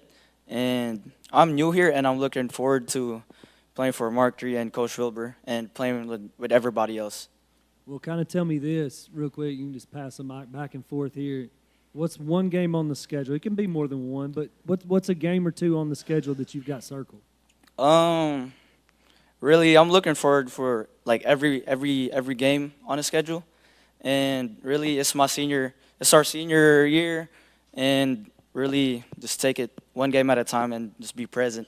But I'm looking forward for everybody, you know. I'm looking forward to playing Earl and EPC. I had a feeling. If you've been there for a few years, that's one of those things. Those are the games you really circle. Well, guys, thank you very much. Coach, thank you very much. Hey, we appreciate you guys. It's going to be another great year, I'm sure. I have no doubt. We're definitely going to try. Well, y'all keep working and keep impressing us as fans. Yes, so. Thank you. I appreciate it. That was the Mark III Indians. We're going to take a commercial break. When we come back, we'll have the Newport Lady Greyhounds on the stage. You're watching the 2025 NEA Sports Basketball Media Day. Let's go.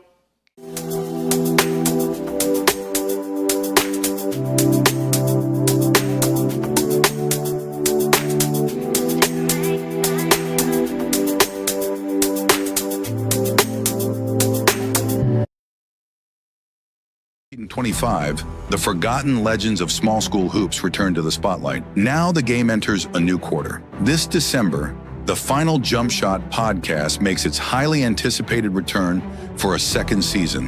More legends, more stories brought back to life after being forgotten for too long. And we're just getting started. Season 2 of the Final Jump Shot podcast, debuting December 2025 on all major podcast platforms. Welcome back to the 2025 NEA Sports Basketball Media Day. On the stage now, we have the Newport Lady Greyhounds. Coach, if you would, go ahead and introduce yourself. Tell us who you brought with you today and give us an opening statement. My name is Angela Perry, and this is Dia Jackson, Tylasia Brown, and Brooklyn Cox. Coach, kind of give us an opening statement. The schedule at the first of the year, how has it been getting ready to play basketball for the Lady Greyhounds? With this being my first year here, it's pretty exciting. The schedule is a little bit tough for us at the beginning, but I feel like that after watching last night's game, that we're gonna be pretty good. What happened last night? Well, it was a tough game. We played ball knob. Most of our team, the starters are pretty much new. I think we have like 2 returning starters, and we have 3 seniors, and 1 has never played before, but she showed very good promise. Dia, what is your role on this basketball team? What position do you play, and what are your expectations? My role is I'm center. I just want to go out and have fun and score as much as possible. I'll ask you the same question. So as a senior, I am a point guard/guard. I try to play a leadership role on the team, basically just knowing how to get the ball down the court and knowing where to pass it and things of that nature. You're not a scorer at all? You like distributing the ball? I can take a shot when it's my time to take a shot, but I'm there for the assist, definitely. Can't score unless you shoot. Just remember that. Brooklyn, talk to us about your role on the team. I'm a shooting guard. I'm usually either in the corner or on the wing looking for the drive and kick to shoot. Pass back down to Coach Perry. Coach Perry, what is the Perry brand of basketball? What can we look at as far as what to expect on style of play by the Lady Greyhounds this year? Our style is going to be play fast, but the Perry way is defense. We have to defend to win. All right, Coach, if you'll pass it over, and I want all 3 young ladies to answer this. Over the course of the off season, so summer leading up into the season, what have you done individually to work on your game? We have played a lot of AAU teams, a lot of different teams. We have went to Texas, Bradford. We played a lot of different people, a lot of different skill sets. So I feel like that has benefited us in the long run to help us get ready for season.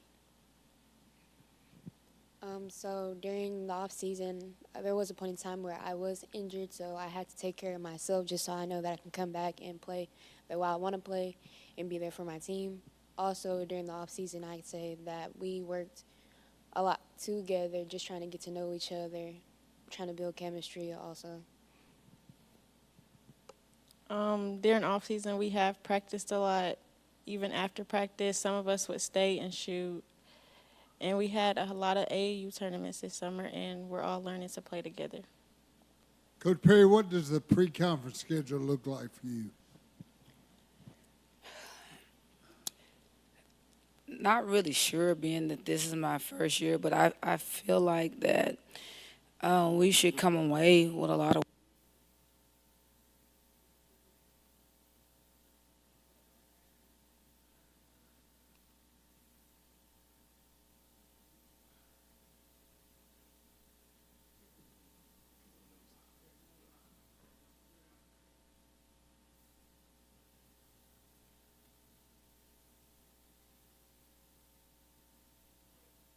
the pre-schedule is going to say a lot about us and who we are as a team. I think that one of the things that we're learning to practice hard and play hard. Our style of play is going to be a little bit different than last year. And with the schedule that we have coming up, I think that it's going to be a real good test for us. Talk about the Coach Perry style of play. I believe in defense. I believe in getting after it. I believe that everything we do, we have to do it to the best and do it as hard as we can. Again, we can score anytime, but the question is, can we stop somebody? And that's what we got to do. We have to be a very good defensive team. I got a question for the girls. So tell me this, like, obviously the games matter. You played to play the game, but, like, everything that goes with basketball, the pregame, the day of, all that stuff. Talk to me. What's that look like? What's the day of the game look like? What's the pregame look like? What's on the speaker? Like all those kind of things. For me, I like to listen to music. Talking to my mom helps me calm my laughing and joking. Me and my team.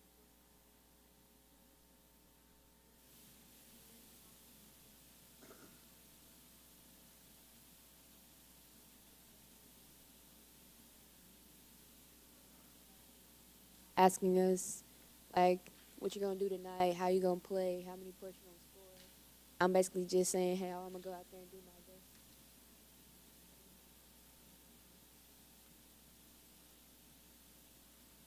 I usually, obviously, go to school. I like to listen to music.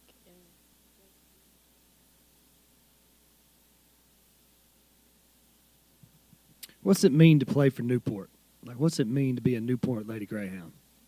Dog, we go out there and we dominate. We do what we need to do. Take care of business. And, it comes down to us. It comes down to us. Oh, you got me fired up. I like that answer. Got to go out there and be a dog. We definitely go out there and aggression, everything of that nature.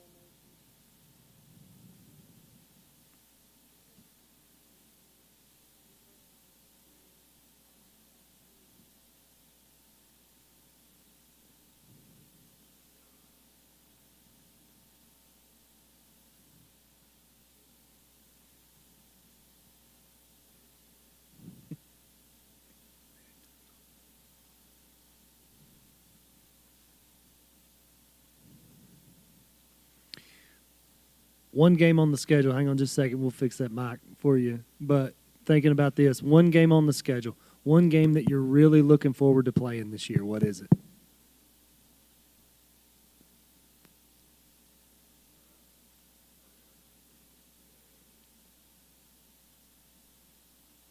Well, really, I really wanted to play ball knob. Ball knob was my mainly because we really lose to them like almost every year. So I wanted to prove that we could go out there and do more than just lose. We could go out there and win and show them that we could do more than what they think we are capable of doing. This year, I don't believe I have a specific team that I'm really looking forward to playing. I guess in the previous year, we were able to play Tuckerman. That was we have a big rivalry against them, but they won't be on our schedule this year. So I'll say maybe Osceola, ready to play Osceola.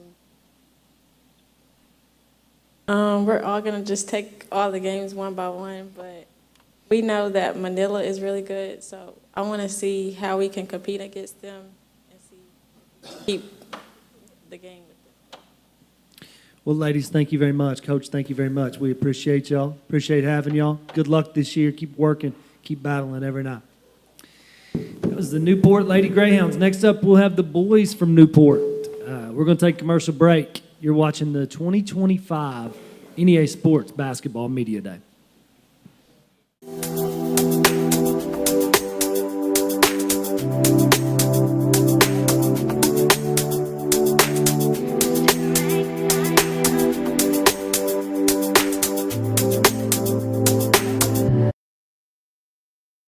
In 25, the forgotten legends of small school hoops return to the spotlight. Now the game enters a new quarter. This December, the Final Jump Shot podcast makes its highly anticipated return for a second season. More legends, more stories brought back to life after being forgotten for too long. And we're just getting started. Season 2 of the Final Jump Shot podcast, debuting December 2025 on all major podcast platforms. We've spent over 70 years trying to do things the right way, with honesty, heart, and hometown pride. With 4 locations across Paragould, Rector, and Kennett, we offer a wide selection of GMC, Chevy, Buick, and Ford vehicles, and service centers to keep them running strong. We're a family-owned business, and we treat every customer like one of our own, because after 70 years, that's what matters most.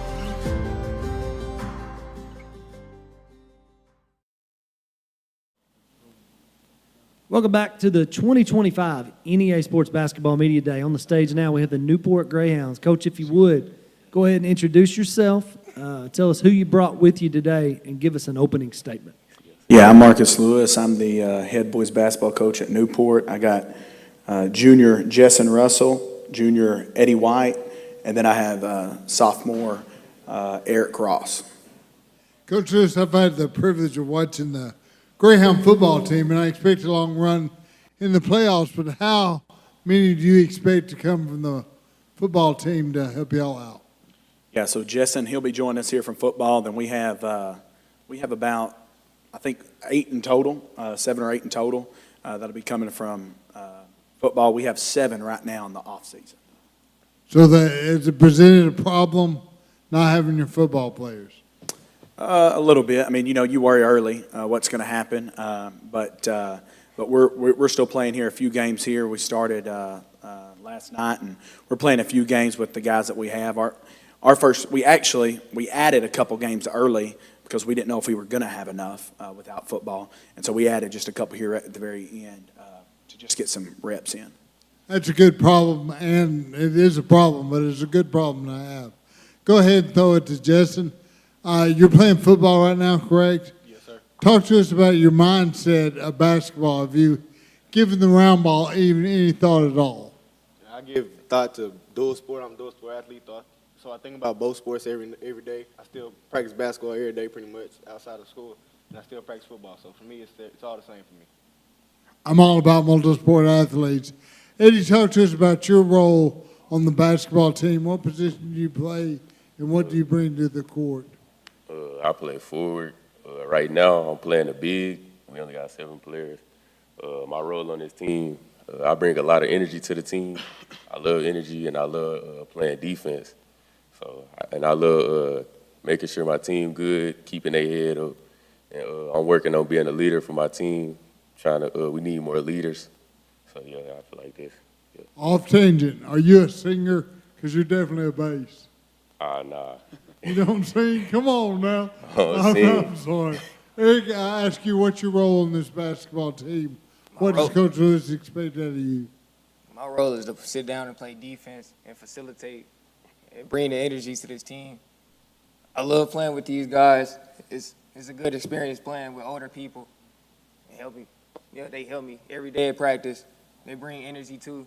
So it's intense. Eric, I love those answers by all of you guys. There's mature answers, very, very impressive. Coach Lewis, will you tell us a little bit, kind of schematically, what people can expect from the Greyhounds when they come watch you play? Yeah, I mean, I think if you watched us play last year, we like to play fast, and we're going to try to be as disciplined as we can. You know, these guys, you know, we took over the program a year ago, and 2 years ago they were a 4 or 5 win team. Last year we went and broke the school record with 23 wins and lost to Osceola in the conference championship and runner-up in the conference, who became the state champs in 3A. And so, you know, we had a good run, and these guys play hard. They play fast. They're going to be disciplined. They know that if they don't sit down and play defense, they're not going to be on the floor. They know they're going to act right. You know, I just hope when people see us play, they see us play with an energy and passion that not only we love the game, but we love each other. We're going to take care of each other and just be unselfish. You know, that's one thing that we had to beat out of them this year is, you know, make sure we're not selfish. We don't care who scores as long as Newport scores. And then when the other team has the ball, we're going to sit down and try to get the ball back as quick as we can and push that thing down the floor. And so that's kind of our identity. That's kind of what we've done this past year, and that's what we kind of plan on rolling into. I'm loving y'all's answers. Y'all are wanting me to watch some Newport Greyhounds this year. Coach, you alluded to it a little bit because you got state champion. Y'all were right there with them in conference. What's the rest of the conference look like, and how y'all kind of fit in there? Yeah, you know, you sit there and you think of the 3A state champions in the past 6 or 7 years, and you guys told me this last year when I was here. You're like, you know, Coach, you're talking about you think you're going to be good, you're going to be, you know, good, and you know, you told me last year, and that our conference, we breed the 3A champion almost every year, and so Rivercrest, they're going to be good again. They're going to be good. You know, they lost, I think, you know, Jaden Young's going to be out for a little bit. And so, you know, that hurts a little bit them. They're still going to be good. Osceola, they're still going to be loaded. You know, they're going to be good. They're going to be competitive. And then, you know, you have Manila. They should be up this year. And so our conference is good. Our conference is loaded, and that's what we love. You know, when I was the girls' coach 2 years ago, before I moved over to boys, we were in that other conference with Melbourne and Mountain View and those schools. We love being in this conference. It's intense, lots of energy, and you don't go to play one night. Harrisburg, you know, any school in this conference, you don't go play one night and you'll lose. And so that's something we take and these guys will tell you, every opponent we have, we take very serious, and we're going to go and put forth our best effort, and hopefully it produces the results. None of you are seniors, right? I heard that. Yeah. So, you know, how do you take last year's success? You set school record for wins in a season as sophomores, or I guess freshmen, sophomore, that kind of thing. So you set that record. How do you build on that? You know, how do you? I'll ask the guys that too. I know you know how to kind of build on that and how you want them to build on that. But how do they take that, you know, and use that as fuel to say, hey, no, we already set records. Let's set some more. Yeah, like you said, we plan on setting the record again. We want to be better than we were last year. Last year, if you ask me, we weren't the best team. This year, we're going to be better. Next year, we're going to be even better. We're coming back stronger every year. It just motivates me more because everybody was doubting us. We proved them wrong. They still doubting us, and it motivated us, making us want to do great again and do better than we did last year. It makes us want to work harder and be better than what we was last year and be more successful. Coach, how do you get them? How do you, like that same question, how do you build off that? I don't know. I'm so lucky to go to school. You know, I'm not from Northeast Arkansas, so when I come to Newport, I'm thinking, okay, I have several people ask me, you know, you're taking the Newport job. I'm like, yeah, I'm taking the Newport job. You got a lot of stuff to clean up, Coach. These guys have bought in. They believe. Now, don't get me wrong. We've had to clean up some things. There's a lot of good things happening right now in Newport. From our school standpoint, from our admin, our football program, our basketball program, just, you know, we have a lot of great leadership school-wide right now at Newport. And these guys, we have good kids right now. We have a really good group, and they've bought in, they believe, and just like what they said, they're motivated. And they come in and work hard every day, and that's kind of our motto right now is keep chopping wood, keep doing the things you need to do, and keep working hard to keep being successful. Well, hey, we appreciate it very much, guys. We appreciate y'all very much. Good luck this year. I have no doubt. Sky's the limit, and Hot Springs is the goal, right? So good luck to y'all. Thank you. We appreciate you. All right, there's the Newport Greyhounds. Next on the stage, we'll have the East Poinsett County Lady Warriors. After we come back from this commercial break, you're watching the 2025 NEA Sports Basketball Media Day.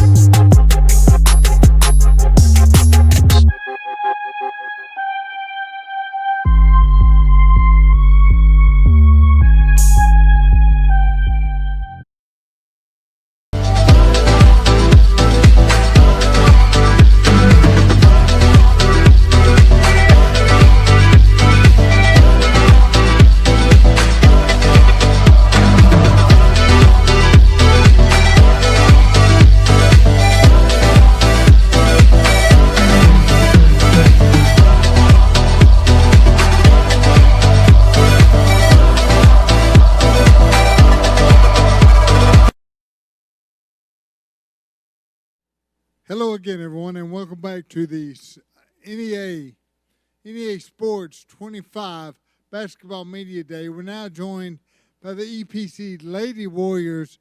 Coach, great run last year through the conference specifically, but it's a new year. Talk to us about expectations this year, but first, introduce yourself and the ladies to your left. Coach Harston, East Poinsett County Lady Warriors. To my immediate left is Kelly Ashcraft and her twin sister, Riley Ashcraft, the back-to-back 2A state champions in tennis. Big time. How do you build on that? Go ahead. How do you instill the intensity that it takes? It's hard to get there, but it's even harder to stay on top. Yes, we come to practice every day, and we try to work hard. We've been lifting a lot of weights, doing a lot of running, and then we started practice about 3 weeks ago, actually started getting the basketballs out and practicing.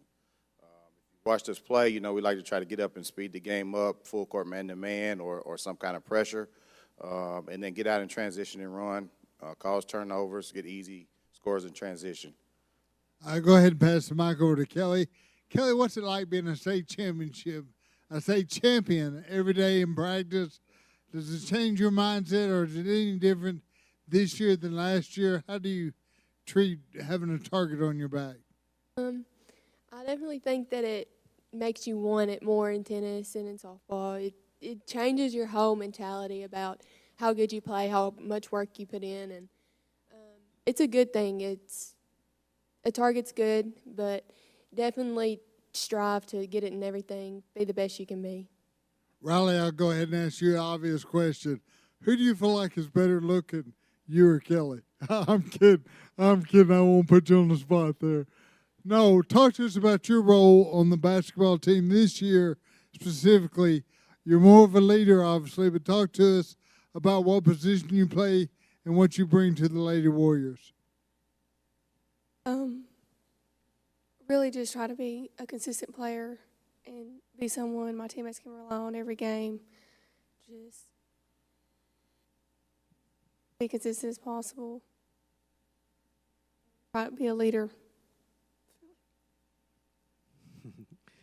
Awesome. Well, I love seeing how you guys kind of smile and play off each other. Coach, tell us about team chemistry, and then kind of expound on that. Tell us, kind of what to expect schematically when they watch you guys this year. Yeah, I feel like our team chemistry is pretty good. We have a core group of 3 seniors that they come to work every day. They're not ones that's going to be missing practice. They kind of lead by example. We have 5 juniors and 2 sophomores. I think when you come to watch us play, you'll see somebody that's, like I said, you're going to get up and play full court man-to-man and try to cause turnovers there and play in transition. We like to try to shoot a lot of threes and then in the half-court set and drive the ball and kick it to the open girl and like I said, knock down open threes. Coach, we're getting ready to pound the girls with questions, so y'all be ready. But I'll ask you one more. What about depth? Who can we look to contribute outside of these two? These two returning starters from last year. Also have Allison Gaines, who's a junior, Kylie Henderson, and Cambria Williams. That'll be our 5 starters. Then playing some minutes off the bench, we'll have Madison Thomas, Zanaya Shepard. So we have 10 girls, and probably about eight or 9 of those will play quite a bit. Okay, so I know y'all are. How many sports do you girls play? I know you're state champion in another sport. Tennis, basketball, and softball. Okay. So, and Coach, I'm sure you've got a lot of multi-sport kids on the team.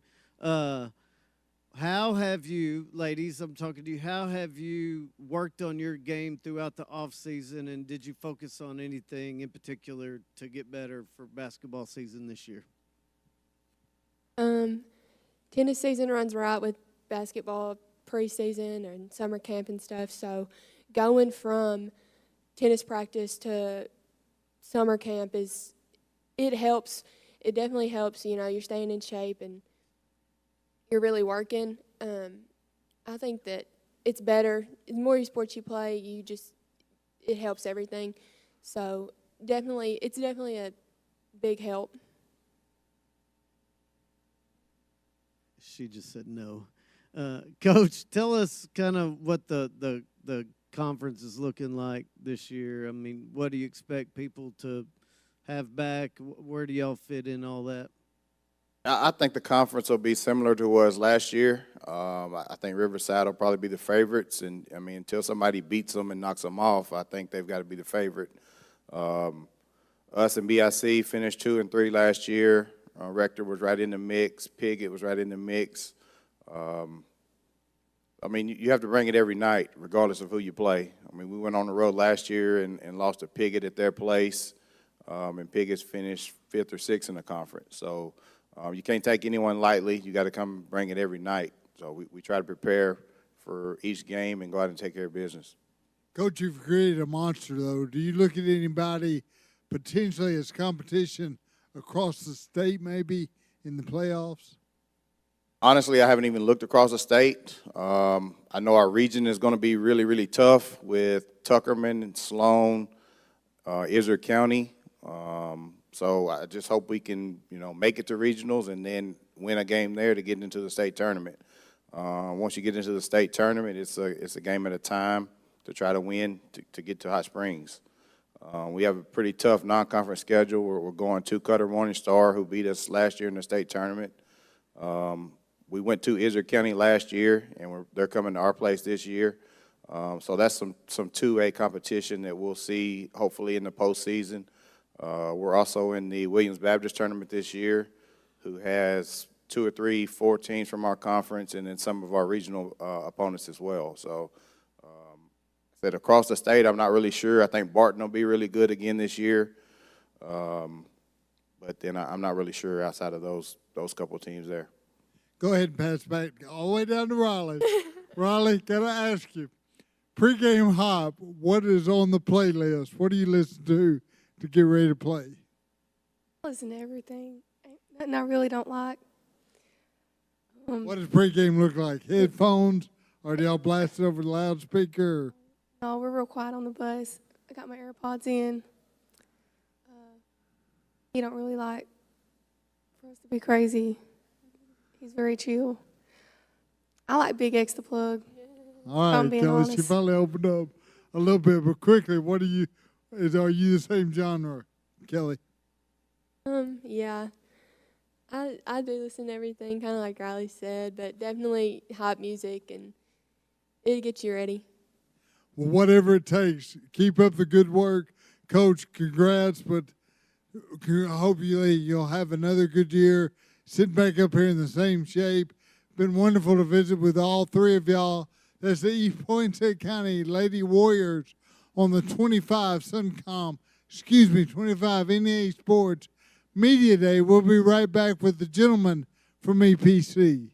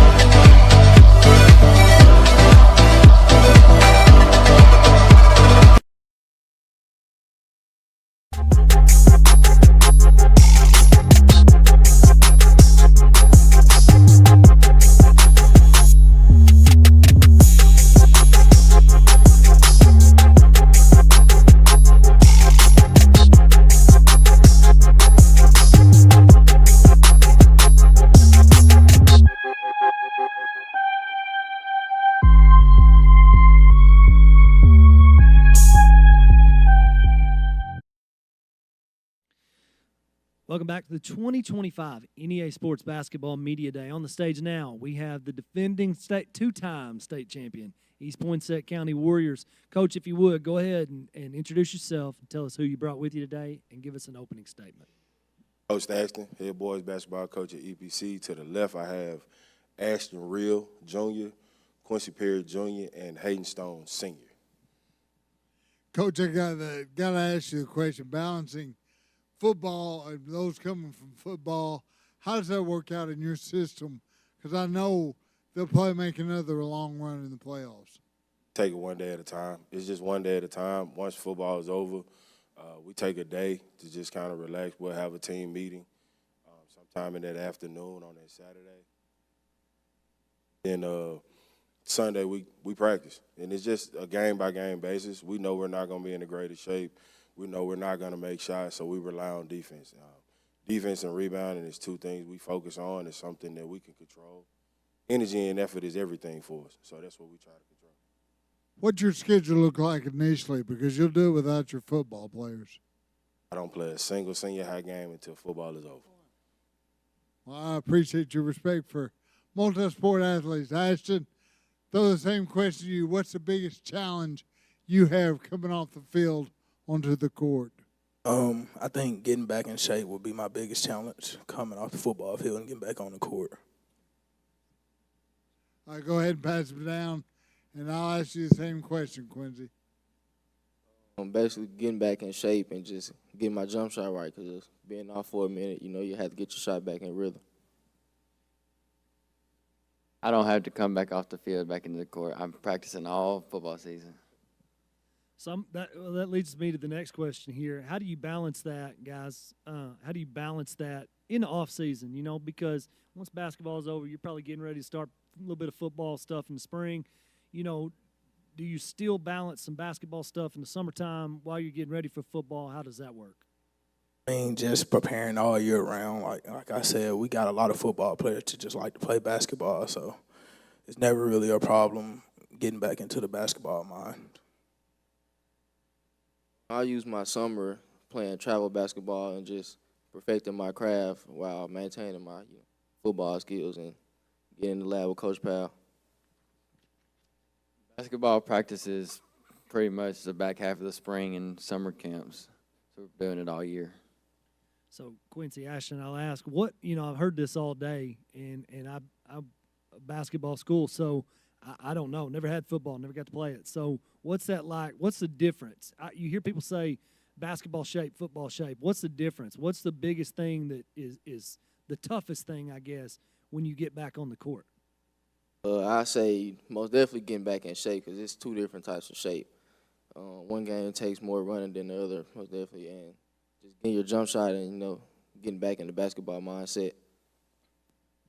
I mean, I feel like running up and down the field, you got breaks as in downset hood and stuff, but basketball, you up and down the court every single play, nonstop unless it's a timeout or a free throw or a dead ball. So it's definitely two different kinds of shapes to be in. Conference, let's talk about your schedule just in general. The conference is year in, year out. It's pretty tough, and it obviously it gets you ready, ready for that postseason. But kind of talk with us a little bit about conference, non-conference schedule. What's that look like?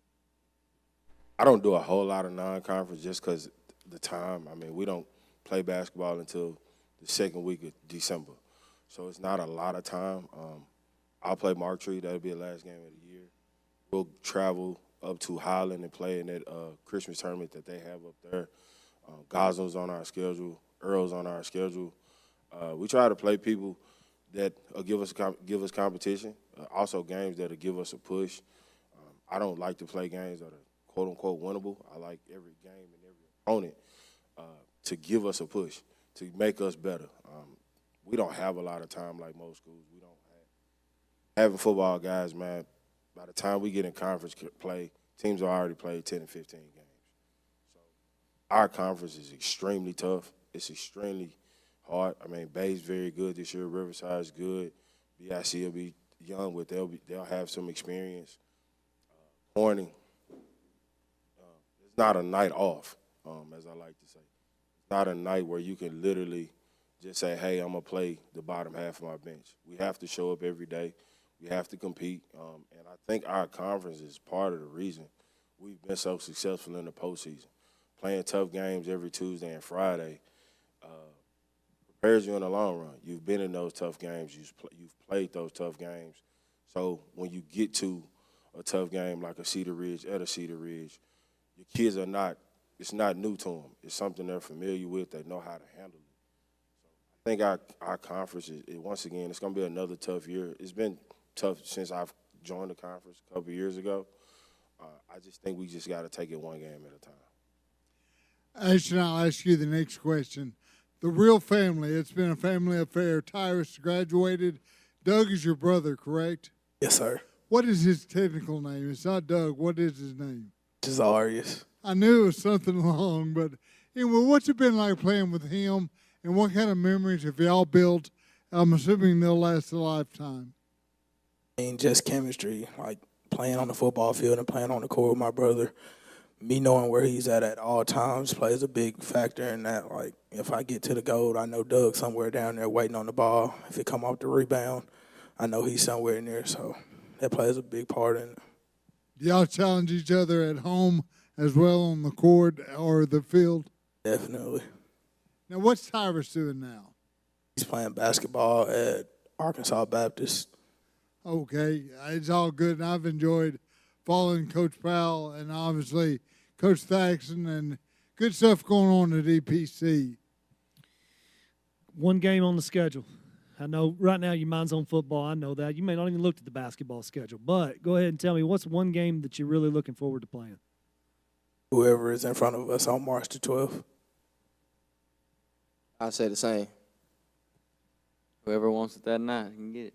Hey, here's the thing. At that point, when you've won 2 in a row, you can say those kind of things. You can step up there and say those kind of things. And until you don't, until somebody beats you, that's just the way it is. So, guys, we appreciate y'all. Coach, we appreciate you.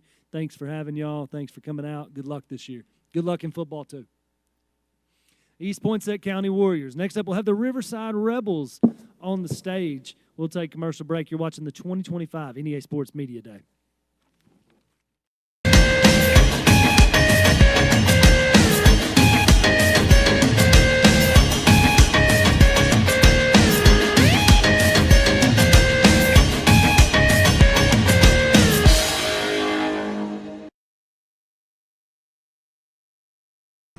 It's almost time to tip it off. The 2025 NEA Sports Tip-Off Classic hits the court Saturday, November 15th at Nettleton High School in Jonesboro. 5 huge games, 1 action-packed day. Heber Springs versus Valley View at noon. Paragould versus Riverside. Greene County Tech versus Ridgefield Christian. Searcy versus Westside. And the primetime showdown, Brookland versus Nettleton. Can't make it in person? Catch every game live streamed on the NEA Sports Facebook and YouTube pages. Don't miss the 2025 NEA Sports Tip-Off Classic.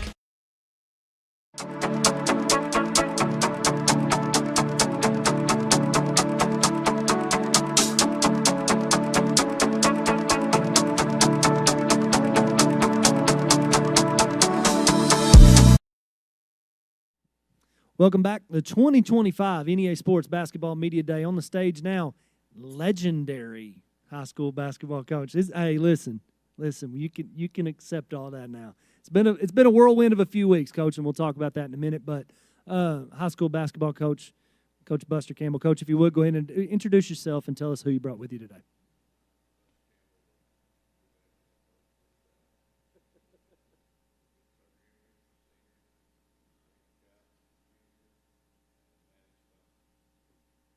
Talk to us a little bit about outlook for the season, just in general, and like an opening statement kind of thing.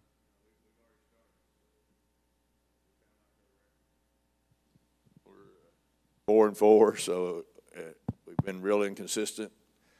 We played some really good basketball a couple of nights and some really bad basketball a couple of nights. So we're looking for some consistency. I think when we get everything together, and Tucker hadn't got to play, we're hoping he gets cleared this afternoon to play this weekend, so that'll help.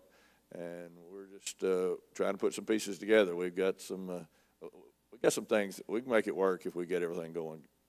Well, before we get too busy and sidetracked, I want to say congratulations on 1,000 wins. That's ultra impressive. That very few people can say that. So congratulations on that earlier this year. Well, I appreciate it. If you stay in it 50 years, you need to win a few. So. Well, we'll talk to the guys for a few minutes here. Tucker, we'll start with you. Hadn't been on the floor yet this year. Unfortunately, right now, I know you're itching to get back out there. Hopefully, good news coming today. So what's the mindset going to be like the minute you're able to get back on that floor?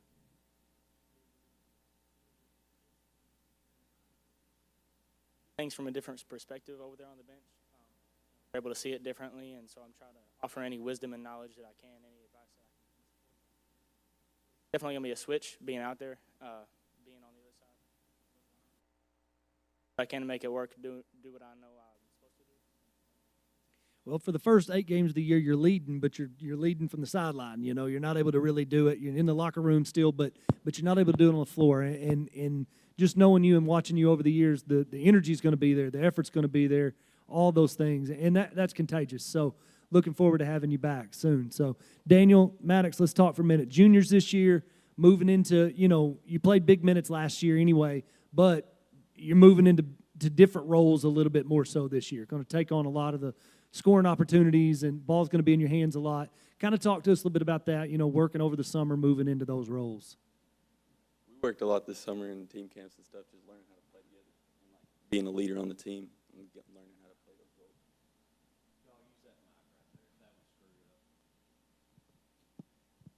Yeah, we just worked a lot of over the summer of just shooting, and then I worked a lot on conditioning, so I could just play however long you needed me to play. Yeah, one thing I'm happy you finally got a haircut. I appreciate that. Yeah, you look like a grown up. So yeah. Anyway, let's talk about what has changed off season wise as far as like the weight room. Are you getting in there, working out every day, getting physically stronger? Because just from the few games this year, you could tell you're just a different animal. All of you really just physically look more imposing, and talk about that a little bit. For sure, we have a lot of guys who play baseball, and our baseball team lifts year-round 3 times a week, and Daniel's one of those guys who does not, and so we have a period every morning where we have an opportunity to lift, so I'm up there with Daniel in the weight room a lot of mornings, and we're making sure we're getting stuff done, doing what we can to make sure we're in the spot physically and mentally that we need to be, and that and we attribute the weight room to a lot of that. I would say that the weight room was a big thing that I needed to get in this year. And so Tucker helping me out, that helped a lot. And I feel like I've been a lot more physical this year. There was not a lot of days this summer where we had a day off. So we just tried to hit it as hard as we could, 3 times a week, 4 times maybe. So, Maddox, don't ever let a person like Garrett make fun of your hairline when it looks like his. Tucker, I want to ask you a question real quick. Something that I've noticed over the course of your career, and I wanted to give you this opportunity to talk about it, is your faith in Jesus Christ. There's nobody that I've seen not afraid to talk about that, and I wanted to give you that opportunity today. Well, thank you. I appreciate that. And I was actually talking to some of the guys about it this morning. We often look for things to fill a hole in our lives and in our souls. I mean, and oftentimes we being athletes, that hole, we try and fill it with sports. We try and fill it with every other thing but God. And like I said, I was telling them this morning that that's the only thing that will never change. Nothing you can do could ever undo nothing you could do could ever undo the sacrifice He made for you about 2,000 years ago. And I know where I was at before I was in this spot in my life where I have peace, I have joy constant, because I know that He paid the price. And like I said, I'm thankful that I have an opportunity, I have a platform a little bit that I can use. I feel like a lot of the guys respect me, and I try and use that to do what I can for the kingdom of God, and I thank you for asking that. Well, and I say this, you don't just do it with your teammates. I mean, you're playing first base, and you'll talk to guys about it, I've been told. So that's pretty cool. Yes, sir. Thank you. Coach, I want to come back to you real quick. We were having some mic issues to start, and I don't think we got fully of what you were talking about this team. So I wanted to give you that opportunity to talk.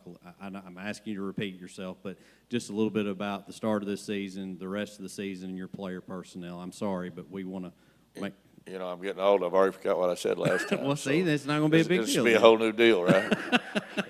No, I said we're kind of hit or miss. We're 4-4. That's the record says it all. We're there one night and gone the next, and we've just got to get some consistency. We've had some injuries, and we're hoping to get everybody back. And I think we can be competitive. We've got all the stuff. We've got to learn how to work a little harder and be a little more consistent. And right now, we've got a lot of shooters, and we're looking for some more makers. So, you know, we've got to start putting the ball in the bucket. So, you know, but I think when we get everything together, we'll be a tough out for some teams in the league. We're going to be in the mix. Guys, I promise those jokes get funnier when you get older. They're not so funny when you're sitting there. I get it. I get it. I've been there. But he's right. And you got the talent. You got some guys that are there that can really play, and they're a joy to watch. But real quick, let's hear one game on the schedule, one you're really looking forward to playing. I know you're just going to, Tucker, you just want to get back out there. I know you're going to say that, but tell me one. Give me one. That's tough. Like they've talked about, our conference is so competitive, and so really any given night, Bay is always a big rival. You know, it's always in a fun, exciting game, and so I'd say NEPC too, but I say we're looking to play Bay and get ready for them. I would say that all conference games are going to be a really big game, and like playing against our rivals like BIC, Bay, and EPC, it'd be fun playing them. My favorite game, I love to play BIC, just the rival we have, and then that's just. Well, guys, thank you very much. Coach, thank you very much. Again, going to be a fun year. Enjoy it, because, well, Tucker, this is it. So keep battling, son, okay? All right, thank y'all very much. Good luck. We are going to take a commercial break. When we come back with the Riverside Lady Rebels on the stage. You're watching the 2025 NEA Sports Basketball Media Day.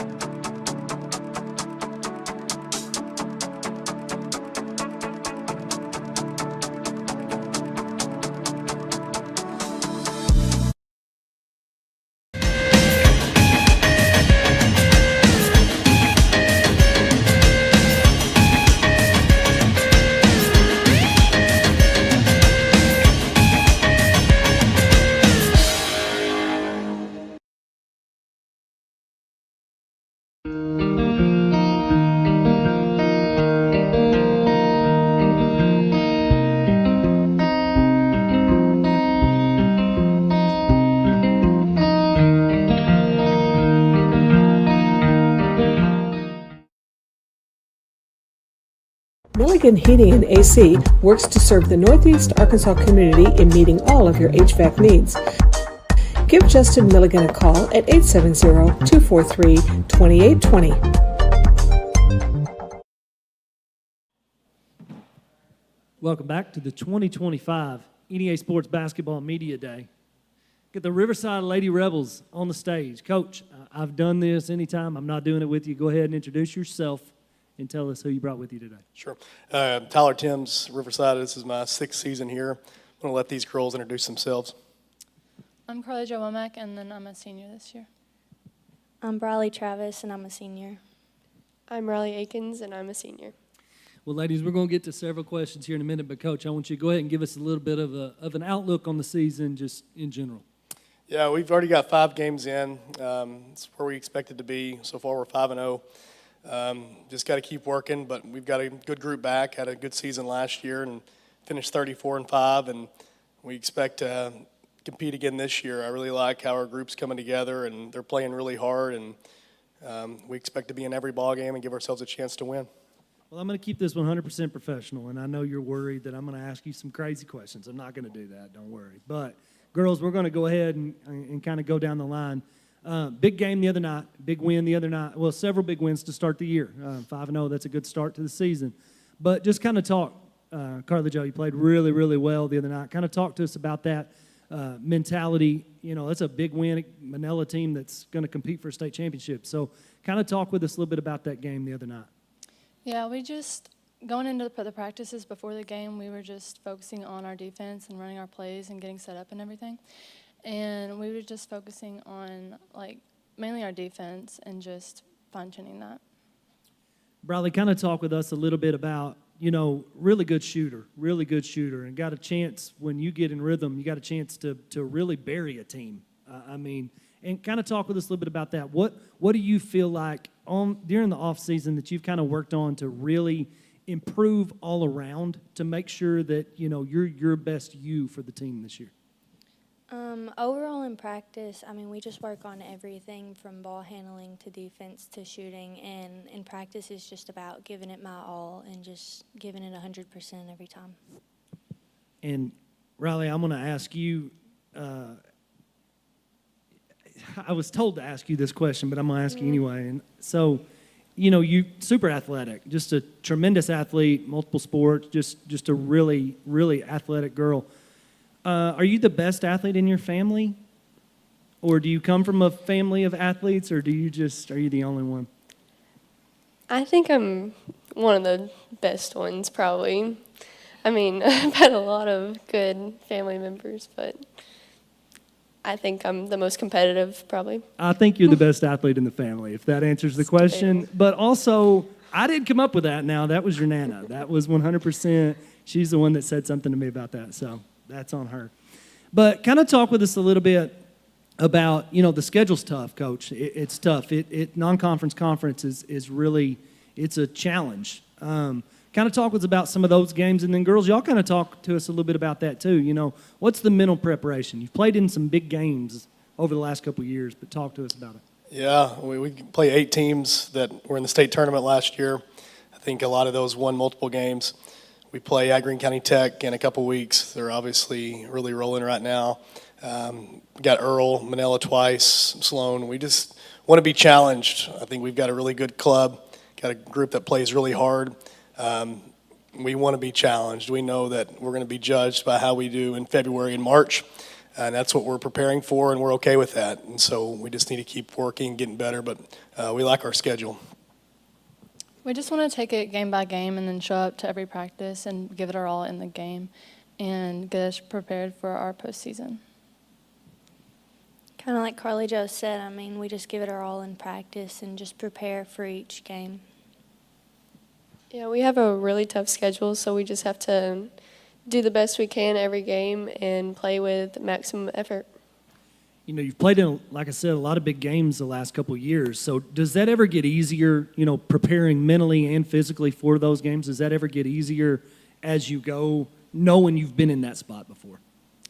Well, since I'm a senior, I feel like I'm more experienced than, like, being a sophomore or junior. So I feel like I am, like, prepared for these games. And as long as we're, like, prepared in practice and giving it our all in the games, then I feel like we'll be there.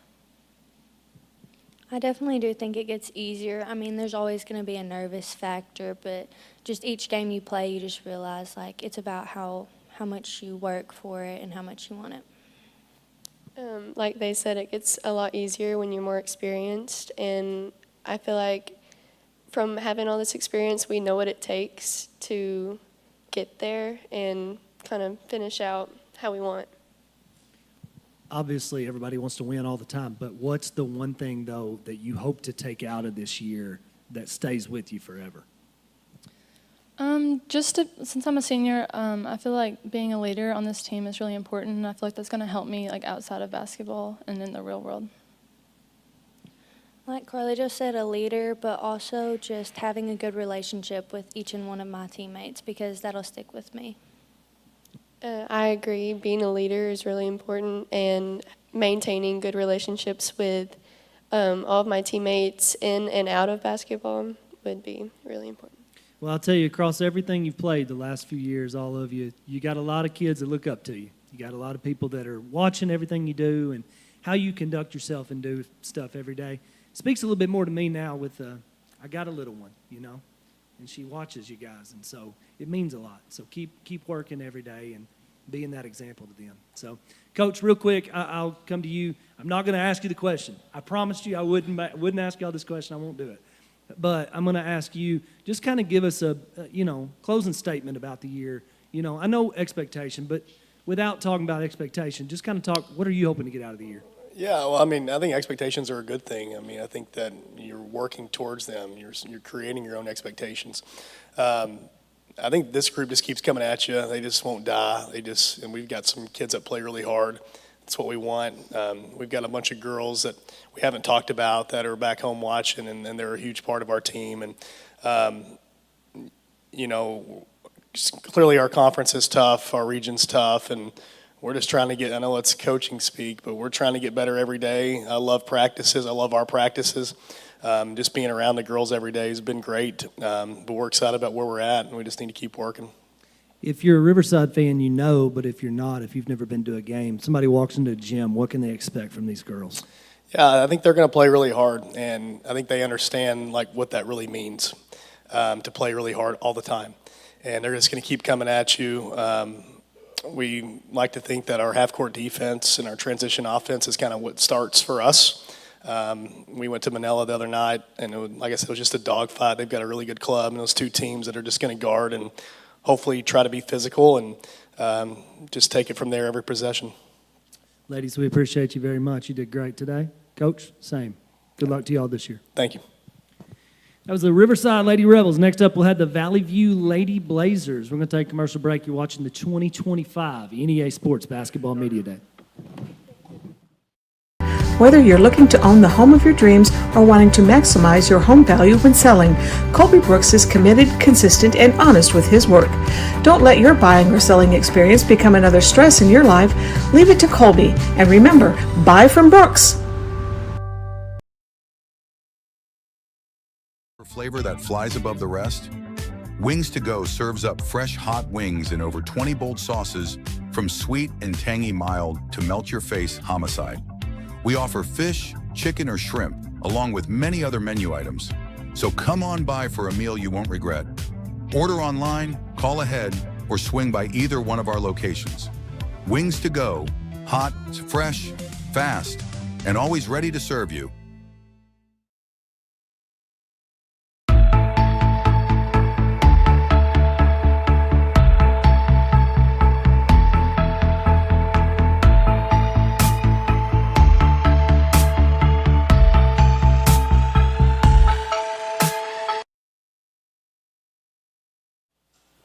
Hey, welcome back to the NEA 2025 Basketball Media Day. Up next, the Lady Blazers of Valley View High School, Coach Angie Ellis. I just did it, but introduce yourself again, and the ladies to your left. Okay, I'm Angie Ellis, and I coach the girls at Valley View. I'm going to pass them the mic.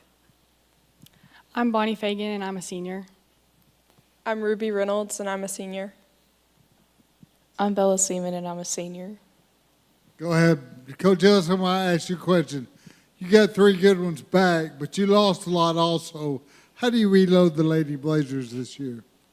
You know, I think we start with experience. And if we have one strength going into this year, it's that we have 7 seniors on the roster. And since I've been there, this is my 8th year. This is by far the most seniors that we've had graduate playing basketball. So when these girls were sophomores, all 3 of these started at some point. And so, you know, I think that our experience with our seniors, we're going to have to depend on a lot. And that also means that some of their roles are going to have to change this year. I think last year, some of them kind of got caught in a role that they did well accepting, as far as playing around Alana and Annika. But this year, especially these 3, we're just going to need a lot more production from them. And I think they're up for the challenge. All right. Coach, if you'll pass it over, I want all 3 ladies to answer this. I want you to talk, you got 7 seniors on the team. What does it mean to be a Blazer? And then talk about team chemistry on this year's group. It is kind of crazy because I feel like a lot of us have played together for several years now, and the seniors are super close, and we have 3 sophomores that were also super close. I played volley with them, and I love them so much. So we just practice hard every day and hang out with each other outside of practice, and yeah. I feel like we have really good team chemistry just because, like Bonnie said, we've played together our whole lives. And then Bree and J-Lo, they've also come and they'll help us a lot this year. But we've just played together for so long, so I think it helps that we're so close, and it'll help us on the court too. I just feel like they said, we've all played together for so long, but also the 3 sophomores are super competitive, but they're also just great people. So I just feel like we've all, came together a lot, and I'm excited for this year. Right down to Coach Ellis. Obviously, Bonnie, I'm a big fan. I love the way you play. You're athletic. You have a brother that's a great athlete. Bree Huff obviously has a brother who plays in Missouri, but she's maybe the best athlete on your squad. How did she contribute that athleticism to the Lady Blazers this year? Bree is going to play a really important part of what we do this year. And, Bree has the strength is she's a phenomenal athlete. Probably what people don't know is how much she has worked on her game this summer. In other summers, we just don't put a lot of that out there. But she's going to play AAU. She's been at the gym a whole lot this summer, and I think people are going to be surprised unless you watch us play this summer at how much she can do on the court. I guess if you want to say the weakness of that is she's never been in this role before, and so I expect her to. She's an aggressive kid, so that's not going to be the problem. But she's just going to have to carry us a lot because we've only got. We're going to play. Bonnie's going to play a post for us this year. We've got a couple more, but Bree's going to be on the court, and she's an important piece of what we're going to do. All right, Coach, pass it back to Bonnie. I want to answer from all 3 ladies. Now, I know a lot of you are multi-sport athletes, so you've got a lot going on, but what have you done over the course of the off-season to improve your game individually? I feel like I definitely shot more than I did last year, so I'm hoping this year I shoot better in games than I did last year and hopefully get to shoot more threes this year. I feel like we've had a big emphasis on shooting in our preseason and just hoping to be more consistent in games. Like they said, we've done a lot of shooting. We've also done a lot of ball handling and conditioning, so I just think we're going to be prepared. Bonnie, I'll patch back. We'll start with you and go back down to the ladies. Your role on the team, obviously you're going to be inside this year. What did you learn from Annika and playing with her for a year? How does that help you out? Playing with Annika was great. She was always super tough, and so she showed me, she was a great example in practice when I got to play against her. So I'm hoping I fulfill her role this year. Ruby, what is your role on this team, and what do you see yourself? How are you going to contribute to the Lady Blazers? My role is more of a shooter, and I like to take charges a lot, so I would say those are the top 2 things I'm best at. Bella, I'll ask you the same question. I think my main role is usually defense, but this year I'm hoping to be a little more aggressive with the ball and definitely work on being more consistent in games with my shot. All right, if you'll pass it back to Coach Ellis. Coach Ellis, talk to us about non-conference schedule and then kind of how the conference is shaping up this year. Okay, non-conference. It seems like I think it's just a common trend that it's I don't know why it's hard to find maybe home and home games, and so we're in 3-day classics, and I think other coaches I've talked to are kind of trended to doing the same thing. So we start with Osceola tomorrow night. And then next week, we'll see Jonesboro, and we'll go to the Wynn Classic where we'll play Mountain Home, Bald Knob, and Joe T. Robinson. Sorry, I just saw that. I shared that last night. They've got better memories than I do. So we're going to see some good talent, right off the bat. The 3-day classic kind of concerns me this early on because I don't know that we're in a 3-game shape yet. I had more fall athletes this year than I've had previously, so I've just had, I think yesterday was practice number 8. And so, but I guess I told them yesterday, we're going to play kids early. Like we're going to play a lot of kids early just to get us through the 3-day classic. And then we go to Greenbrier and do the same thing 1st of December. And I think it's all 5A schools there. So we see Greenbrier, we see Batesville, and we see Sheridan. So it's a tough it's a tough non-conference, and this is all in preparation for the 5A East. And it's just Bella, she's already got a scouting report like for next weekend, and I'm still I'm still working on Osceola for tomorrow night. So the 5A East it's a great conference, very athletic. We take it one game at a time, and you got to prepare for everybody. Well, Coach, great job. You know I'm a big Blazer fan, so wish the best of luck to the Lady Blazers this year. That's the Valley View Lady Blazers once again. We'll be right back after the break with the gentleman from Valley View. So join us back on the NEA Sports Media Day. Thank you.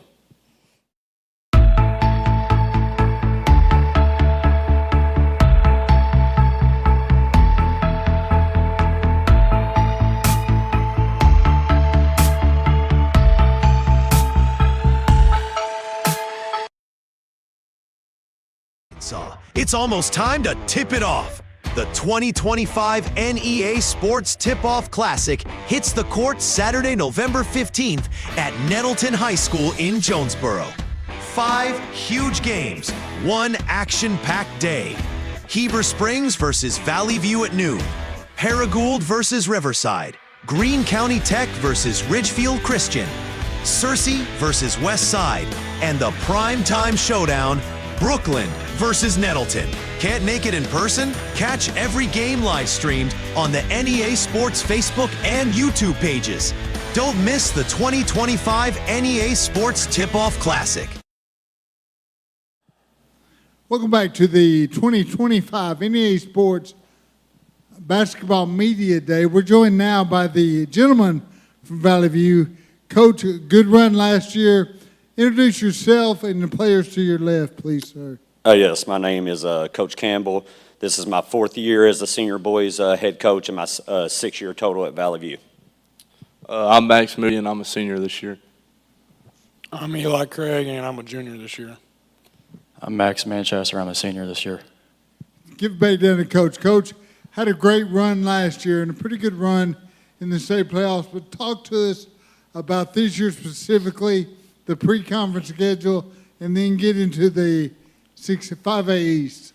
Yeah, of course, we went 24-6 last year, made the state tournament again, played really, really well in that game, just came up a few points short. But this team this year, like I told them the other day, I'm extremely excited to see how they come out and compete this year. They need to go write their own story. I don't want them to look at last year or the year before that or year before that. This is their chance to go out and write their own story this year and to create their own legacy for these 2 seniors right here. And, of course, Craig as a junior. How are they going to be remembered as a team? So I'm excited to see how they do that. They came into practice every day, competed their butts off. Played really, really hard, getting after each other, making each other better. And so as a coach, you love to see that. Non-conference schedule, we'll open up this Saturday in the NEA Sports Tip-Off Classic at Nettleton against Heber Springs at 12 o'clock. So we're excited to get tipped off and underway. The week after that, we go to Brooklyn for the Empower Classic or Central Dealerships Classic. I think they changed the name. I can't remember which one it is now. But we play Brookland, Farmington, and Eastham in that back-to-back-to-back, so really good competition there. I want to test this early. And then, of course, we got on the schedule, I was telling them just a second ago, we got about 5 games in 8 days in December. We go to Valonia for the V-Town Showdown again that we were in. That's a really competitive tournament for us. And then we have a home-and-home series. This year we go to Westside. Next year they'll come to us. And then we got Forest City the next night at home, a real good 4A team coming to us to play. And then we got a little bit of a break, and then we play Brookland at home, and then we got the NEA. And then we'll get into conference play after the NEA. So, Coach, you lose some production last year with Barr and Ellis, and where are you hoping to find that on this year's roster? Yeah, those were really good players for us. They played hard, got after it. I coached those guys ever since my first year. I was here at Valley View. And, these guys right here, they got a lot of experience last year. As I mentioned to some of them the other day, some of their roles are going to have to change. They're going to be getting pressured a whole lot more because last year those were the guys getting pressured in games and they were having to relieve the pressure off of them. This year they're going to be the ones getting a little bit more of that pressure and they're going to have to handle it. And also the guys that aren't here with us, they're going to have to step into that role now to step up and relieve the pressure off these guys next to us. But, I'm excited about it. These guys have the experience. They played a lot last year. a lot of key moments and a lot of big games for us, and that experience is huge, especially going into this year with all the talent that we lost last year. And Coach, you know, I know you've got a philosophy that kind of will follow you every year that you coach, but each year the identity of the team changes a little bit. What do you see this group's identity being, and what like keys that will help them, you know, as you get to February and that sort of thing? Yeah, I mean, our thing is going to be, and I've mentioned it all year long, we've got to be mentally tough. If we can't be mentally tough and mature out on the floor, we're going to struggle. And, you know, everybody loves to score and do all that, and, of course, points win you ball games. But I've been preaching to them we've got to be the toughest team on the floor each and every single night defensively. Because if we don't come out and play hard-nosed defensively, we're going to struggle. And it can't be taking one play off here because we're up 10, 12 points. No, we got to keep the pedal down the whole time. All right, Max, let's pass it over to you. So I know you guys do a lot of team stuff over the course of the summer, and you continue working, and it's year-round. We all get it. What have you done from last season to now to kind of work on your game individually? Well, at the end of season last year, we were scrimmaging one day, and I got hurt, so I was out most of the summer. But just when I got healthy, I came back and shot, and I don't know, worked on moves and stuff. So I mean, maybe it'll be better. And let's just hear both these guys.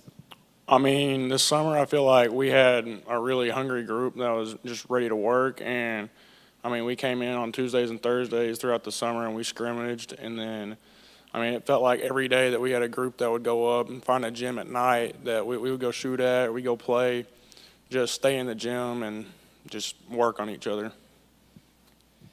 Yeah, I feel like last year, coming off of last year, we definitely had a bunch of guys just ready off a text message, just go meet at the gym and go get some shots up and work on everything and go get better. And it's good to have a team like that where everybody's hungry and ready to play again. Max, keep the mic. Coach Campbell's predecessor was your dad. What do you get at home over the dinner table? Does he coach you up a lot at home? Usually he tries to stay out of it because I like him too. We butt heads about that type of stuff, but if there's something he doesn't like, he'll definitely make it clear to me, and we'll make sure we get that right. But usually he's always great about it, and he's always looking out for me and making sure I'm playing my best. Eli, stepping into basketball, what do you see your role? Obviously, Coach Campbell said it's going to expand, but what will your role be on this year's basketball team? Honestly, this year I feel like I'm going to have to score a lot more, but I think just leading the team and setting by example, just making sure everybody's in the right headspace and that we're ready to go to war every game. I mean, I feel really excited about this team. We've had 14 in off-season for a while now, and we're all just really ready to play. Coach Campbell, I'll come back to you, Max, if we have time. I'm sorry. We talked a little bit off air about you have some that will transition from football. Tell us how they'll help you out. Yeah, you know, we got about probably, I told you, about 5 or 6 guys coming in from football. We got Levi Manning, Holden Murphy, Riley McNamee, Webb Bracey, and I'm probably for Kobe Wester. And then we have another one that's going to be coming in and trying out after football season's over with, Kamarian Davis. So, you know, I'm excited about all that. See those guys in here. Of course, they're in football right now. We wish them nothing but the best of luck tomorrow or Friday night against Harrison. But, you know, these guys that's been in here, we played 4 or 5 games last year while they were still in football playoffs. You know, those guys come in, it's going to be a transition for them, but they'll get it underneath their belt. And, you know, I'm excited to see all of them come in and see what they can bring to the table. Max Moody, I'll ask you this question, very important question. Talk to us about your pregame playlist. What gets the Blazers hyped up? Well, Gavin last year, we'd get off the bus and he'd have both of his turtle boxes. He'd jam us up before the game, you know, and get us riled up. But I don't know, he just a little bit of everything, really. But we had a good time. I don't know what we'll do this year. I'm sure somebody will have to step up. And it'd be hard to replace Gavin. Yes, sir. Any preferences by Eli, your Max Manchester, as far as pregame music? Not really. We just kind of went with the flow last year, Gavin, you know, some crazy music. Yeah, I like that. He said if Gavin had a speaker, he's playing the music and we didn't have a say in it. So it's about how the music went last year, and somebody's going to have to step up this year. Well, he will be missed in a lot of ways. Obviously, you lost a lot, but I look forward. You got a lot coming back, Coach Campbell. Blazers, great job on the table up there. Wish you the best of luck. Light the flame, and we'll be right back with the Sloan Hendricks Lady Greyhounds. So stay with us on the NEA Sports 25 Basketball Media Day.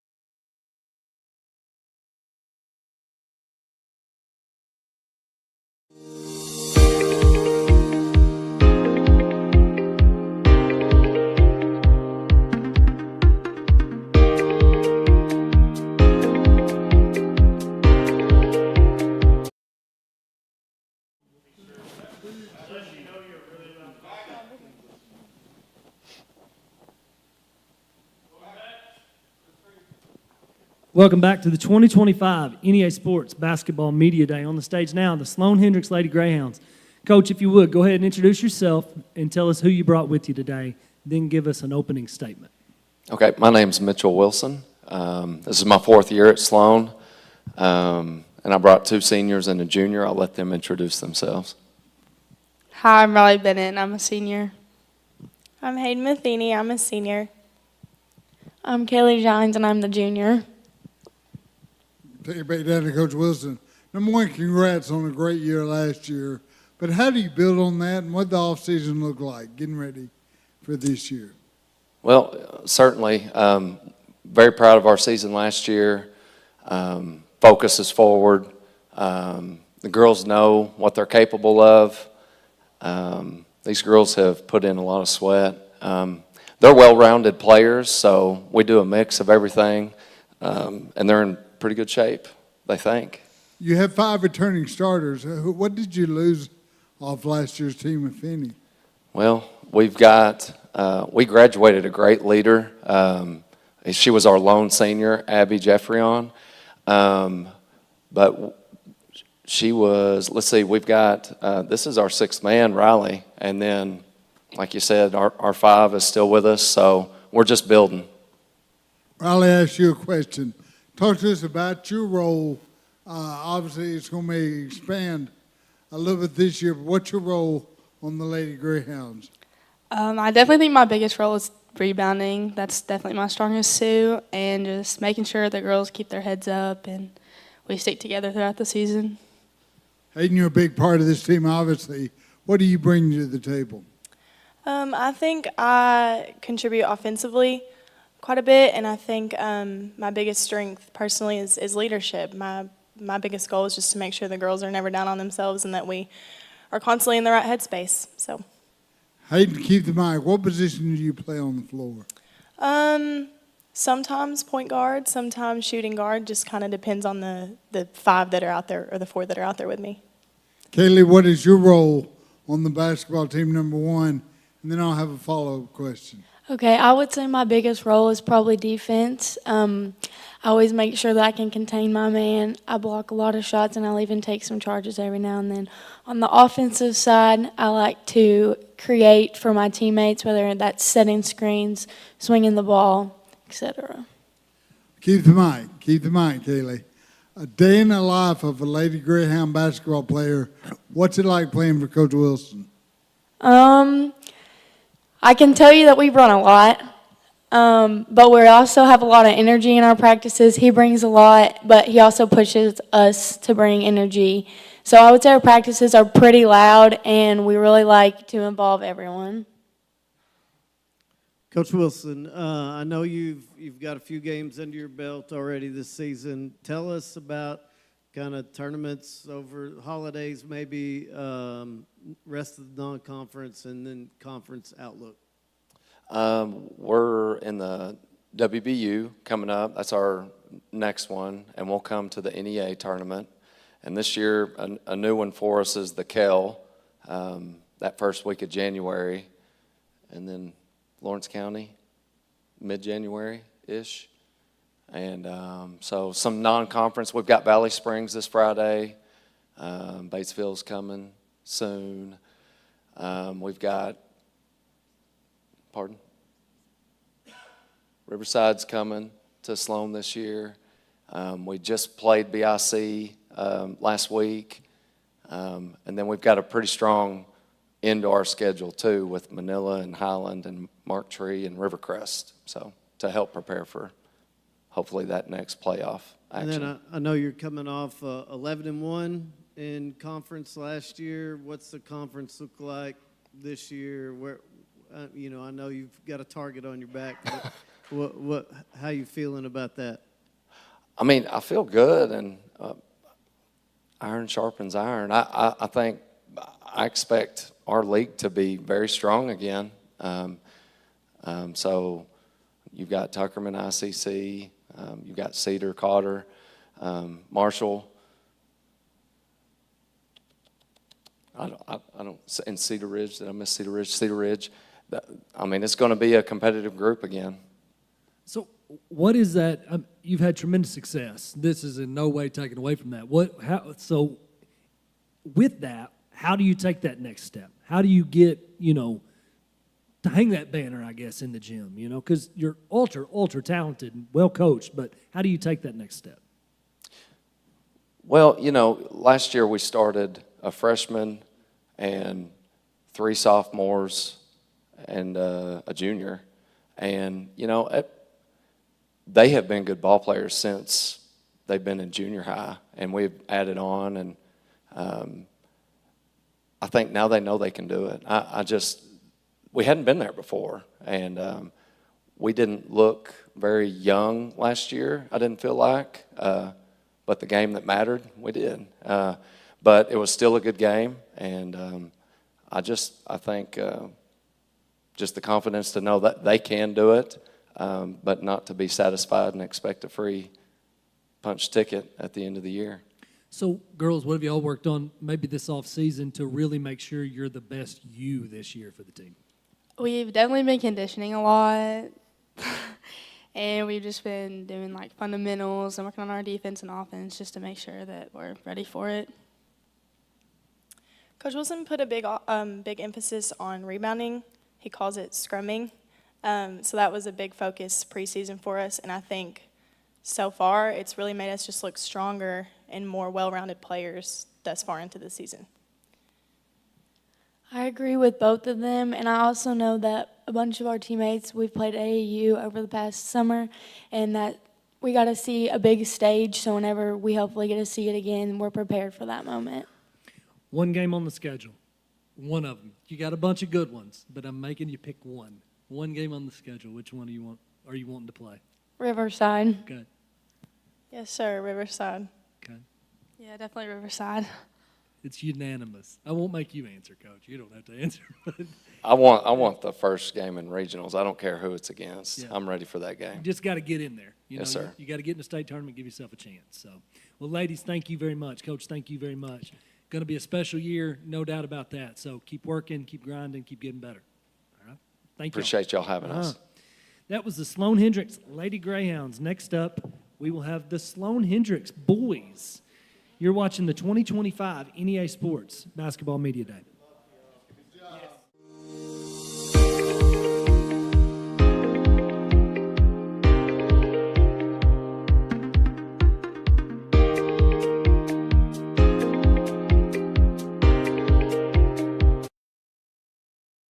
In 25, the forgotten legends of small school hoops return to the spotlight. Now the game enters a new quarter. This December, the Final Jump Shot podcast makes its highly anticipated return for a second season.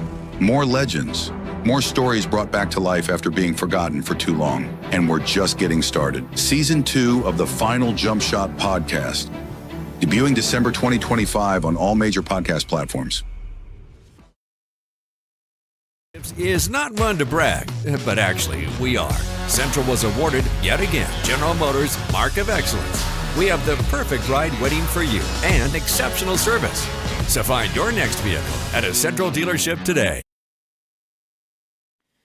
Welcome back to the 2025 NEA Sports Basketball Media Day. On the stage now, the Sloan Hendricks Greyhounds. Coach, if you would, go ahead and introduce yourself. Tell us who you brought with you today and give us an opening statement. So I'm Daniel Bates. This is my 8th season. Be the head boys basketball coach at Sloan Hendricks. Right here beside me, I've got Hudson Rourke's a senior, Dallas Durham, a junior, and Colton Sexton, also a senior. Coach, typical 9 but football school. You've already played a handful of games. Walk us through your season so far. Yeah, so got started with some non-conference games. We played Ridgefield. We played Flippin. Flippin's got a really good team. Played really well over there. Matter of fact, Hudson Rourke's here had 43 points in that game. We've played BIC and Bay, and the non-conference games have went really well for us. So we'll talk about the conference in a second, but I got to ask Hudson. Hudson, I can't count to 43. What was there a different feeling that game, or did you just everything you threw up, the rim looked like an ocean, or? I mean, a little bit, but I'd say mostly the teammates. Dallas got me a lot. Got me the ball a lot. Coleman was setting good screens, and then Coach was obviously, once I got hot, was drawing up plays and stuff for me, but it's mostly a team effort to get that. Now, what position do you play on the Greyhound team? Mostly like a shooting guard, but I'll point guard some too if Dallas is out. Dallas, you are the point guard. What about your role as a leader on the team? Obviously, you do a good job distributing. Yes, sir. I try to find everybody and get everybody open for their shots because I have trust in my teammates. I know everybody works on their shot every day whenever I walk in the gym. Everybody's shooting. So, yeah. Colton, what about your role on this team?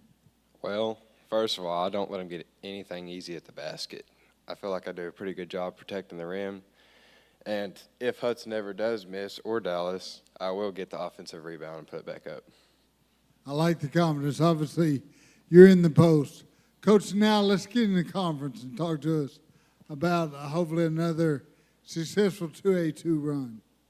Yeah, so we actually played last night, played Mammoth Springs, got our conference season started off.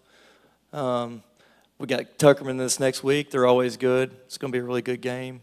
Cedar's still going to be good. ICC is going to be good. So, per usual, each night when it comes to conference play, you're going to have a battle and have to be ready to play. Obviously, you have some gentlemen that could fill up the basket. How do we work on defense, though? What does practice look like? Well, you know, after last night's game, we decided we haven't been working hard enough on defense, so we're going to really focus in and make sure that we carry our defense with us every night. But I've got some ideas that we're going to do, some different things, but we're going to tighten that defense up a lot more in the coming weeks. Hudson, what is your reaction to Coach saying that? I mean, I agree with him. We gave up, I think, 60 last night, which shouldn't happen, so we've really got to lock in on our defense. Yeah, we just weren't ready to play defense last night. Yeah, we were a little slow on defense. Coach, this is more of a statement. Maybe with these 3 guys right here and the 3 ladies that just left, what's going on at Sloan Hendricks that are producing such mature young adults? I honestly believe that it's the culture that's been set at Sloan Hendricks. Culture means so much. I hope all the young coaches realize that and can get off on the right foot developing that culture. But I think our culture is what separates us from most programs. There's great leadership at Sloan. On top of that, our administration, they're great, they're supportive, all the things. But we have great culture on both the girls' side and the boys' side. So, and it's really paid off, and it shows. Well, whatever y'all are doing, you're doing it right, because you've got 6 impressive young people here today. So kudos to you and all the admin there at Sloan Hendricks. Coach, as you move forward through the year, and this team establishes an identity and it solidifies and all that, what do you think the keys are going to be for you guys to have the most successful year that you can have? You know, these two guys, they're really good. I'll just say it. Most of y'all know that. They're going to average 20-something a game, both of them. We have to make sure that our other guys are productive in their roles, whatever that role is. As long as everybody that's on the floor plays their role to the best of their ability, we're going to have a really productive season. When we go outside of the box and try and do too much or too little, that's when we're going to have trouble. And so I think if everybody sticks to their roles and plays to the best of their ability, we'll be really tough. Colton, pass the mic all the way down. Got to ask you, obviously, these two are scores. Last year you averaged 8 and 8. A bigger rush for you putting the ball in the basket or cleaning the boards? Well, I mean, I'm just going to fill my role like Coach said. I'm going to keep working on them boards. I don't care how much I score as long as we win. No different, though. Do you like offense or defense better? Defense, for sure. Defense without a doubt. I know, Dallas, that's got to be a tremendous burden off your shoulders. Knowing Colton likes to play in the middle. Talk to us about y'all's relationship. No, I'm asking you, Dallas. Oh, you asking me? Oh. Yeah, I was like playing with a true big man. Oh, it's really good. I just know he's going to be in the right places whenever I drive. I can't even tell you how many assists I've gotten off of him, just dumping it down, him going up. So, yeah, it's really big playing with a real big man. Now, what's the difference in playing with Colton and playing with Hudson? Colton's going to give me a 2. Hudson's going to give me a 3. I mean, they're both. I mean, I always know where they're going to be. Our team chemistry is high. We talk about it. If somebody messes up, we're going to let each other know, and we're not going to get mad about it and hold grudges. That's what I like. Hudson, I ask you, do you feel a bigger responsibility to score, or you just want to win? Well, it really don't matter, how many I score a game as long as we win. And at the end of the day, that's all that matters, as long as we win and make a deep playoff run. There's one answer. There are two answers for when somebody asks you how many you score. You either score enough or not enough. If your team wins, you scored enough. If you didn't win, you didn't score enough, and that's the only answer that matters. But you guys got plenty of options. That's huge. That's big. You got another guy alongside of you that can really go as well. And then those role players, though, that's what wins you a championship. Yep. So as long as they understand that and everybody's on the same page about that, sky's the limit. And I know you know that, but getting that through to a bunch of 16, 17-year-old kids is tough sometimes. But, hey, Coach, thank you very much. Guys, thank you very much. I'm not going to ask you the question of the one game. I'll save you. I won't make you answer it. So just appreciate all of them. How about that? Thank you, guys. We appreciate y'all having us here. That was the Sloan Hendricks Greyhounds. Next on the stage, we'll have the Walnut Ridge Bobcats. We'll take a commercial break. We'll be right back. You're watching the 2025 NEA Sports Basketball Media Day.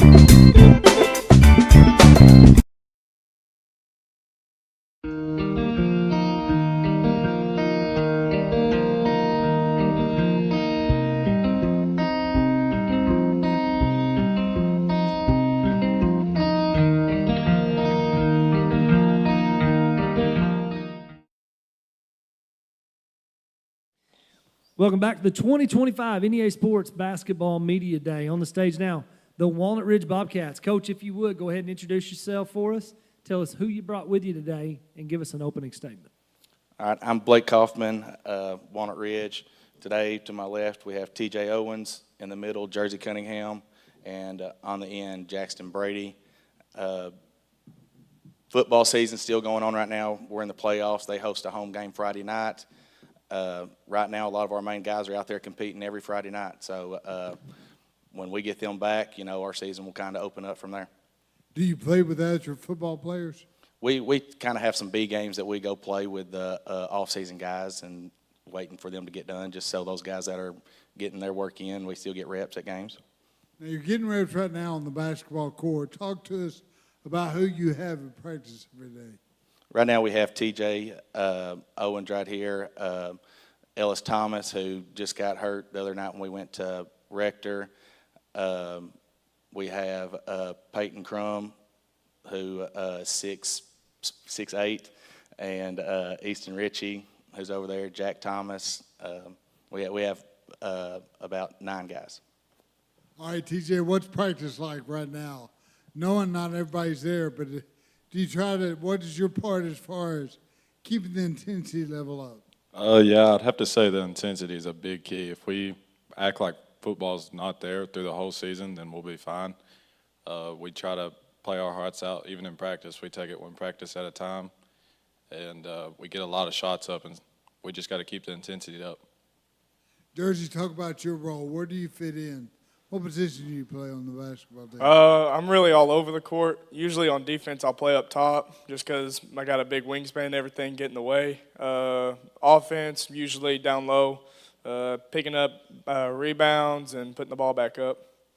Jackson, talk about your role on the basketball team.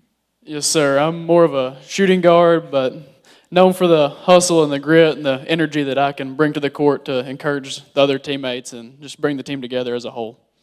Kind of talk to us a little bit, guys, about what's off season look like at a school that is, you got a great football program too. So what's off season basketball look like from the time season's over till now?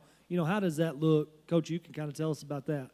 Well, right now we kind of said that we're going to focus on just a few things. The big thing was last year we were a terrible shooting team, so every day we're getting a ton of shots up. We hit the weight room a little bit more this year, and our ball handling. Well, those are kind of the 3 things that we focused on, and hopefully they'll pay out.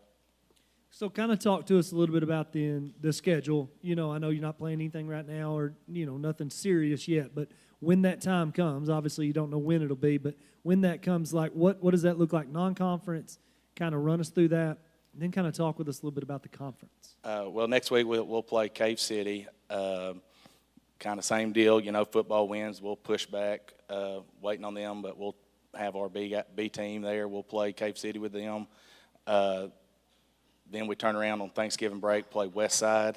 Then the Williams tournament opens up, and that's kind of where we normally start anyway. Our football team usually is in the playoffs, and we kind of get going with that Williams tournament, get a few games there and get ready because conference is usually about that next week. Coach, it's a great problem to have in my point of view. But what players do you expect to contribute from the football team? Well, these 2 guys that we brought today for sure. We also have Trevor Augustine, who's 6'5", big guy, 250, can move really well. We have Jace Blake, who's just a stud of an athlete. He developed towards the end of the year a shot last year that made him really tough to guard because he can get to the rim really quick. We have a young guy, Jasper Callahan, who's going to come out. He's going to help us. Trying to think who else we got, but we have about 7 guys that I'm expecting to come from football. That's going to help us a lot. Where will Blake play defensively? Because I know he, like you said, he's a great athlete. What is his role defensively for the Bobcats? Who's that? Blake. Jace Blake, we usually try and find their score, and he's going to be on that side of the floor, aware of where that guy's at. And a lot of times we'll just say no catch, and it makes it extremely difficult for his guy to even get a good look. All right, so first of all, I want to say congratulations, you guys, on a football season, and good luck in the Battle of the Bobcats this Friday night. I was at the game last Friday, and that was merciful. Yeah. How do you 2 guys, you football, basketball, how do you balance the 2? How do you go about the off season? Working on football stuff, but still getting shots. Tell me kind of how that works, Jersey. Really, right now, we're just worried about every Friday night. Not much basketball going on because, main priority is football. So as long as we can get what we need to do on Friday done, until we lose, we'll worry about basketball then. Yeah, I'm the same way, we'll go in for football, we still do the weightlifting, working on getting stronger and all that during football season, but still get shots up when we can for basketball, but football's the main priority right now. Gotcha. And Coach, ask you this, I know how athletic the conference is and all that. What are the keys for you guys in order to compete, in that conference? Turnovers. You're talking about 3 elite schools with athletic ability, the Osceola, Rivercrest, and Newport, who's going to pressure it from the time the tip-off happens. If we can limit turnovers, we'll have a shot every night just because of our size. Having big guys rebounding helps us. We're not too worried about the rebounding. It's just the turnovers that they cause. I'm going to light it up a little bit, guys. And TJ, I'll start with you. And I'll go on record as saying this. I was a little disappointed in Hoxie's answers. Talk to us about the pregame playlist. What gets you hyped up before a game? Well, honestly, since we played Westside last year, we tend to lock in before games now. We just kind of talk over game plans and try to focus on the game. So there's really not much music blasting and stuff like that. But if there is any music playing, probably like Boosie, stuff like that. Boosie, Lil Baby, stuff like that. I can't do any of the music. Even during football, basketball, baseball games, I'm the one sitting over there with probably some headphones on trying to cancel out noise, just trying to get myself focused. So, you got about 30 seconds left, guys. Let's answer this question. One game on the schedule. Football guys, you may not even looked at it yet, but one game on the schedule you're ready to play. From carrying bad taste in my mouth from baseball season, I'd have to say Harrisburg. Yeah, I'd probably say Manila or Hoxie, definitely too. I agree with Jersey, Manila or Hoxie. Those are always 2 big rivalry games that we enjoy to play. Well, guys, good luck. Good luck in football the rest of the way. Good luck this year in basketball. Coach, appreciate you, boys. We appreciate y'all. Good luck this year. Thanks for having us. It was the Walnut Ridge Bobcats. Next up, we'll have the Lady Bobcats from Walnut Ridge. We're going to take a commercial break. You're watching the 2025 NEA Sports Basketball Media Day.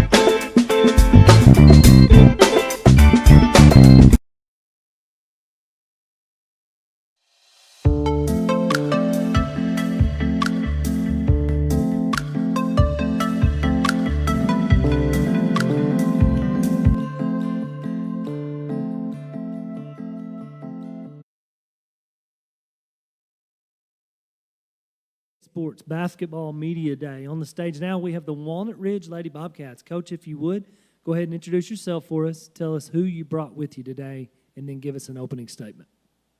I'm Skip Dulaney, and today I have 3 seniors with me. I have Candace Morgan, Kenley Fisher, and Selby Muradova.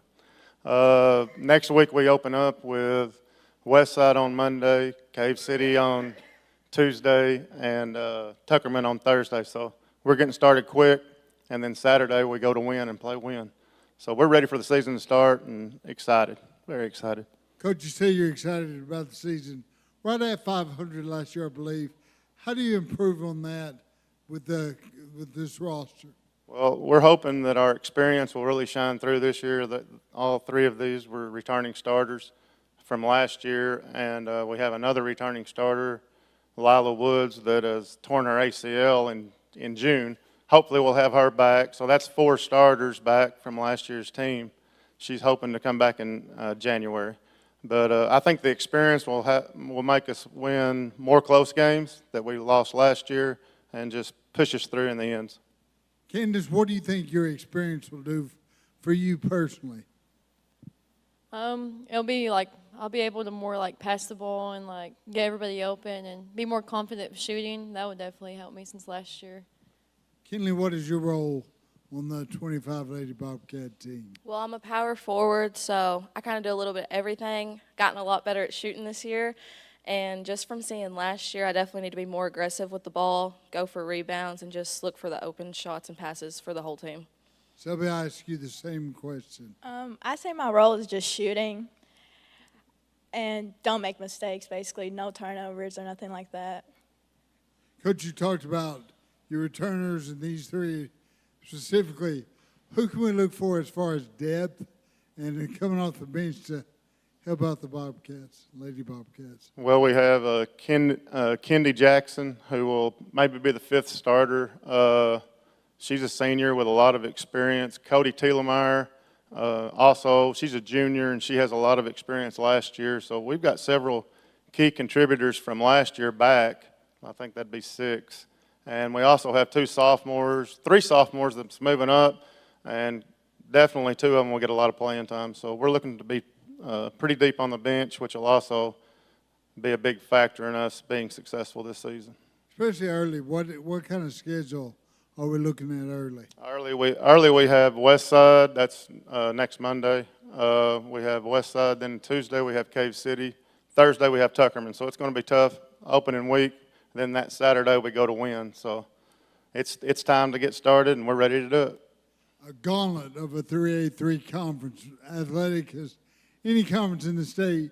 Where do y'all fit in the hierarchy as far as preseason rankings?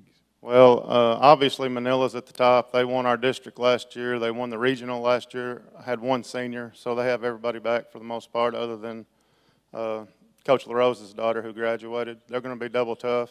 I feel like everybody else is going to be battling from second all the way to last. Anybody could beat anybody. It's just going to be a battle. Conference is tough, no doubt. And Coach, you've talked about the experience you have returning not only the ladies at the table but others. What are the keys for you guys as far as, as you get closer to February, what are the keys for you guys to be playing your best basketball?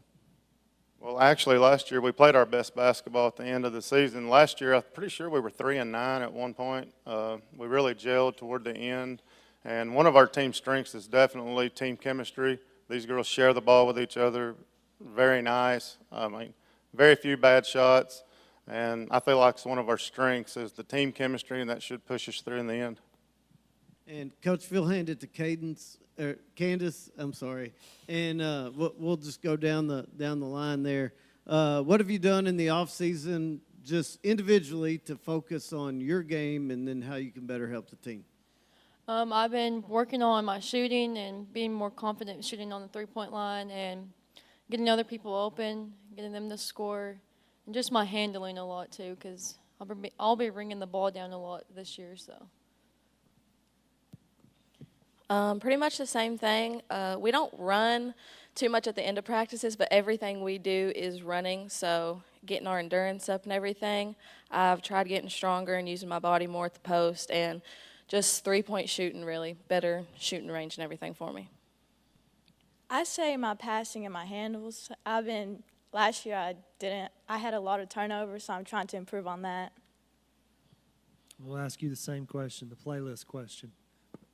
Maybe it's different than the boys. What's on the playlist? Like, what's a game better than just that though? What's a pregame? What's a day of the game leading up to that? What's that look like for the Walnut Ridge Lady Bobcats? And then what's on the playlist? How about that? To be honest, we all just goof off of each other and hang out in the locker room, and then we lock in at the last 5 minutes.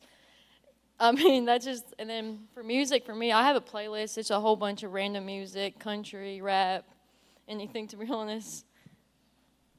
So, especially away games, team bonding, Among Us. We like to play a lot of games with each other on the bus, and if we're playing any music, it's probably Lila Woods over there, so anything she wants to put on that speaker is what we're listening to.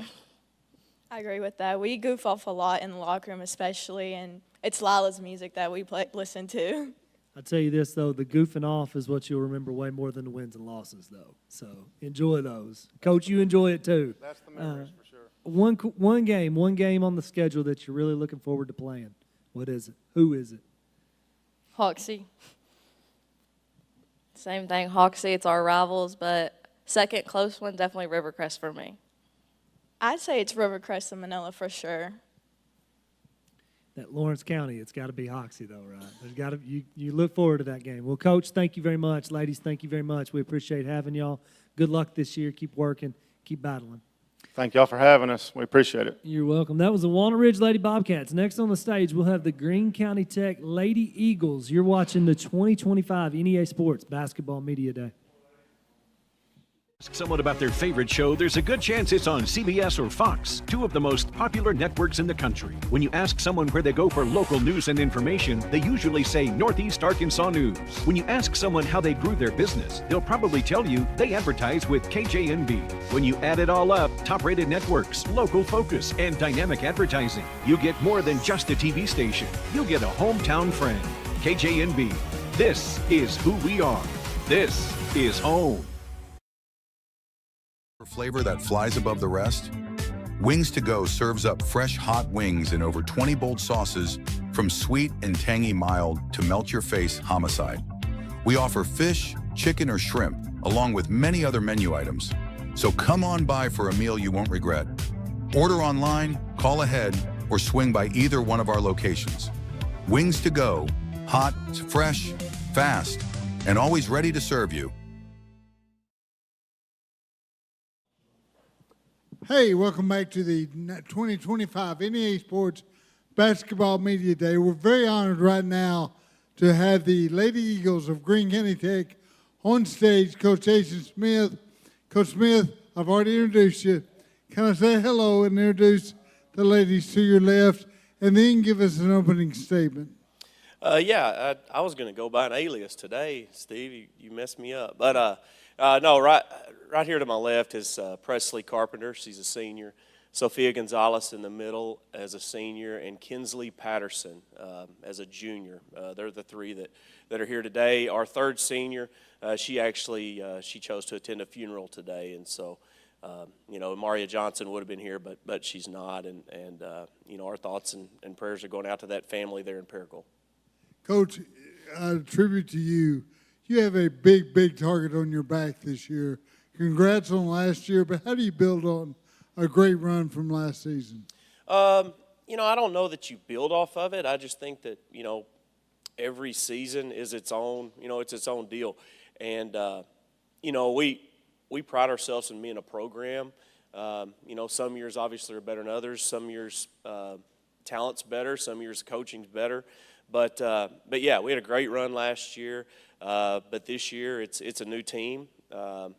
Really it's a lot of new pieces. We've got 2 starters back, but and 3 kids who played quite a bit. But that's really it.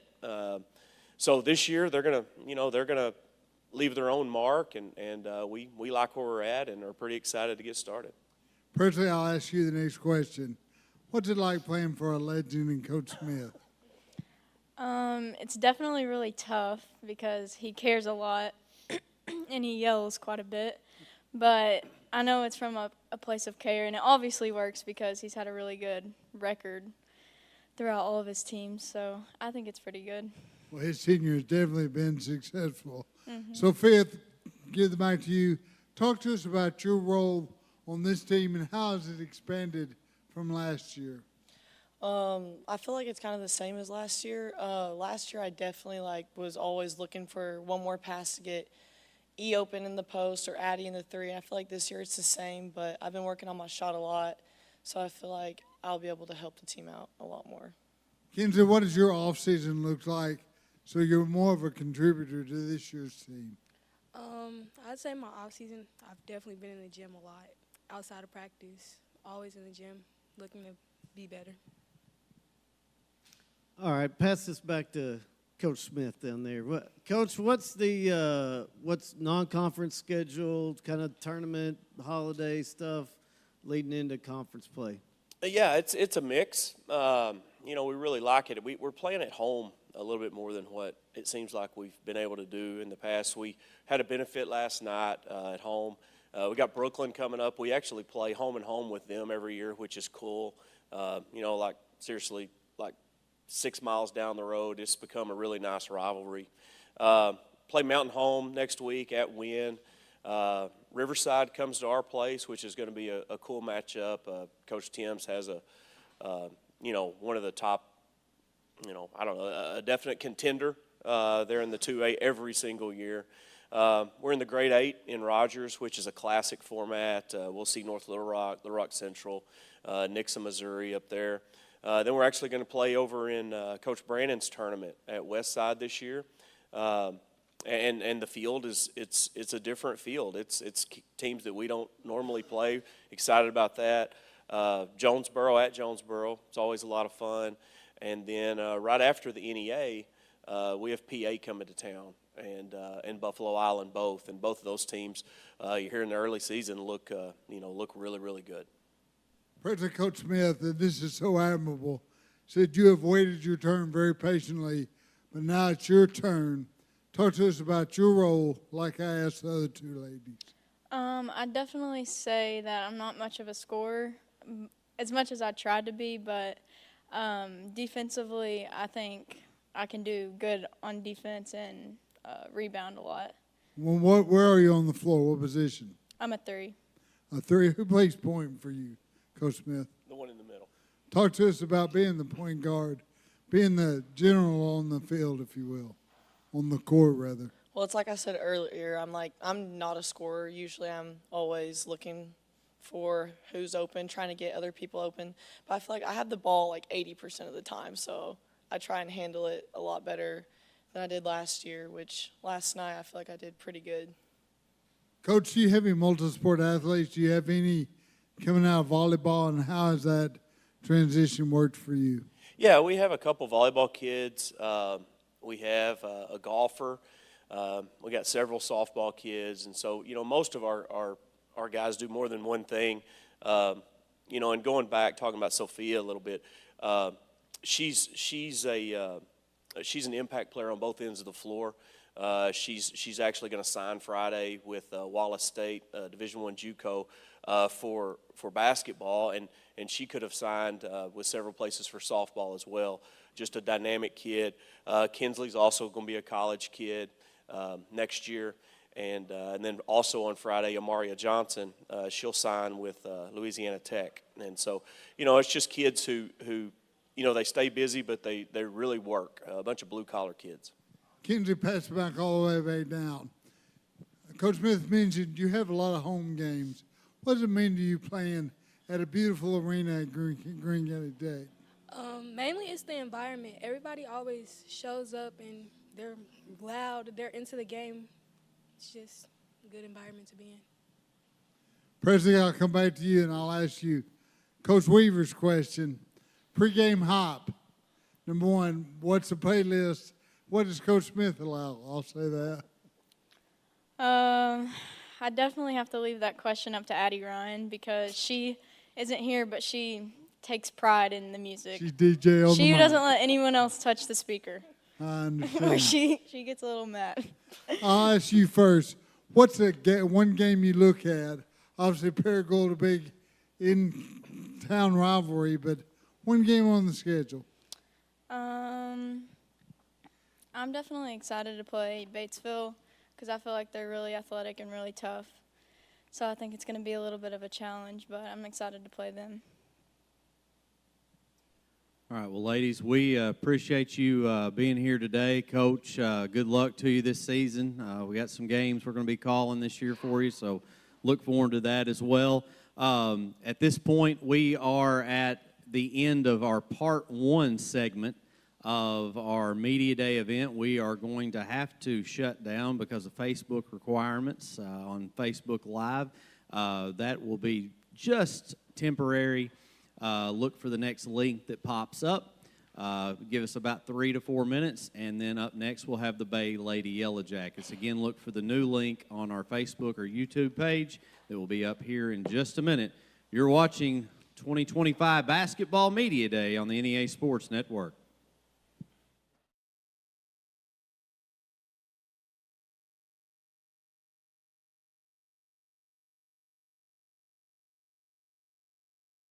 Are you ready for flavor that flies above the rest? Wings to Go serves up fresh, hot wings in over 20 bold sauces, from sweet and tangy mild to melt-your-face homicide. We offer fish, chicken, or shrimp, along with many other menu items. So come on by for a meal you won't regret. Order online, call ahead, or swing by either one of our locations. Wings to Go, hot, fresh, fast, and always ready to serve.